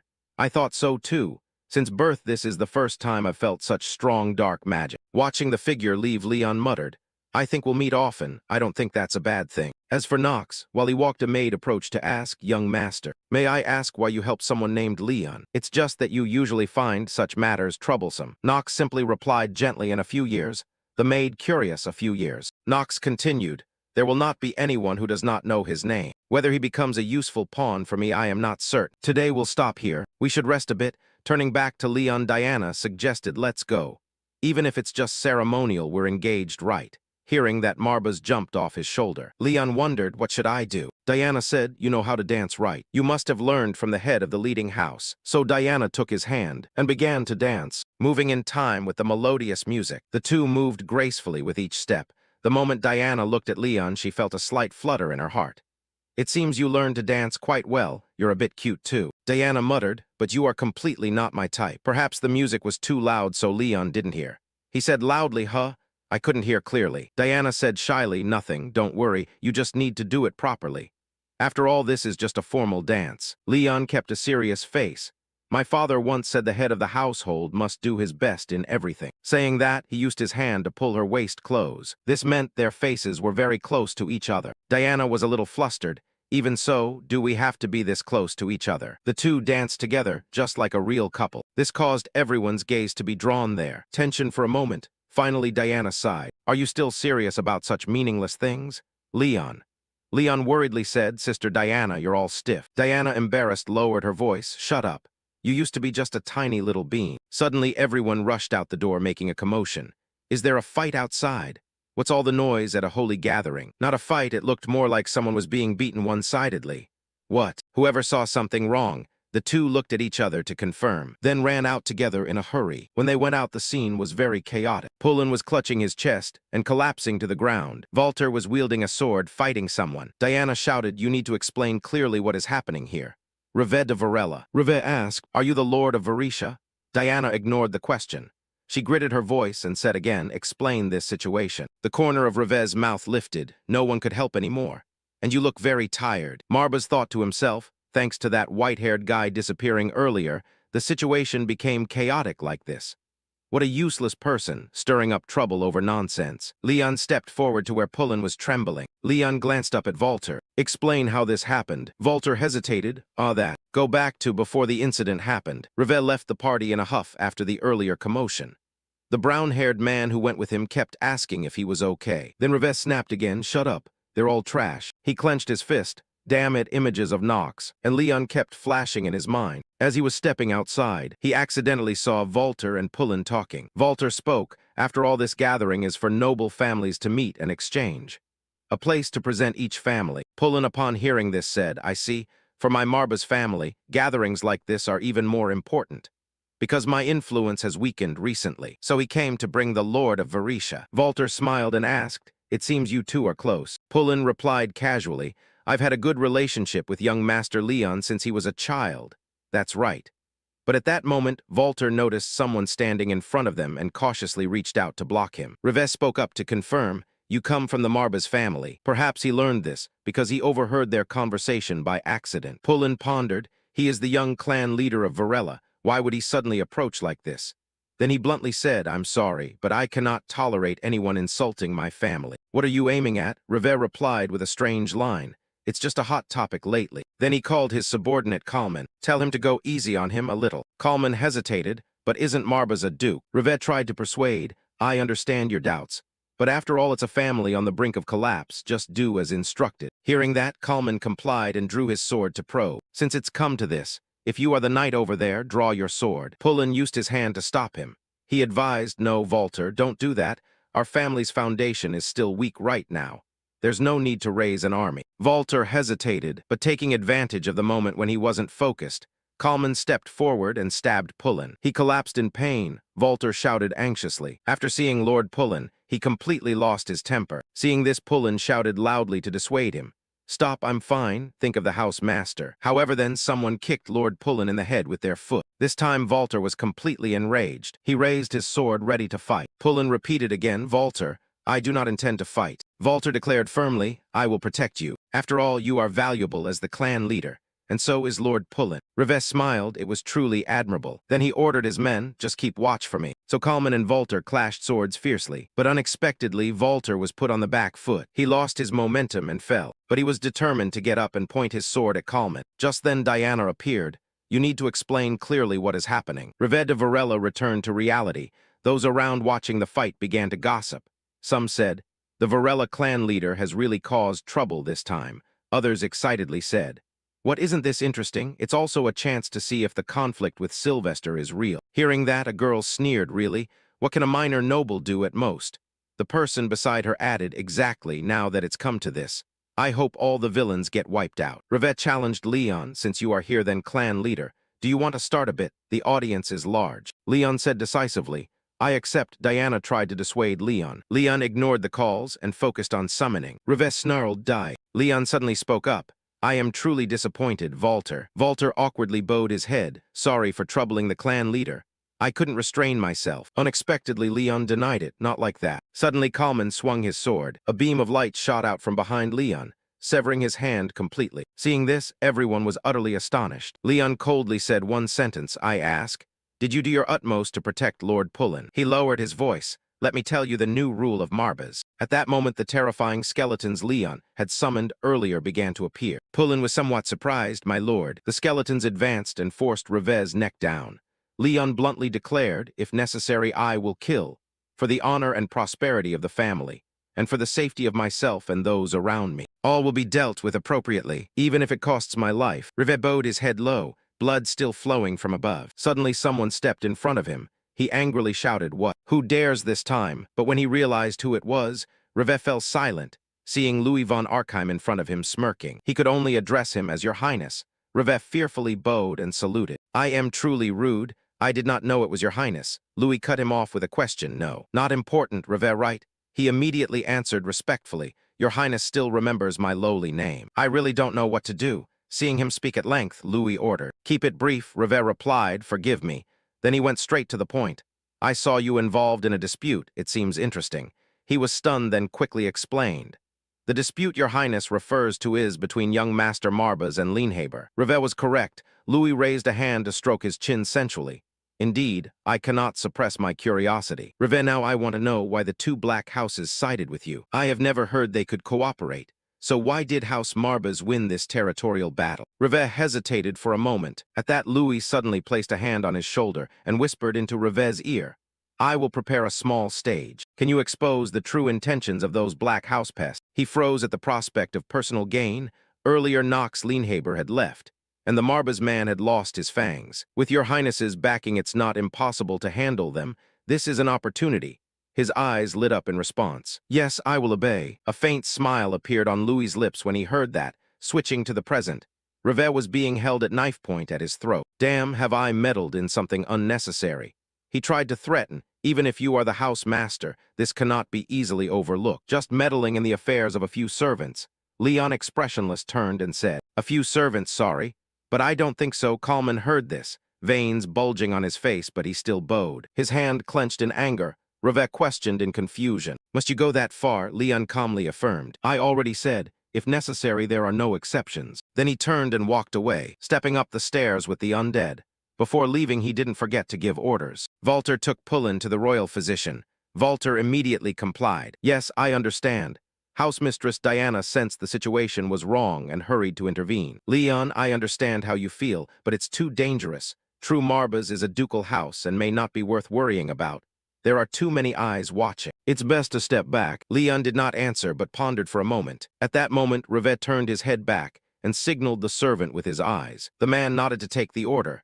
Then he lunged forward to subdue Diana. Marbas grimaced and cursed obscenely. Rivet then revealed his true face and said, Damn it, if you don't intend to play the saint, then you better stop here. Otherwise your toy will get scratched. He showed no concern and tilted his head in puzzlement. No matter how you look at it, Sister Diana is not that kind of person. Are your eyes that bad? Marbas slapped his forehead in helplessness, O contractor. Rivet fearlessly continued to threaten. If you don't want what belongs to you to be damaged, then why not stop and walk away to keep things quiet? The others also hesitated a little. Leon began to emit killing intent and told him, Let me confirm one thing to avoid mistakes. After insulting my house, you also insulted the Berecchia family. So now you have also insulted Sister Diana. If so, one servant's arm may not be enough to pay for it. Something was wrong. The atmosphere suddenly shifted. Leon radiated murderous intent as he asked, Did you just insult Sister Diana? The Lord now leapt up and aggressively proposed, Contractor, begin. Just as people said, silence means admission. He pretended to learn some new lesson. I see, today I've learned something new. If that's the case, then die. Seeing this, he looked at the servant and shouted, If you insist on wanting to see me die. But Riv was wrong to let Diana be captured. She quickly dealt with the servant. Blood spattered across his face, but Diana smiled, a mask appearing on her face. Diana moved to stand behind Leon. The undead he summoned began to annihilate all the enemies. One by one, they fell before Rivet. His face changed from pale to dark. A hand reached out and grabbed Rivet's face. Leon looked at him with cold, murderous intent. Only then did Rivet feel fear. Diana, seeing that, wondered how could it be. I heard Leon has grown stronger, but I didn't expect it to this extent. Marbas now approached, wagging his tail, telling the young lady you seem very important to him. She asked in confusion, What do you mean? His face showed only interest in explaining. I've never seen a contractor display so much emotion. Rivet then shouted loudly, Wait a moment. But Leon didn't listen and used magic on him. Diana was stunned. The onlookers were also terrified. How could this happen? More importantly, isn't it Leon? Can't you see the housemaster is using dark magic? His mana flow may still be unstable, but it's truly frightening. From now on, Marbas will be treated by society in two ways. Either as an overwhelming victor that people fear and flee from, or as a target everyone wants to kill out of precaution. At this point, Rivet could no longer make another sound. He dissolved back into dust. Leon's face remained calm, even though he had just slain a man. Suddenly, applause rang from afar. Louis stepped forward to praise the recent display. Leon von Marbas, the housemaster of Marbas, how interesting. He continued to clap, though no one welcomed it. Leon replied calmly, It must have been a terrifying sight for the faint-hearted. You truly have peculiar tastes. Diana, shocked, called out. Louis just smiled and said, It's okay. I was simply intrigued, because dark magic has returned after centuries with no one able to wield it properly. How can it be possible now? He maintained his cold demeanor and answered, It could be talent. Even I don't know the full extent, he continued. A talent that hasn't appeared in centuries. What do you mean? Leon did not hold back before the crown prince and replied, I'm not sure either. But what I'm sure of is that I have not lost, and that I'm still standing here. That I have not lost, and that I'm still standing here. Louis's face hardened. He said as if issuing an order. Just ensure that such talent is not pointed at the royal family. Leon smiled gently and tilted his head. Yes, as long as they don't stand in the way of protecting Marbas. The guards followed behind. Louis suddenly felt uneasy at seeing his expression. Louis turned and left without a word. Marbas then climbed onto Leon's shoulder and said, well done. Many will try to suppress you, but thanks to the chaos at the gathering, things will be quiet for a while. You must grow up quickly. He replied indifferently, all right. Then the Lord switched off his joking mode to issue a serious warning. That man is dangerous. I can smell someone of the same kind as me. Leon agreed with Marbas's opinion. I sensed a base, dark aura, as if something demonic. The night fell over everything. Inside the room, Marbas jumped onto the soft mattress and lay down. Leon also looked up and relaxed after a tiring day. After the incident ended, they brushed off the Revet matter as if it were nothing. Marbas then spoke up. It was definitely that prince's doing. Louis must be plotting something. He joined the discussion. Things will get harder from now on because we barely managed to handle the loan advance fees. So we need to strengthen the fund and also repair the facilities. But as Diana said, we need an excellent chancellor. Memories drifted back to when Diana spoke. Exactly. She pointed at Leon's face and asked, if you keep circling money just to pay debts, you'll be a debtor for life. Are you planning to die and leave that debt to your descendants? He pondered at this. I don't want that, the Black Crow quickly offered an opinion. You just need to reach the pinnacle and become a great archmage. Then you will not die. You can spend the rest of your life paying off debts. Marbas angrily cut in, shut up, Crow. I will not allow my contractor to be a lifelong servant to the loan sharks. Helen asked with great concern. But is that really okay? The truly outstanding chancellors are sought after by the city-states. Leon added. So our situation is to spend money to make money. He frowned as he affirmed the plan. Fretting in advance is not a good habit. Let us return first and plan for the future. He clenched his hand in determination. Fine. I will certainly find an excellent chancellor. For the family, Leon's eyes gradually returned to the present. He turned to Marbas and said, I will post a proclamation. You asked in surprise. A proclamation, Leon patiently explained, whether noble or slave. As long as they have the ability, I will give them the position. Marbas hummed with interest. He added, though I hope the wages will be a bit cheaper. Hearing that the Lord could only appraise. If you hadn't said that, I might have thought you were really cool. The Black Crow interjected angrily, truly a foolish lion. How dare you insult my great master just because he doesn't spend more? Marbas shot back. You two clean up that pile of trinkets. The company said. He then grabbed his things and sulked off. This is my reward from the recent trip. I won't share it with anyone. Leon paid no attention to the small quarrel and called for others.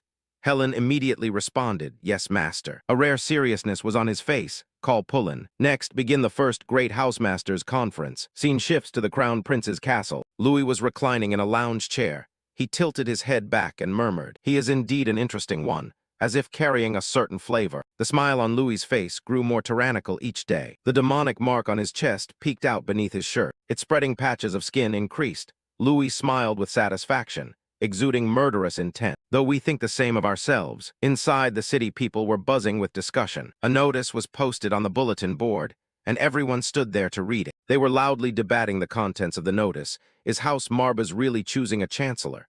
Asked a blond man, is that family rich enough to hire a chancellor? His companion hastily warned, hey, watch your mouth. Still, this is excessive. Our head of house must have some plan. The blond man stepped toward the notice. It could be so, but look here, didn't they say they accept anyone regardless of status? Didn't they say they accept anyone regardless of status? Others nodded, that's right. He seized the chance to elaborate. The only explanation is the family is running out of funds. A slave or a commoner who doesn't even know a letter.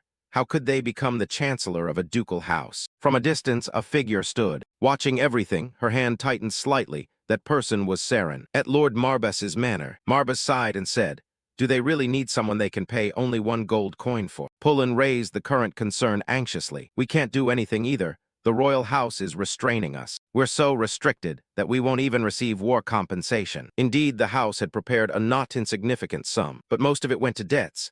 Leon calmly summarized, leaving about 100 gold coins on hand. Probably not enough to last a month. Black Fruit shouted angrily, this is serious. Crow also has to sign a contract. The master must give me peanuts. Walter remained calm and reported the situation. Currently, the applicants for chancellor had gathered outside. Why not meet them once and decide?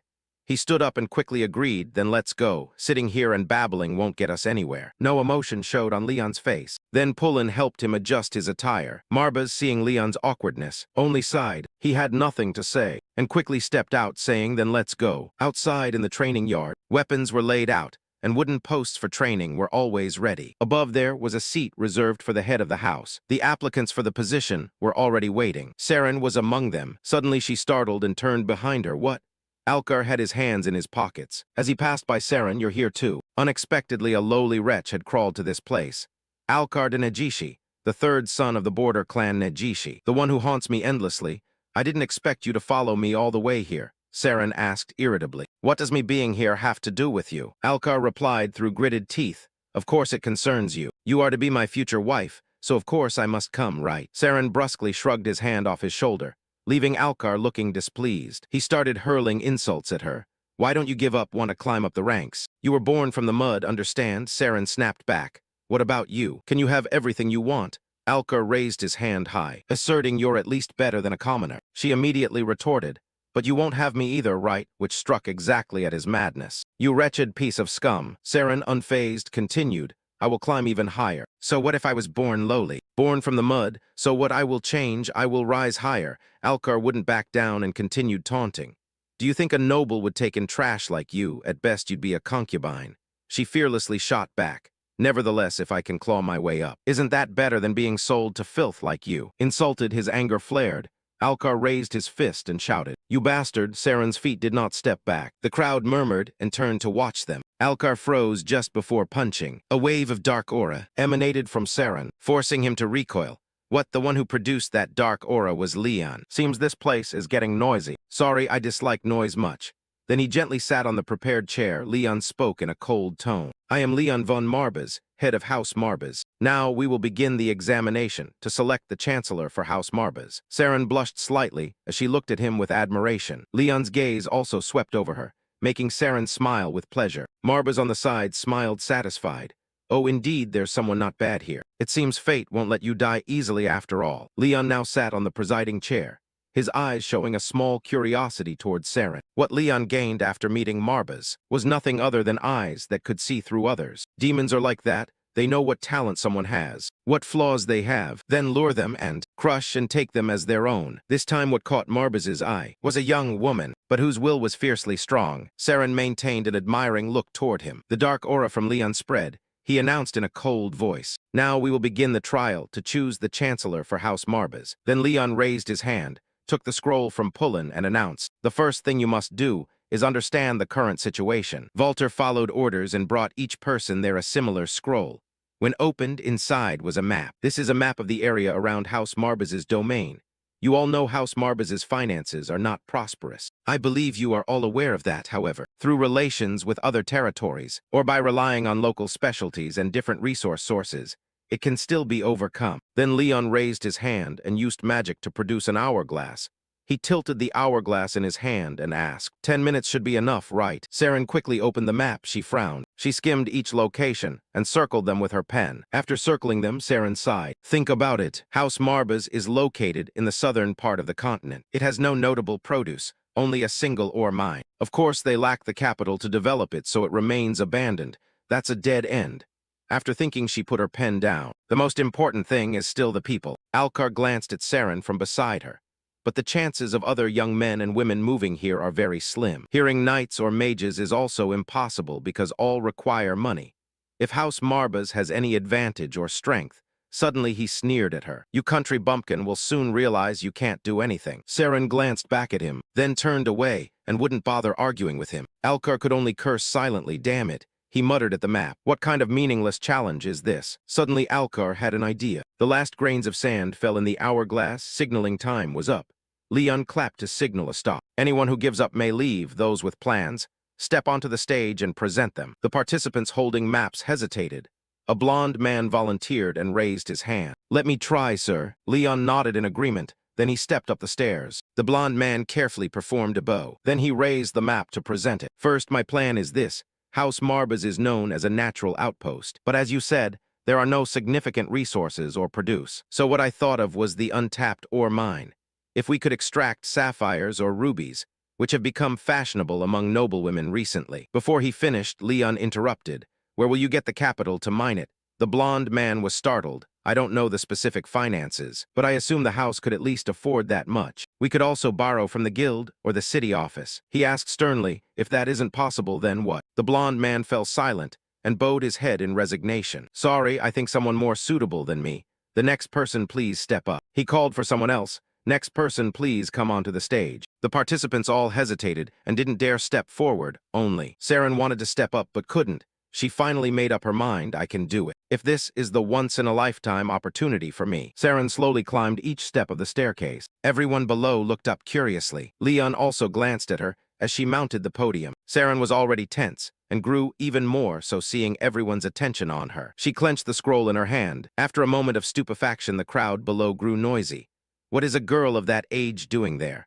House Marbas must be in dire straits to call on an ordinary servant. Indeed, they'd been struggling long before the young master took the head seat. Leon sat in the presiding chair, unconcerned by the commotion, activating the power of his eyes to look at Marbas. This one might deserve your attention more. You find it interesting, he replied in a low voice. Indeed, I sense the same potential I saw in your warrior, the scent of an uncut gem. After speaking, Leon turned to Saren and spoke. State your proposal, first your name and background. Saren looked at him resolutely and said, Siren, master, I am an orphan. Then she stared at him. Cut to days earlier, Leon sat in his room pondering this new ability to distinguish the gifted. Thanks to my contract with Lord Marbas, it only manifested a few days after I first met him. Marbas, annoyed at Leon's staring, spoke. Listen, contract bearer. From now on you must command countless subordinates and subjects at your side. Only then will you attain even a fraction of the ancestors' glory. The glory of the one once called Lord of Lost Souls. Leon glanced at Marbas and replied, I do not doubt your wisdom, master, but I will not randomly recruit useless street folk. Our family's revival needs more worthy hands. Marbas smirked and asked back, indeed. But what if I grant you the power to winnow the chaff from the grain? Leon looked down at Marbas in puzzlement. Seeing this, he admonished him, observe, contract bearer. Then he lifted his foot, and a surge of power appeared, like an eye manifesting a concentrated force. It flew and merged into Leon's eyes. He gasped, looking into the mirror, whispering, my eyes. Marbas, sitting beside him, explained, it will grant you clarity when recruiting new allies. The more talent there is, the more brightly they will shine. Leon stood by the window, looking down at the training yard in thought. Marbas stood on the ledge watching with amused interest. So, what do you see? Leon was silent 5 seconds before answering. A multitude of whites, deep reds, amber golds, and countless other hues, Marbas praised. Good, whoever has the brightest hue possesses the greatest talent. Leon awoke. I understand. Then I must watch candidates with the strongest light. I have a question to ask you. Master, even with these powers, is there still hope to revive House Marbas? What talent do I have to serve that purpose? Marbas fell into a mysterious contemplative silence and turned away. That is a question that needs no answer.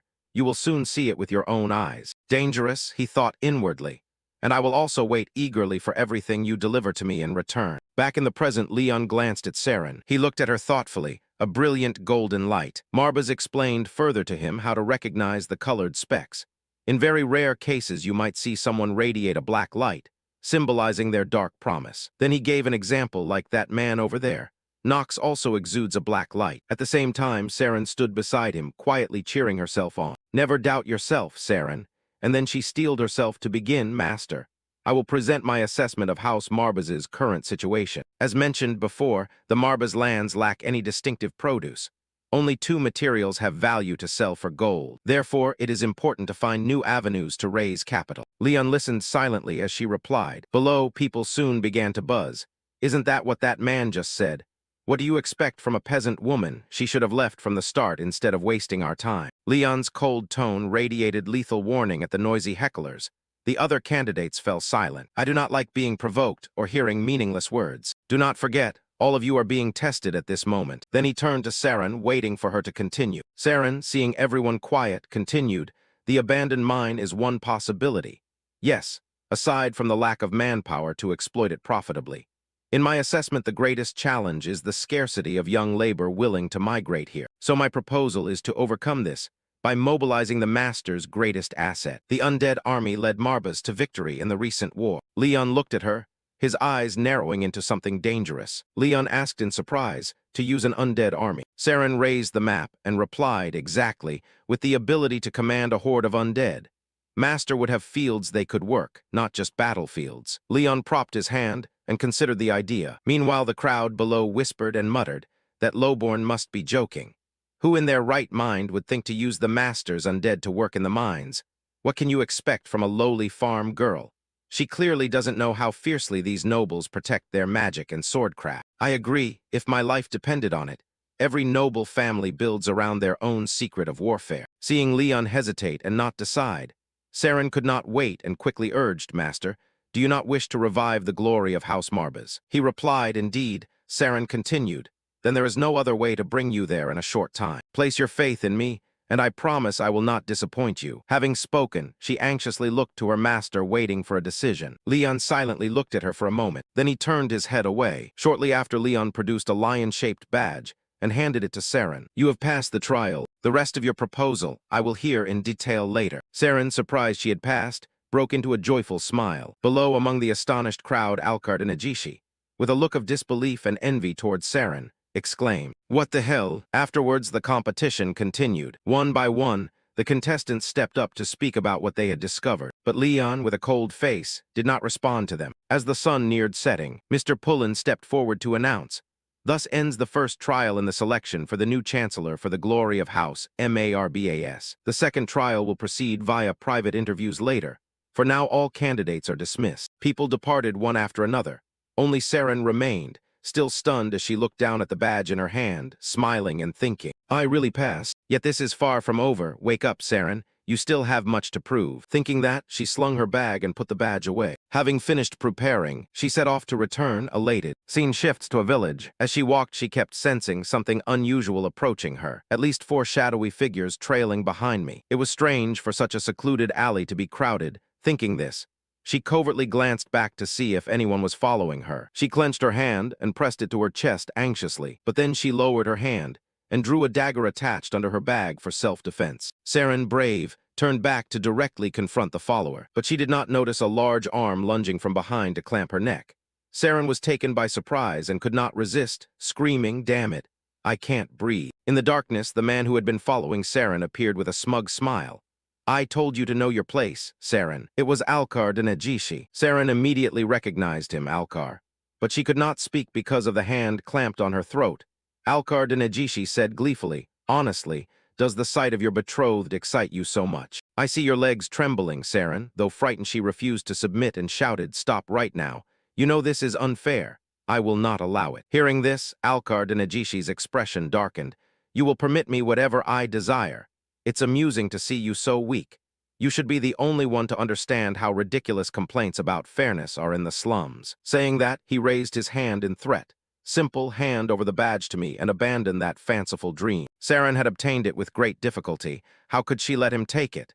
She resolutely resisted. No. Do you think I will kneel before someone like you? With that, she stomped hard on the foot of the man, choking her with her boot, and shoved him away. Not stopping there, Saren summoned all her strength, grabbed the dagger and lunged at Alcard and Ajishi, but he easily caught her arm and subdued her. His gaze seeming impatient, he asked, is that all? I think my new bride will need to learn some manners first, you lot. At his call, a group of people from the alleys immediately appeared and surrounded Saren. Alcard and Ajishi smiled wickedly and ordered, just make sure she stays alive. Without hesitation, his henchmen lunged like starving tigers to grab Saren's belongings. Suddenly, the badge Leon had given her emitted a purple light. It rose up from her clothes, radiating great spiritual energy. Immediately after, Leon appeared out of nowhere. He said coldly, I had hoped to avoid killing my own subjects. The henchmen were terrified at his appearance. Saren was also taken aback. Then Leon casually snapped his fingers, his voice calm to the point of being frightening. But that is the sad duty of a lord. For House Marbas, a powerful spiritual aura emanated and enveloped the henchmen, causing them to fall one by one in agony. Alcard and Ajishi, surprised by the sight, turned to anger, grinding his teeth. Saren watched the scene, worry clear on her face. Saren stepped forward and asked, Master, what are you doing here? Leon kept that expression and repeated his words once more. I told you it is my duty. Saren widened her eyes in disbelief. Leon stepped forward and continued. It is also the duty of a lord to seek talented retainers to serve the domain, and I will not let my subjects die in vain like this. Alcard Nagishi, bitter that his plan failed, still knelt and begged, "Please forgive me, master. I truly did not know you were paying attention to that girl. Please grant me your pardon." Leon frowned and exclaimed, "Paying attention, heavens, what nonsense are you thinking?" Having said that, he fixed them with a gaze sharp as a blade, and ordered the Scotan soldiers. Then he proceeded to interrogate Alcard Nagishi. "Is that right? I suppose your intention was to harm this woman, am I correct?" Alcard Nagishi, sweating with fear, hurriedly replied, "I would never dare look at her again, master. I must have lost my mind." Leon did not hesitate to state his scheme. If someone else had stood in for her, you would have sent your lackeys to attack both. Alcard Nagishi was struck to the heart by Leon's words and could not retort, only bowing his head in silence. Leon continued to press him with rapid questions. "Answer me. A life spent trampling the weak and bowing to the strong. How much pleasure does that bring you?" Alcard Nagishi, terrified by the murderous look Leon gave, begged desperately, "Forgive me, master, this will never happen again, just spare my life." As he finished speaking, a sharp blade reflected the fear on his face. A Scotan soldier raised his sword high, accompanied by Leon's judgment. "Clearly your answer is not worth hearing." With that said, he turned and walked away, leaving behind the dreadful screams of Alcard Nagishi as he was executed. Saren, seeing this, was speechless, frozen in place. Leon approached her and announced, "After that incident, the second trial is unnecessary. Let's go." "Miss Saren," he said, smiling faintly. Scene shifts to Leon's manor. Lord Marbas asked, in other words, "You killed one of your subjects right in the street." Leon replied indifferently, "Of course, all for House Marbas." Saren sat properly in the back seat after he brought her home. She furtively looked at the surroundings, admiration evident on her face. Pullen, holding a paper beside him, spoke in his defense. "I think he is a man of terrible character, master. What you did was indeed reasonable. You need not worry about it any longer." The Dark One also chimed in. "Fine. Eliminate such worthless people from the world. When finished, only half of humanity need remain." Leon replied with an emotionless face, "Anyway, I'm glad to hear the matter has been resolved." Then he looked at Saren and said, "And now welcome you to serve House Marbas, Miss Saren." Saren started, embarrassed. "Oh, thank you, master. I will do my utmost, Miss Saren. Why so formal?" "Master," Leon, hearing this, asked back, "It's my habit to address others with respect. Does that make you uncomfortable?" Saren, dizzy with confusion, hurriedly denied, "Not at all, master. I would never." Mr. Pullen stepped forward, smiling to reassure. "Don't mind it, Saren. The master's manner of speech is probably unusual among the nobility." Saren forced a smile and replied, "I understand. Thank you, Pullen." Walter added, "I was equally awkward seeing a noble treat a subordinate with respect, but you'll get used to it." After the greetings were done, Leon went straight to the main matter. "Now to more important things. You will have many tasks as the new Chancellor of House Marbas. I'm impressed by the proposal to use the undead for agriculture and to restructure the family's finances." Saren smiled but spoke cautiously. "I am honored, master, but I'm not yet sure how feasible that proposal is." Leon, with an imposing gaze, replied, "Let me judge that. You can rest assured. I am the lord of this land, and it is entirely my decision how to deploy the Legion of the Undead. The only thing I ask of you is honest counsel.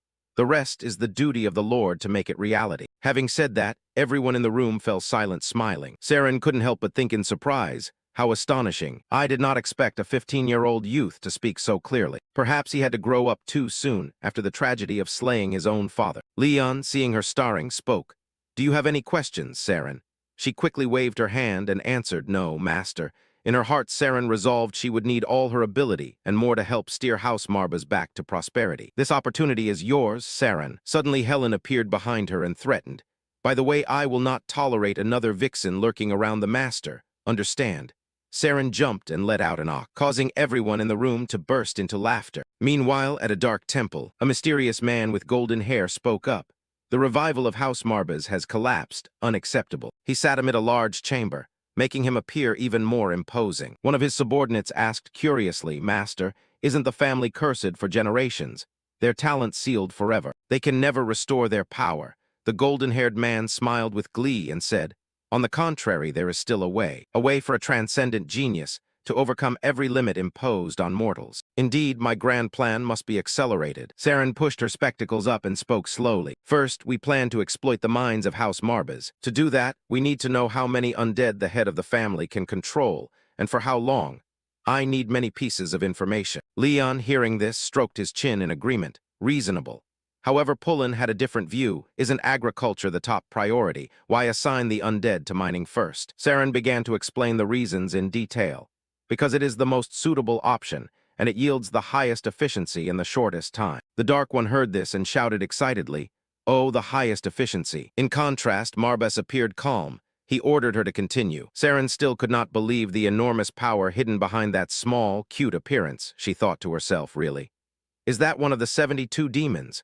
No matter how you look at it, it just looks like a cute lion. She continued her presentation. You surely know mining is a very dangerous job. Just one mistake can send many people to their deaths. But the profits are also enormous. It is very suitable for making big gains. Helen rejoiced. She clasped her hands and came up with an idea. Using the undead means we don't have to risk civilians' lives. Even if a mine collapses, it's much safer, right? Saren also found this suggestion excellent. She replied, "That's right. So we will scout the mine first to determine what minerals there are and what the demand is. Agriculture is also important. But to maximize profit, we need to trade with other domains, prioritize wealthy ones." Everyone listened intently. Leon closed his eyes and repeated his earlier words. Reasonable. Before inspecting the mine, I must assess the limits of my own capacity. Saren asked him again, "Is that all the undead we saw earlier?" Marbes, full of pride, brushed off the notion.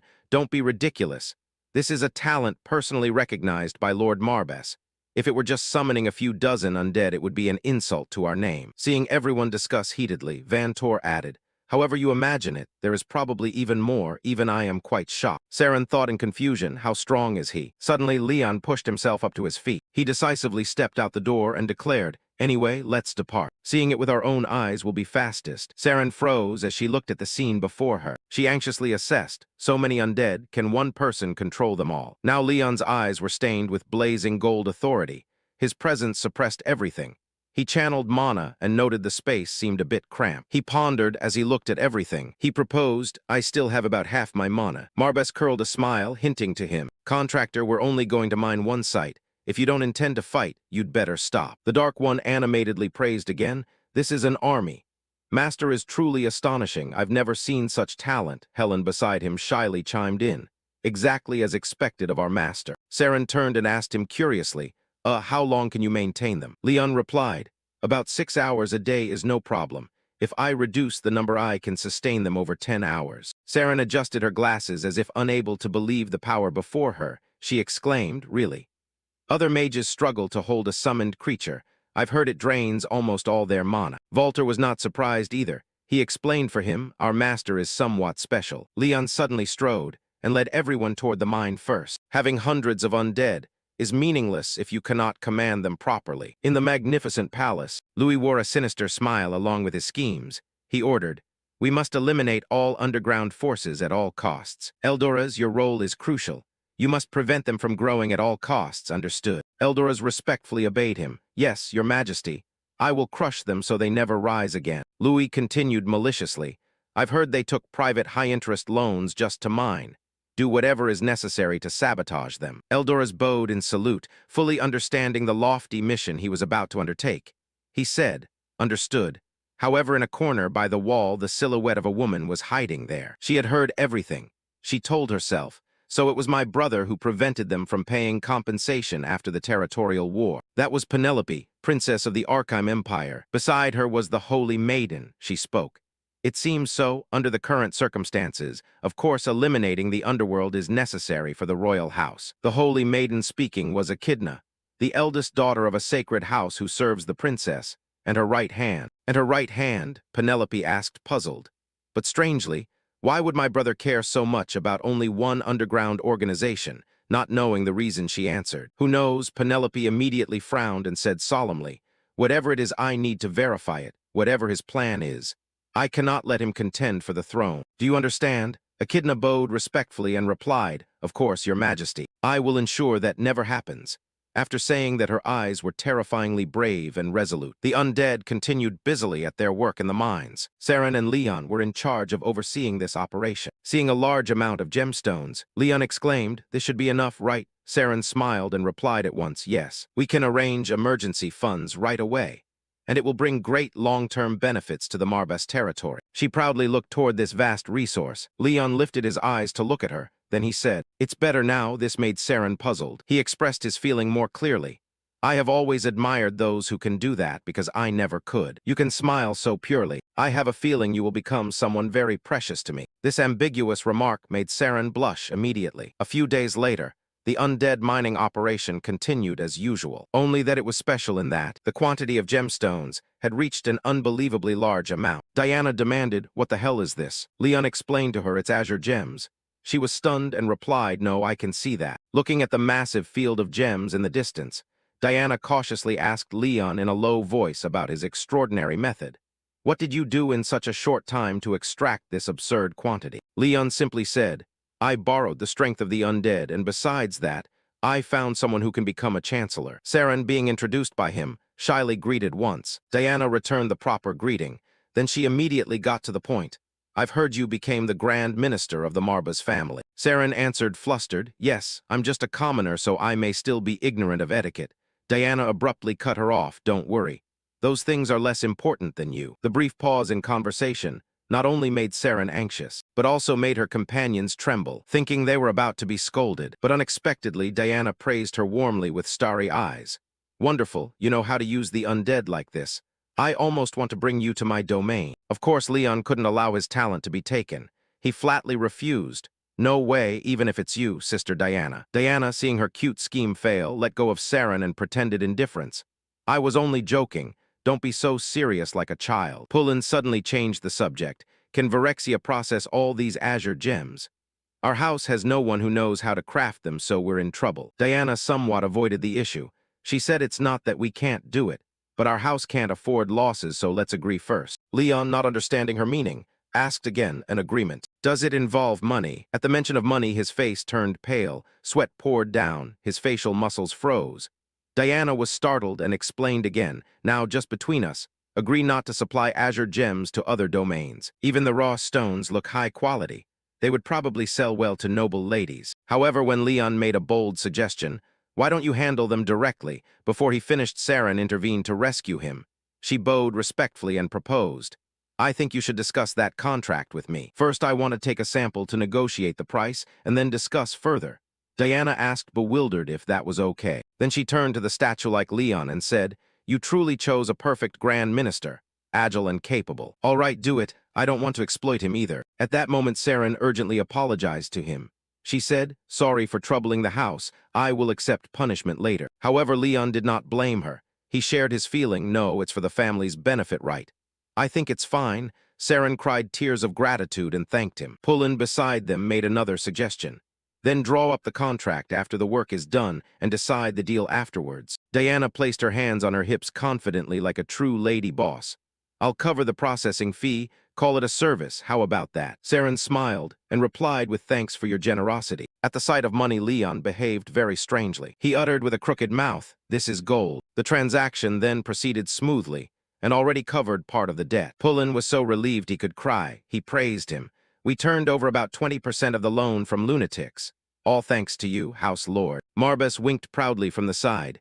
He said, "Of course, if you are my contractor." Unfortunately, before he could finish boasting, a loud shout rang out. Walter threw open the door and reported bad news. "Sir, urgent news. The water dam near the north gate of the Marbas estate has collapsed.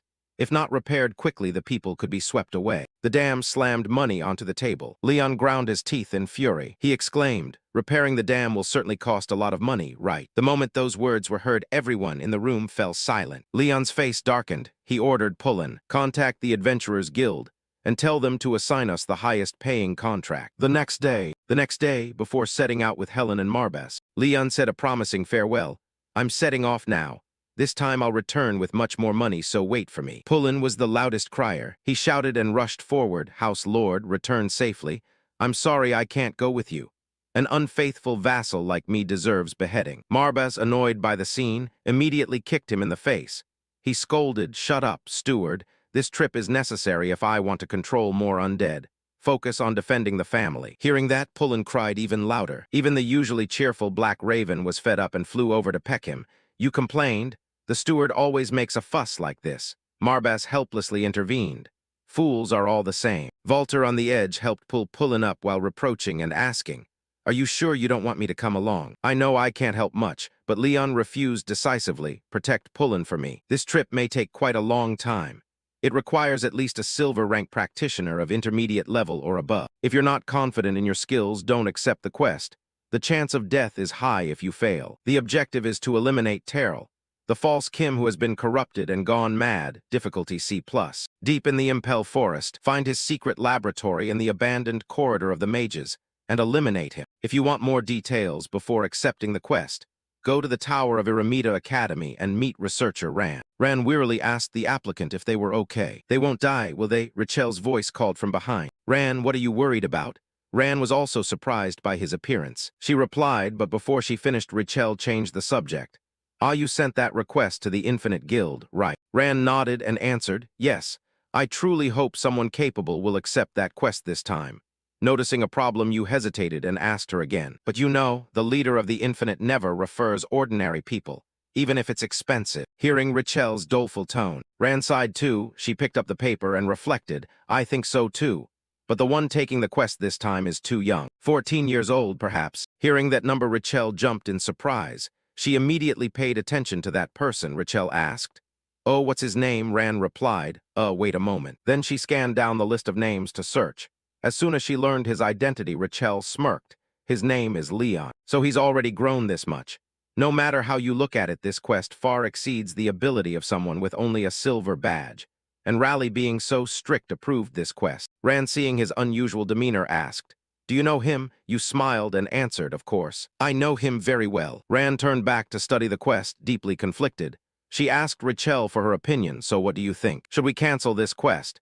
You took the paper from her hand and refused the earlier suggestion. Don't cancel. Let's wait and see. Actually, he's much more reliable than the ordinary adventurers. Ran was bewildered. She exclaimed, huh? Richel turned and left a line. You'll see soon enough. He's not the type to sob and run away in fear. In another scene, Leon, Mass, and Helen were on their journey together. Helen spoke. So you saved us on that quest? Leon replied, it could be said so, of course, interrupting him. Marbaz voiced his opinion. If you count turning you into wraiths, then it's effectively a rescue, right? You signed the contract.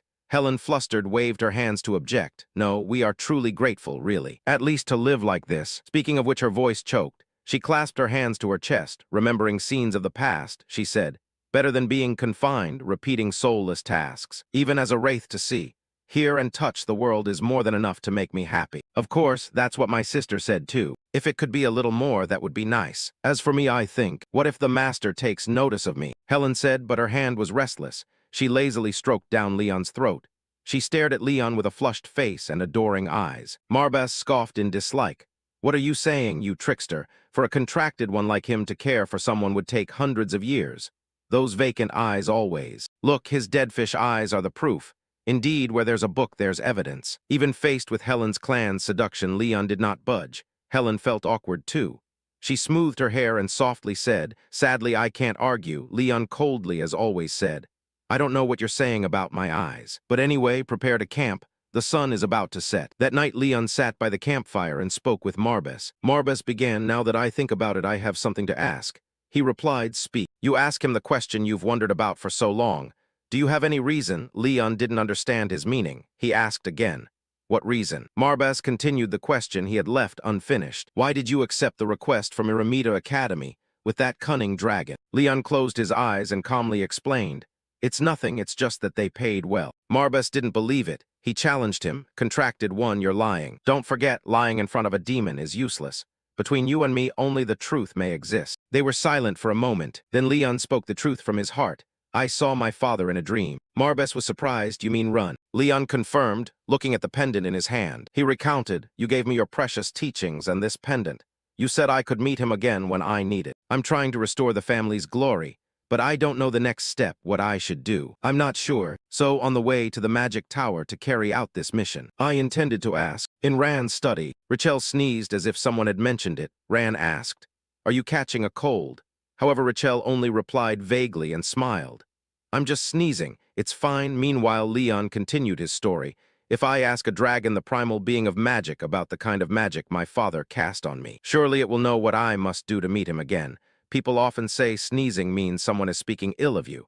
Richel also believes that. She sighed, inwardly thinking, Is someone talking behind my back? Returning to the conversation between Marbas and Leon, he licked his body and nodded in agreement with him.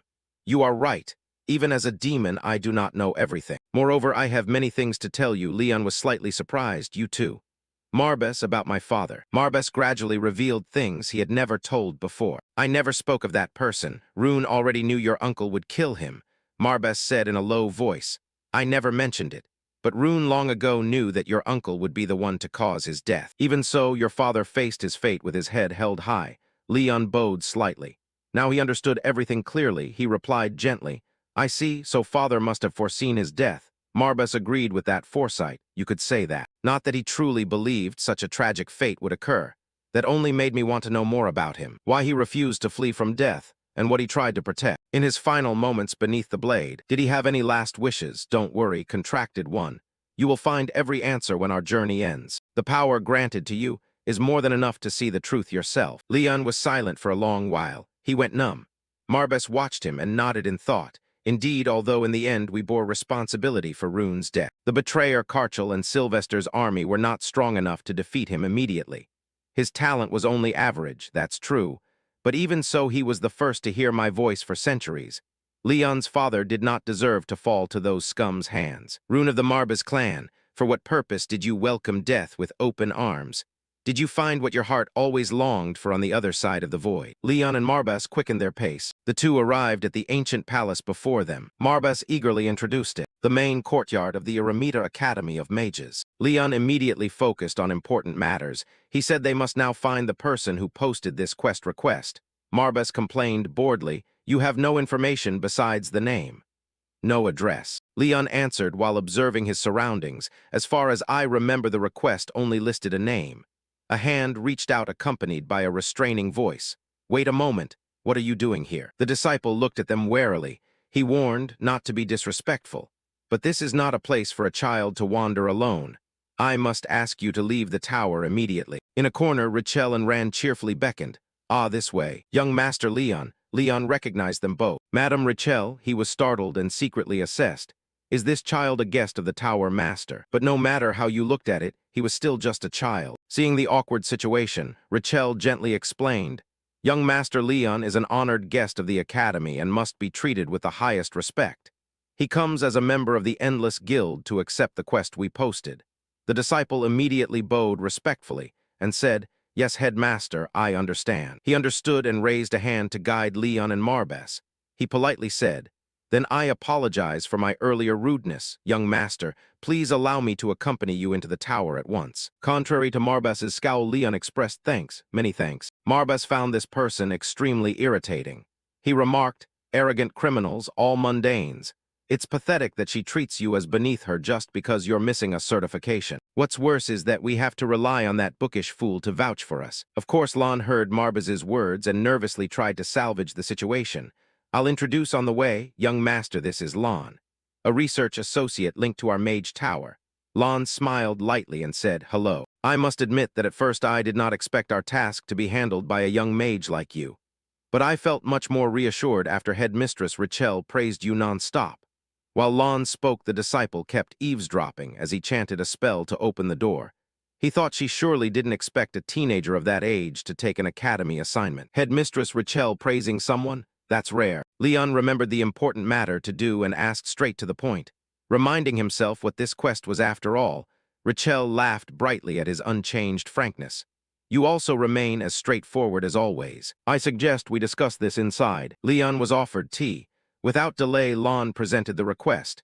Now, before I begin to explain the details of the quest's nature, there is one thing I must emphasize to you, something extremely important. Hearing her speak so seriously, Leon grew uneasy and curious, wondering what it could be. Lon worriedly made a proposal. I'm afraid, Young Master Leon, we must change the quest's difficulty level.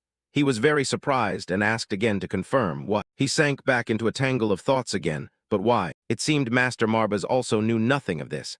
I suppose we should hear her out first. After a while of exchange between them, Leon stroked his chin and summarized the whole matter. In conclusion, Lon, you sent the quest request to Endless with a lower difficulty than reality to reduce the posting fee. Then, after lowering the fee, you planned to reveal the truth to whoever took the quest. and entice them with additional pay you could muster. Not only that, the target to be neutralized is a former member of Terrell Academy, a mage and an alchemist of collapsed gold. Lan's eyes grew sorrowful. She replied sadly, "Yes, sir, so I will do everything to compensate. But it turns out no adventurer is capable enough to do this quest, and my finances remain as tight as ever. I beg your forgiveness." With that, Lon bowed an apology. Rachel smiled to relieve the situation. "But you can imagine I am truly not in a position to step forward. I want my intervention to be the last resort." If truly necessary, Leon could not fathom their intent, he questioned. "But why tell me the whole plan after the quest?"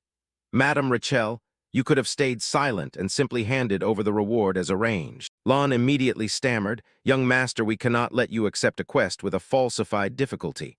My conscience will not allow it, and there is always the possibility we will have to withdraw the request entirely. We came here to collect the posted fee and will not leave empty-handed." Leon snorted stiffly and made two simple demands. "Please, Miss Lon, either fix the quest or leave us a dungeon of debt awaiting us." Rachel understood his meaning and shifted her attention to concern for her. "Lon, if you worry about having falsified the difficulty, I think young Master Leon will gladly accept a reasonable additional payment. And with that, he will do everything the quest requires." Leon firmly promised. "Yes, anything and everything. Raising the difficulty does not faze me, as long as the reward is increased accordingly." His eyes lit up at mention of money, yet Lon remained unconvinced. She stood up to express herself. "But this is not only about money. Young master, you may be in danger. From what I hear, you are a passionate teenager of only 14. And though I do not know the extent of your magical ability, this quest may exceed the capabilities of a silver-rank adventurer." Leon asked her back, "Why would it exceed my abilities?" Thinking of that person, Lon trembled and answered, "Because Terrell is a prodigious monster whose power increases at a terrifying rate each day. To be honest, I bear part of the responsibility for his fall. I do not want to involve a young adventurer like you in something I caused." Hearing this, Leon grasped the core idea. He wondered, caused by her. It seemed her concern for me was genuine, especially since my enemy is gaining strength at a terrifying pace. Then he fell into thought for a long while, but in the end he still smiled confidently. Leon radiated magical pressure around him. As if he truly had the victory in hand, he happily accepted. "No problem, Miss Lon. I will take this quest." In the old palace, Lon collapsed exhausted into a chair. She felt perplexed. "I truly cannot understand who would dare demand more money in this situation." Recalling Leon confidently saying, "That will not be a problem, Miss Lon. I will take the quest." She also realized that the tower master had placed great trust in the young master. He must be another monster, just like that silver-haired one. Lon left the room and went out onto the balcony. She was gloomy. Closing her eyes, Lon recalled how she had anxiously asked after Terrell's health. He only said, "Lon, don't worry, it's just a normal nosebleed. Even though I don't have innate talent like you, I still want to become a great alchemist. Then everyone will see that talent is not everything. Lon, I thank the heavens for meeting you. I wish time could stop for our love. Then you and I would not have to endure these nightmares, being driven into the slums, beaten like criminals every day." Lon sank down in despair. She muttered, "Terrell, what made you go mad like this? I don't understand. How could you leave me alone?" Elsewhere, Leon was examining the apple in his hand. Lon ran up breathlessly and exclaimed, "Sorry, young master." Leon asked her curiously, "Lon, do you need something?" She pleaded urgently, "Please, I beg you allow me to go with you." He asked back, "What did you say?" Lon gripped her staff and explained, "The abandoned mage hall is a hidden, secret place. Even the keenest eye that is not a mage would struggle to find it. With my support, you will not get lost." She looked confident. Marbes approved. He affirmed, "I suspect she is not lying. My contracted one looked into fate. I see her as an excellent scholar, and around her, I sense the most intense human emotion. People of that sort are often the most steadfast. At least she will not be the first to turn and flee." Hearing Marbes propose this, Leon agreed. He replied, "Fine, you may join our group, but I have one condition. Wherever we go or whatever happens regarding my identity, you must absolutely not say a single false word." Lon was slightly embarrassed by his cold gaze. But then she agreed to the request. "Of course I accept." She wondered, what secret is he carrying that forces me to keep silent? Finished discussing, Leon began to put the plan into action. "So let's go immediately. We have a debt to repay. The sooner the better. Otherwise, Carlene might demand to come along with us." As Leon spoke, he tensely recalled Carlene's terrifying demeanor.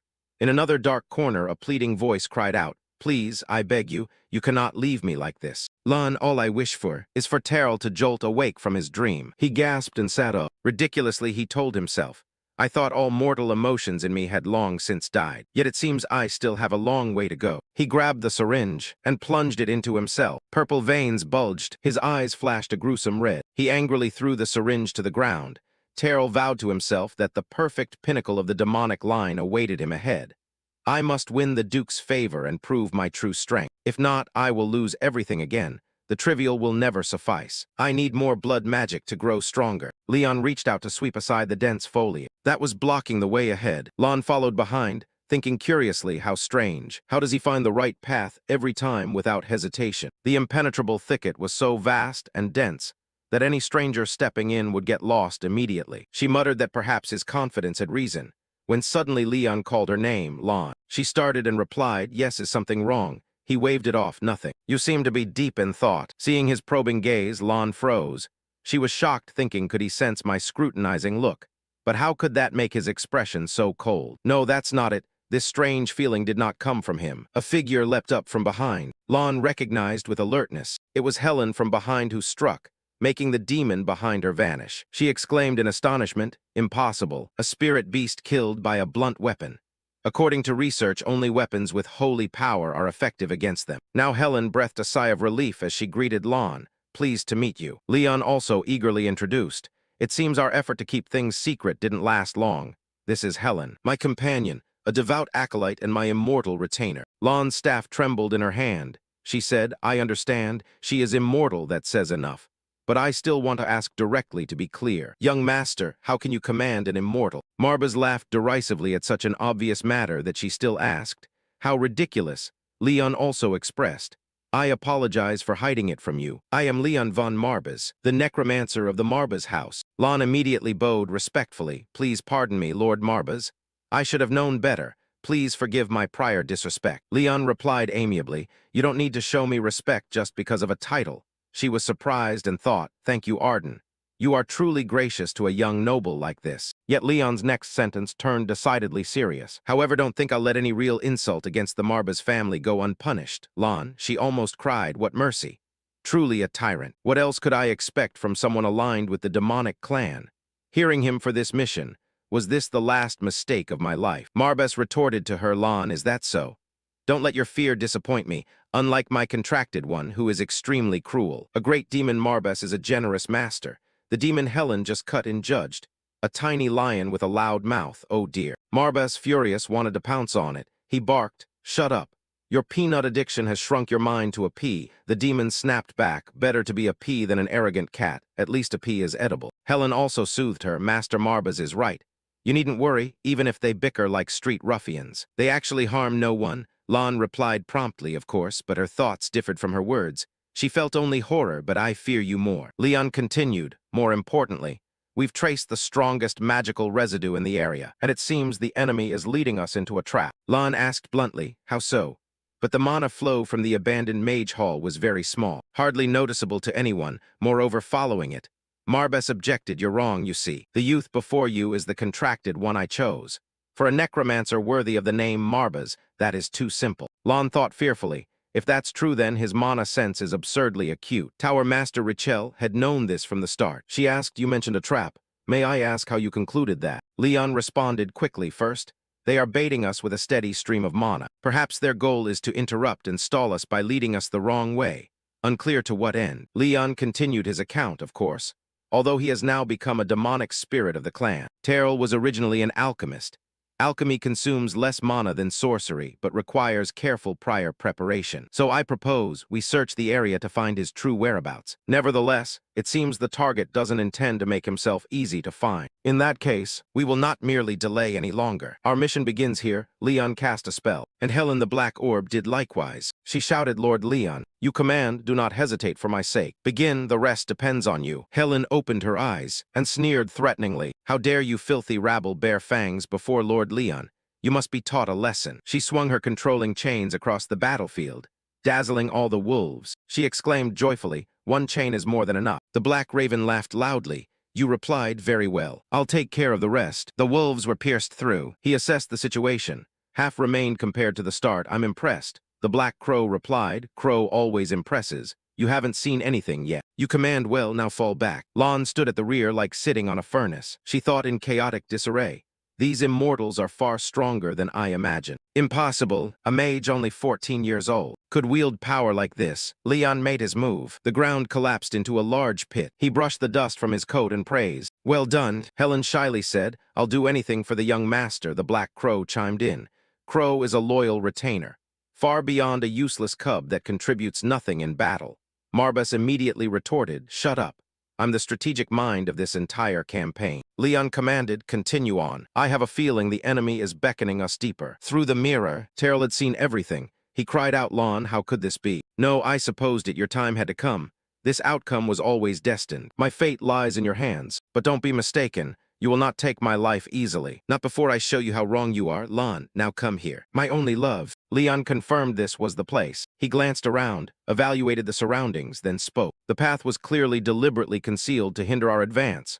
Marbas added, I see ancient mechanisms, likely the remnants of some sophisticated high alchemy apparatus. Lon realized who stood behind. She revealed this could only have been done by him, Terrell, no. He had once been a talented alchemist beyond doubt at our academy. Leon proposed, I think now is an appropriate time to ask, Lon, what exactly is your relationship with the alchemist Terrell? At the question she flinched, he continued to press. I have a sense you two are more than mere colleagues. Lon sighed as the secret was exposed. She answered, I had a premonition I'd have to confess the truth. Marbas bluntly exposed her. If you don't mind, why did you insist on coming with us? Why do you know the target so intimately? And with Terrell once a scholar of Eremita, nearly every aspect of this mission is a mystery to us. In other words, you will tell the whole truth, Elf, especially since no one knows what dangers await us below. Lon could not refute, she replied, you speak reasonably. You have the right to know the truth behind this mission. She stood in the grand hall and disclosed an astonishing truth. As we still have to traverse this long corridor, I'll give you a condensed account of events up to the corridor's end. You may be surprised to hear it, but he and I were once husband and wife. I met Terrell for the first time in the dark alleys of the slums. It had been several years since I became an orphan because of war and was taken in by a merciful master. On that day, Rachel stood beside me and asked, is something the matter? Facing them was a gang bullying a child, they shouted. Where's our pay for today? Do you think we're a joke? Rachel sneered at the scene and praised. What an interesting child. I see no sign of fear or survival instinct. There isn't even a single tear in his eyes. Perhaps he has some defect. Lon asked in pain, can't we take him with us, master? However, Rachel replied coldly, Lon, I think I sense a hint of compassion in your words. Do you believe pity alone is enough to save all the wretches? She immediately bowed her head and said fearfully, no, master. Rachel affirmed to her precisely, therefore you must convince me with reason. Set pity aside and tell me why we should take the boy with us.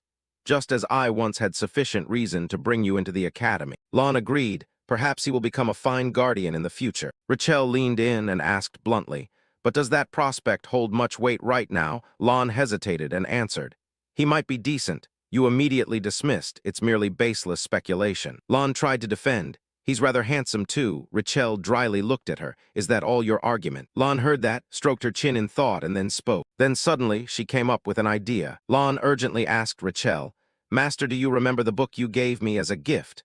Of course you remember which book I gave you for your birthday. Lon continued, anyone who's read it knows. The wisest philosopher in the kingdom once said, if you want to go fast, go alone. But if you want to go far, go together. Rachel had to laugh and praised.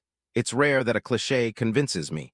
Nonetheless, credit where it's due. Lon, you've done very well in persuading me. Rachel then approached the thugs to intervene.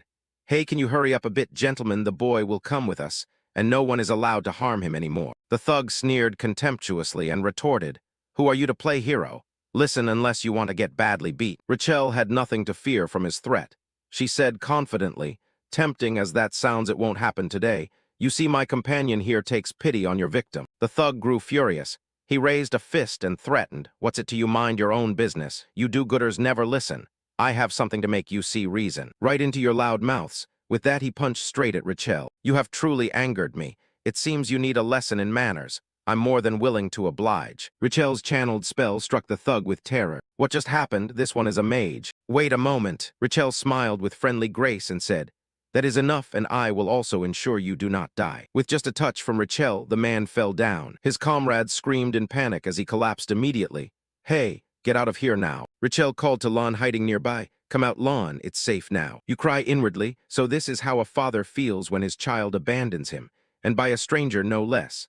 Although Lon isn't my biological child still. Lon stepped up to Terrell and asked, "Hey, what's your name? Why did they beat you?" Terrell replied coldly, "Because I'm weak," and he asked one question at a time. Saving someone and yet being scrutinized, Lon Nu retorted, "Why should I do that? I have so many things I want to know. You should answer more than one question at a time."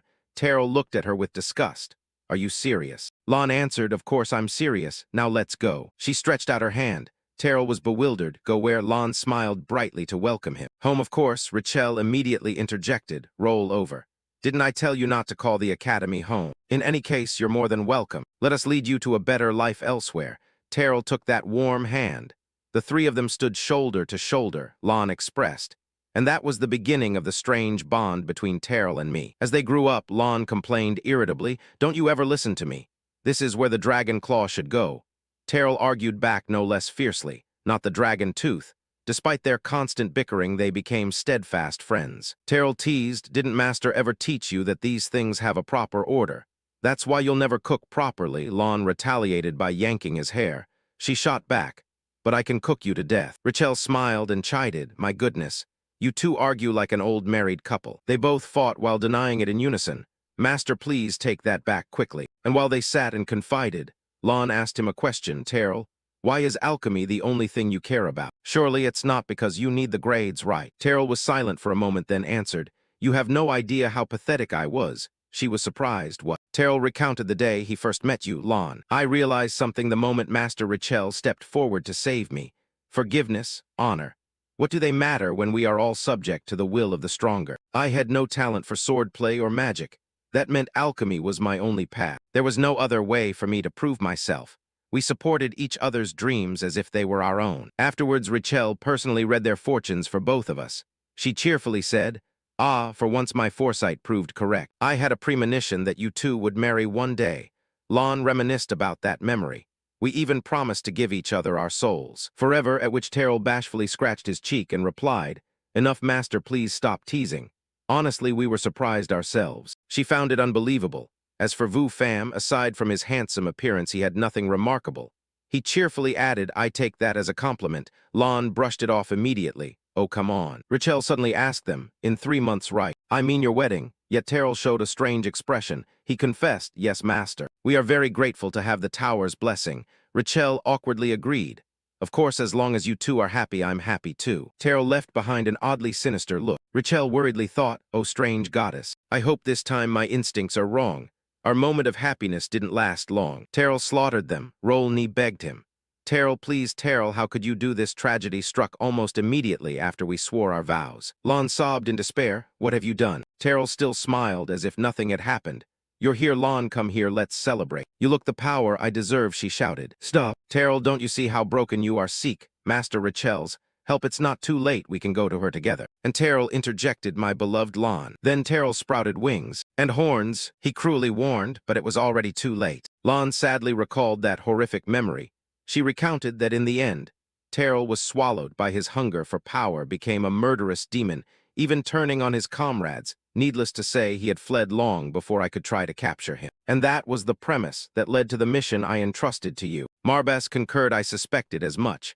That also explains why the reward is higher than ordinary monster hunts. Our prey is a demon with human intelligence and growth potential." Lon immediately agreed and confirmed, "Sir, that is why I set the bounty higher than usual. Right now, Terrell is still growing stronger. If we don't stop him now, there may be no more chances." Leon spoke to reassure her, "Don't worry. I have pinpointed his location." Marbas urged him, "Then move quickly. The stench of this demon offends my nose." Lon promptly commanded, "We depart immediately." Elsewhere, Karen panicked to herself. How could this be? This cannot be. How did they do it? He pondered, "This is a magical labyrinth erected to shelter me.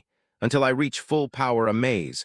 So complex it's nearly impenetrable. And yet they found a shortcut so quickly." He punched the wall and shouted, "This is absurd." Terrell heard Leon say, "Ah, Lon, I found him." What is he? Terrified of the shattered mirror. He wondered, this is endless fear, finally arriving now. What am I to do? The three-waist lord warned from behind, "Flee, contract bearer. The abyss itself is approaching. This is not an enemy you can defeat." Terrell thought in horror. An enemy? Even the three-waist lord urges me to flee. Have I ever chosen cowardice before countless foes? Terrell angrily wanted to prove his strength. You will see I am fully capable. Master, even if she is the woman I once vowed to love, I will not hesitate. When it is time to take lives, the three-waist lord objected. You misunderstand me. Terrell asked in surprise, what? The three-waist lord replied, that woman is not important, but what approaches is an omen of inevitable death. A hand smashed the glass and caused an explosion before his eyes. Terrell gasped, the defensive barrier has collapsed. Leon calmly began, I guessed I'd find you here. Allow me to make a guess. Terrell scoffed, the alchemist has been corrupted, hasn't he? Terrell knew. At that moment I felt deep in my soul there was no choice but to flee. Yet he stubbornly said that just moments ago my master told me the death approaching was you. I began to understand the cause of his hesitation. A dense aura of death surrounds you. He poured his power into a desperate spell. Terrell thought, a pure darkness as deep as an abyss, I cannot risk it. In the next second, a magic formation shot straight toward Leon. Lon immediately rushed to aid. Master Leon, dodge, I'll cast a defensive spell. The black mist is advanced communal magic. A young mage like you likely cannot withstand it. Mapat struck directly and without hesitation. Lord Brutal said, shut up and get out of my way. The inexperienced alchemist rolled in stunned exclamation. Lord Marbas responded, staring ahead, my child. She moves from one surprise to another. The black mist had already enveloped him. Leon's gaze was full of authority. Terrell still stubbornly threatened, you think only your sight is affected. Your arrogance will get you a gruesome death. An explosion occurred and the mist spread. Leon simply said, I will ask you again, are you the alchemist? Are you the demon who has been corrupted, Terrell or not? Terrell truly felt fear. He contemplated strategies. Now it's too late to turn and flee. I have only one choice left, though the timing is indeed still too soon. Terrell replied awkwardly. Yes, I am Terrell, so who are you? Leon introduced forcefully. I am Leon von Marbas. I am here to take your life. Terrell frowned in bitter anger for someone young and inexperienced like you. I truly wonder how you obtained such great power. You and I are similar. We both borrowed power from a higher being to become the people we are. Do you deny that? Seeing her husband erupting with black chi, Lon hurriedly shouted to stop him, Terrell. At this moment, one of his eyes was pitch black. A pair of demonic wings sprouted on his back. Terrell said bashfully, Lon, if only you had come sooner, I would have become whole by one way or another. But Lon now showed great contempt for him. What use is gaining power through corruption? In the end, you only become the very monster you once hated. Terrell immediately retorted, what about you, Lon? You brought along these glitzed-up mercenaries to seek the death of the man you once loved. If taking lives defines a monster, and if the lust for power is what makes it, then you are a grotesque aberration, no different from me. Lon angrily cut him off. Stop spouting those twisted excuses. Terrell began to recount his horrific past. Twisted. What could be more twisted than a world that abandoned me because of my weakness? Tell me, what is an orphan child to do amid the raging fires of war? Even if taken in by someone with power, the weak must still endure all the humiliation in this world ruled by strength. Indeed, there is only one path for people like us to survive. That is to obtain absolute power at any cost. Then he swung his arm and launched a sharp spear. The spears aimed straight at Lon. Let me tell you. Let me tell you. Fortunately, Leon had just formed a shield to protect her. He revealed the truth. I must oppose your doctrine. Indeed, I made a pact with a demon like you, but not merely for the cold calculus of power and domination. Terrell exclaimed in surprise. What? Leon summoned a legion of death spirits as he explained. As for me, it was for the people I want to protect. This pact with the demon is the smallest sacrifice I am willing to make. Marbas watched in admiration at Leon's ability, fitting for this once glorious mage hall. The number of death spirits he summoned at once was truly impressive. Each individual a superb specimen. I cannot help but acknowledge it. His potential is staggering beyond measure. Terrell stubbornly objected again. So what difference does that make? After all, what you crave is still power, Leon coldly explained in detail. The difference is vast, destroying and defiling everything in your path as you do. Only those who steal from others resort to such despicable means. Terrell kept retorting, when all the otherworldly demons are clawing at your back. I wonder if you can still maintain that nobility. You seem not to realize that such lofty feelings are themselves the privilege of the powerful. Leon remained calm and answered, how do you see me, a powerful scion? It was because of my weakness that I personally killed my father. I will not allow myself to regret that, for I had no other choice. Can you say the same, the mage who was corrupted? You betrayed Lon and your former classmates of the Eremita Academy. Are you sure you will have no regrets for what you have done? Then Leon cast a spell ordering the death spirits to charge at Terrell. startling him at first. But then he regained his composure. Stamping his foot to gain momentum, he rushed to confront the death spirits. These weak death spirits, you cannot kill me. At this moment, countless question marks filled Terrell's mind. Which demon would grant so much of its essence to a brat like that? He must at least be sponsored by a Grand Duke of the demon realm. But why could someone so young offer anything to such a great demon? Can you stand it? Terrell shouted as he interrogated. No way. What did you sacrifice to the demon to gain this absurd power? A pact of that scale cannot be formed without a commensurate sacrifice. Answer me, mage, what are you? But Leon simply replied modestly, nothing so grandiose. I merely offered the only thing I had, my entire existence. That was the only worthy price I could pay for that bargain. Terrell silently withdrew the vial of magical liquid, thinking to himself, just childish recklessness. I'll go on the defensive and crush him by slow suffocation. Until he confessed the truth, Terrell smashed the vial. At that moment, someone else began to move. Helen suddenly rushed at his protective barrier. Then she struck it hard, causing the barrier to crack. Terrell was horrified to see this. A reinforced magic ward broken by raw force. How could that be? While he was panicked and off guard, Lee untimely shattered his barrier. Then he dealt him a critical punch to the gut, sending Terrell's eyes rolling back. He spat out a mouthful of strawberry syrup. Terrell decided to renegotiate with the demon Luddy Cross. I cannot die like this. I will sacrifice 100,000 lives. If that is still not enough for this power, then. But the Lord cut him off and insulted him. Don't think you have the right to bark before me, dog. Terrell froze for a moment. He looked into the shadow before him and realized this was not an ordinary great demon, but one of hell's supreme demons. Marbas asked with some surprise, you know me. Puppy, Terrell hurriedly knelt, feigning respect as he asked, of course, my lord. You are the great demon Marbas. What could you possibly gain from an arrogant brat like him? Marbas also explained to him. It is your lack of imagination that set the limit for the favor you receive. Do you think the mere weight of the voluntary sacrifice from my pact maker was enough to grant him such tremendous magical power? Terrell continued curiously. What else was there? Marbas then revealed the truth. No matter how much power I granted my pact maker. At this moment he was merely using his innate mana. He heard this and sneered, then coldly cried out, absurd! How is it so unfair? Countless lives I sacrificed just to reach the position I have today. Meanwhile, you were simply lucky to be born with the natural talent you possess, to be granted all those undeserved favors. Fate is truly cruel. Lon looked toward Leon with her head full of panic. He killed his own father. Come to think of it, I had heard that rumor too. A young scion making a pact with a demon to lead his domain to victory in the territorial war. The Marbas family, the legitimate heir of a noble abyssal lineage. A youth said to have traded away his own heart for power. She could not help but ask, Lord Leon von Marbas, what did you do? At this moment, Marbas appeared behind Lon and reminded her. Observe and enjoy rather than seek answers. I am sure our enemy still has something interesting to display. She asked, puzzled, what do you mean? Suddenly, a death spirit let out a fierce roar. Helen clutched her head and covered her ears. What kind of evil screech is this? At that moment, the dark orb pointed to the ceiling and said, Lord Leon, look up at the high ceiling. Terrell continued to babble in envy. You were born with everything while I had nothing like you.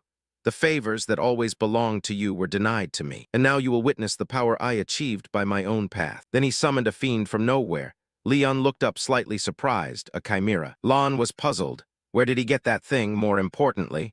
What does he intend to do with the creature? She suddenly noticed something and shouted hurriedly. No, don't let Terrell get near that chimera. But Terrell now spoke calmly, alas, too late already. The chimera behind him opened its huge maw. Leon quickly launched a volley of spears at them. Then a great explosion occurred. In the choking smoke, only pitiful screams rang out. Save me, it hurts so much. Faces layered beneath the chimera's skin kept crying out in injustice. Why me not like this? Terrell then lectured them, silence. You should thank me for granting you power through my body. Isn't that so? Lon staggered and sat down in horror. This is absurd, Terrell. Why are you Terrell? This is blasphemous. Dark magic is forbidden to be practiced at the cost of a life. Marbas continued. He is nurturing power with his own soul, amplifying might through the pain and despair within him, among countless dark arts. This is the vilest. Helen also grew concerned. It seems this will be a challenge. The dark orb warned sternly. This is no ordinary foe. Our young master may struggle. We must all be on high alert. Terrell was extremely self-satisfied, as if victory was in his hands. This battle is essentially already decided. Even if the Grand Duke ordered me to withdraw, I will still dare to persist and prove he is wrong. You may beg for your lives, but it will do no good. I will seize your souls. the very thing even the Grand Duke honored and absorbed into himself. Suddenly Terrell froze. He looked at his hands and wondered, my limbs are moving on their own. At that moment Leon quietly stepped forward and ordered the death spirits. Obey my command, fall back at once. Terrell's body emitted a fierce light. He cried out with disdain, truly an arrogant child. As the beam of light surged toward Leon, a death spirit stepped in front of him and absorbed that beam. Terrell continued to fiercely fire multiple beams of light while shouting, what can these little death spirits do? I do not hide my hunger for power. After all, that in itself is not a sin, Leon said softly. Leon said softly. Leon said softly. At that moment the eye on the book flared brightly. The dark orb realized the problem and cried out a warning. He intends to use his full power. All of you stay away from the young master. Helen quickly grabbed Lon to pull her back, making her startle. What, Sister Helen? Helen ordered, be silent. Either obey your master or die. Leon cast a large magic array behind him and began his judgment. No one in this world has the right to take another's life without justice, even our Marba's family. We who guard the dead do not have that right. Leon cast a large magic array behind him and began his judgment. No one in this world has the right to take another's life without justice, even our Marba's family. We who guard the dead do not have that right. Why the surprise? Isn't he the young master? Who else but him could perform such miracles? Leon's chilling voice made Terrell jolt. There was no escape left. Immediately, the chimera suddenly bit him in its mouth. Helen watched and cheered. See how awesome it is. She was extremely proud of Leon. He is the head of the family after all. Who else could perform such feats? So impressed yet. Suddenly Leon frowned. Then he staggered forward. Lon hurried over anxiously to support him. Young master, are you all right? He replied, thanks a lot, thank you. Marbas interjected reprovingly. Better than what, Oathbound One? Your casual use of mana like that is an unwise decision. And of course you never heed my warnings. Leon explained, unlike the lives of the fallen, mana can be restored over time. If anything goes wrong, then I think I am the one who should be asking you that. She was startled, then subconsciously recalled the past times beside Terrell, when he had not yet been corrupted. But then that beautiful image was being torn apart by the present truth. Understanding Lon's feelings, Leon also spoke sincerely. To be honest, my understanding of the emotions of love for another person is very fragile. Joy, sorrow, and all the heart's feelings are almost alien to me. Nevertheless, I understand that right now you must be enduring much suffering, that even I can perceive. Lon, upon hearing this, frowned and tried to hold back her tears. She sighed wearily. Terrell, why would I need a genius mage by my side? What drove you into such madness? And even if you are no stronger than anyone else, I still truly love you for who you are. At that moment, Marbas jumped onto Leon's shoulder and whispered, that's not a bad consolation. The Oathbound One looked dazed, then calm, and said, consolation, I was simply stating the truth. The dark orb, overcome with emotion, sobbed, young master, you made a woman cry. You truly are a gentleman. Helen also showed great admiration. He can actually say such words. Seeing Leon lost in thought, Marbas asked, do you have anything more to say, Oathbound One? He bluntly asked Lon, so does slaying the chimera count toward our reward? Lon sounded a little surprised, but laughed and replied, what, probably yes, given the level of destruction it caused. Now I suggest we return before we get carried away chatting. A little while later, Leon had also returned to his castle. Upon seeing him, Pullen and Vanter hurriedly stood to greet him. Lord Leon von Marbas has returned. Welcome back. Sir, young master, are you injured? Leon replied as he sat at the table. I am fine, Vanter reported. We received word of your recent mission even before you returned. It was said to be a challenge even for a seasoned Golden Badge explorer. And you completed it at 14? No, 15. Pullen sighed anxiously, yet that mission was still too risky. Reports say you nearly exhausted all your mana at once. Of course, I dare not criticize your decision, but I truly worry for your condition. Leon calmly reassured him. Thank you, Pullen, but that mission was easier than I expected. If anything worthy of concern, my worries lie elsewhere. Suddenly, he felt a chill and revealed his emotion flatly. It enjars me, just as when the incident led us to meet Elysia and Helen, I realized I was enraged. After Leon finished, the room fell into an awkward silence. Then Pullen took a letter from his pocket. I have other news to tell you. Indeed, good news arrived. A letter of acceptance to the prestigious Allerton Academy. Unexpectedly, our young master has come of age to enroll. I could cry. The Allerton Academy is the empire of Eames' premier educational institution, where the continent's future heroes gather to train in both swordsmanship and magic. Leon recounted. My father once told me that Allerton would allow me to surpass my current potential. At that time, my father hoped I possessed a talent as vast as the stars in the sky, Leon. And though that talent will carry you far, that does not guarantee your place among the continent's elite. At Alaton Academy, you will meet peers, those who may match or even surpass you. You must become stronger. My son, it pains me that I cannot be there to witness and guide you to the end. Leon raised the letter to the sky, dazed. A talent vast as the stars, a gift like mine and his. Surely so, to put Leon at ease, Pullen advised. Temporarily set aside the burden of managing the territory and live fully at the academy. I, Pullen, will handle everything so you need not worry about anything during that time. Marbas was a little surprised. Alaton Academy, just a playground for inexperienced young nobles who lack worldly experience. I see no reason my oathbound should waste time there. I meant to refuse this opportunity and not enroll. But Leon thought otherwise. I wished to accept the invitation. Marbas then explained clearly to him. Enroll in the academy, Oathbound 1. The academy is where learned scholars impart knowledge. Considering you are almost entirely lacking common sense in most situations, I really do not think you are ready for study and books. But Leon still seemed willing to enroll if you say so. Yet I have a hunch that it is where I will meet a certain young master again. Moreover, I believe that is what my father would have wanted. I do not intend to disappoint him, nor myself. Pullen beside him was very pleased and said, with the perfect education at the continent's top academy and hopefully matching academic achievement, it will not be long before you begin to restore the Marbas family's reputation. A voice rang out asking Leon again, are you sure about this decision? Our paths will cross again, and I'm sure it will be soon. Seeing Knox staring off lost in thought, the maid beside him asked curiously, are you worried about something? After all, it's the renowned Alaton Academy you are about to attend. Knox rubbed his head tiredly and said, not really. That's not the issue, he thought to himself.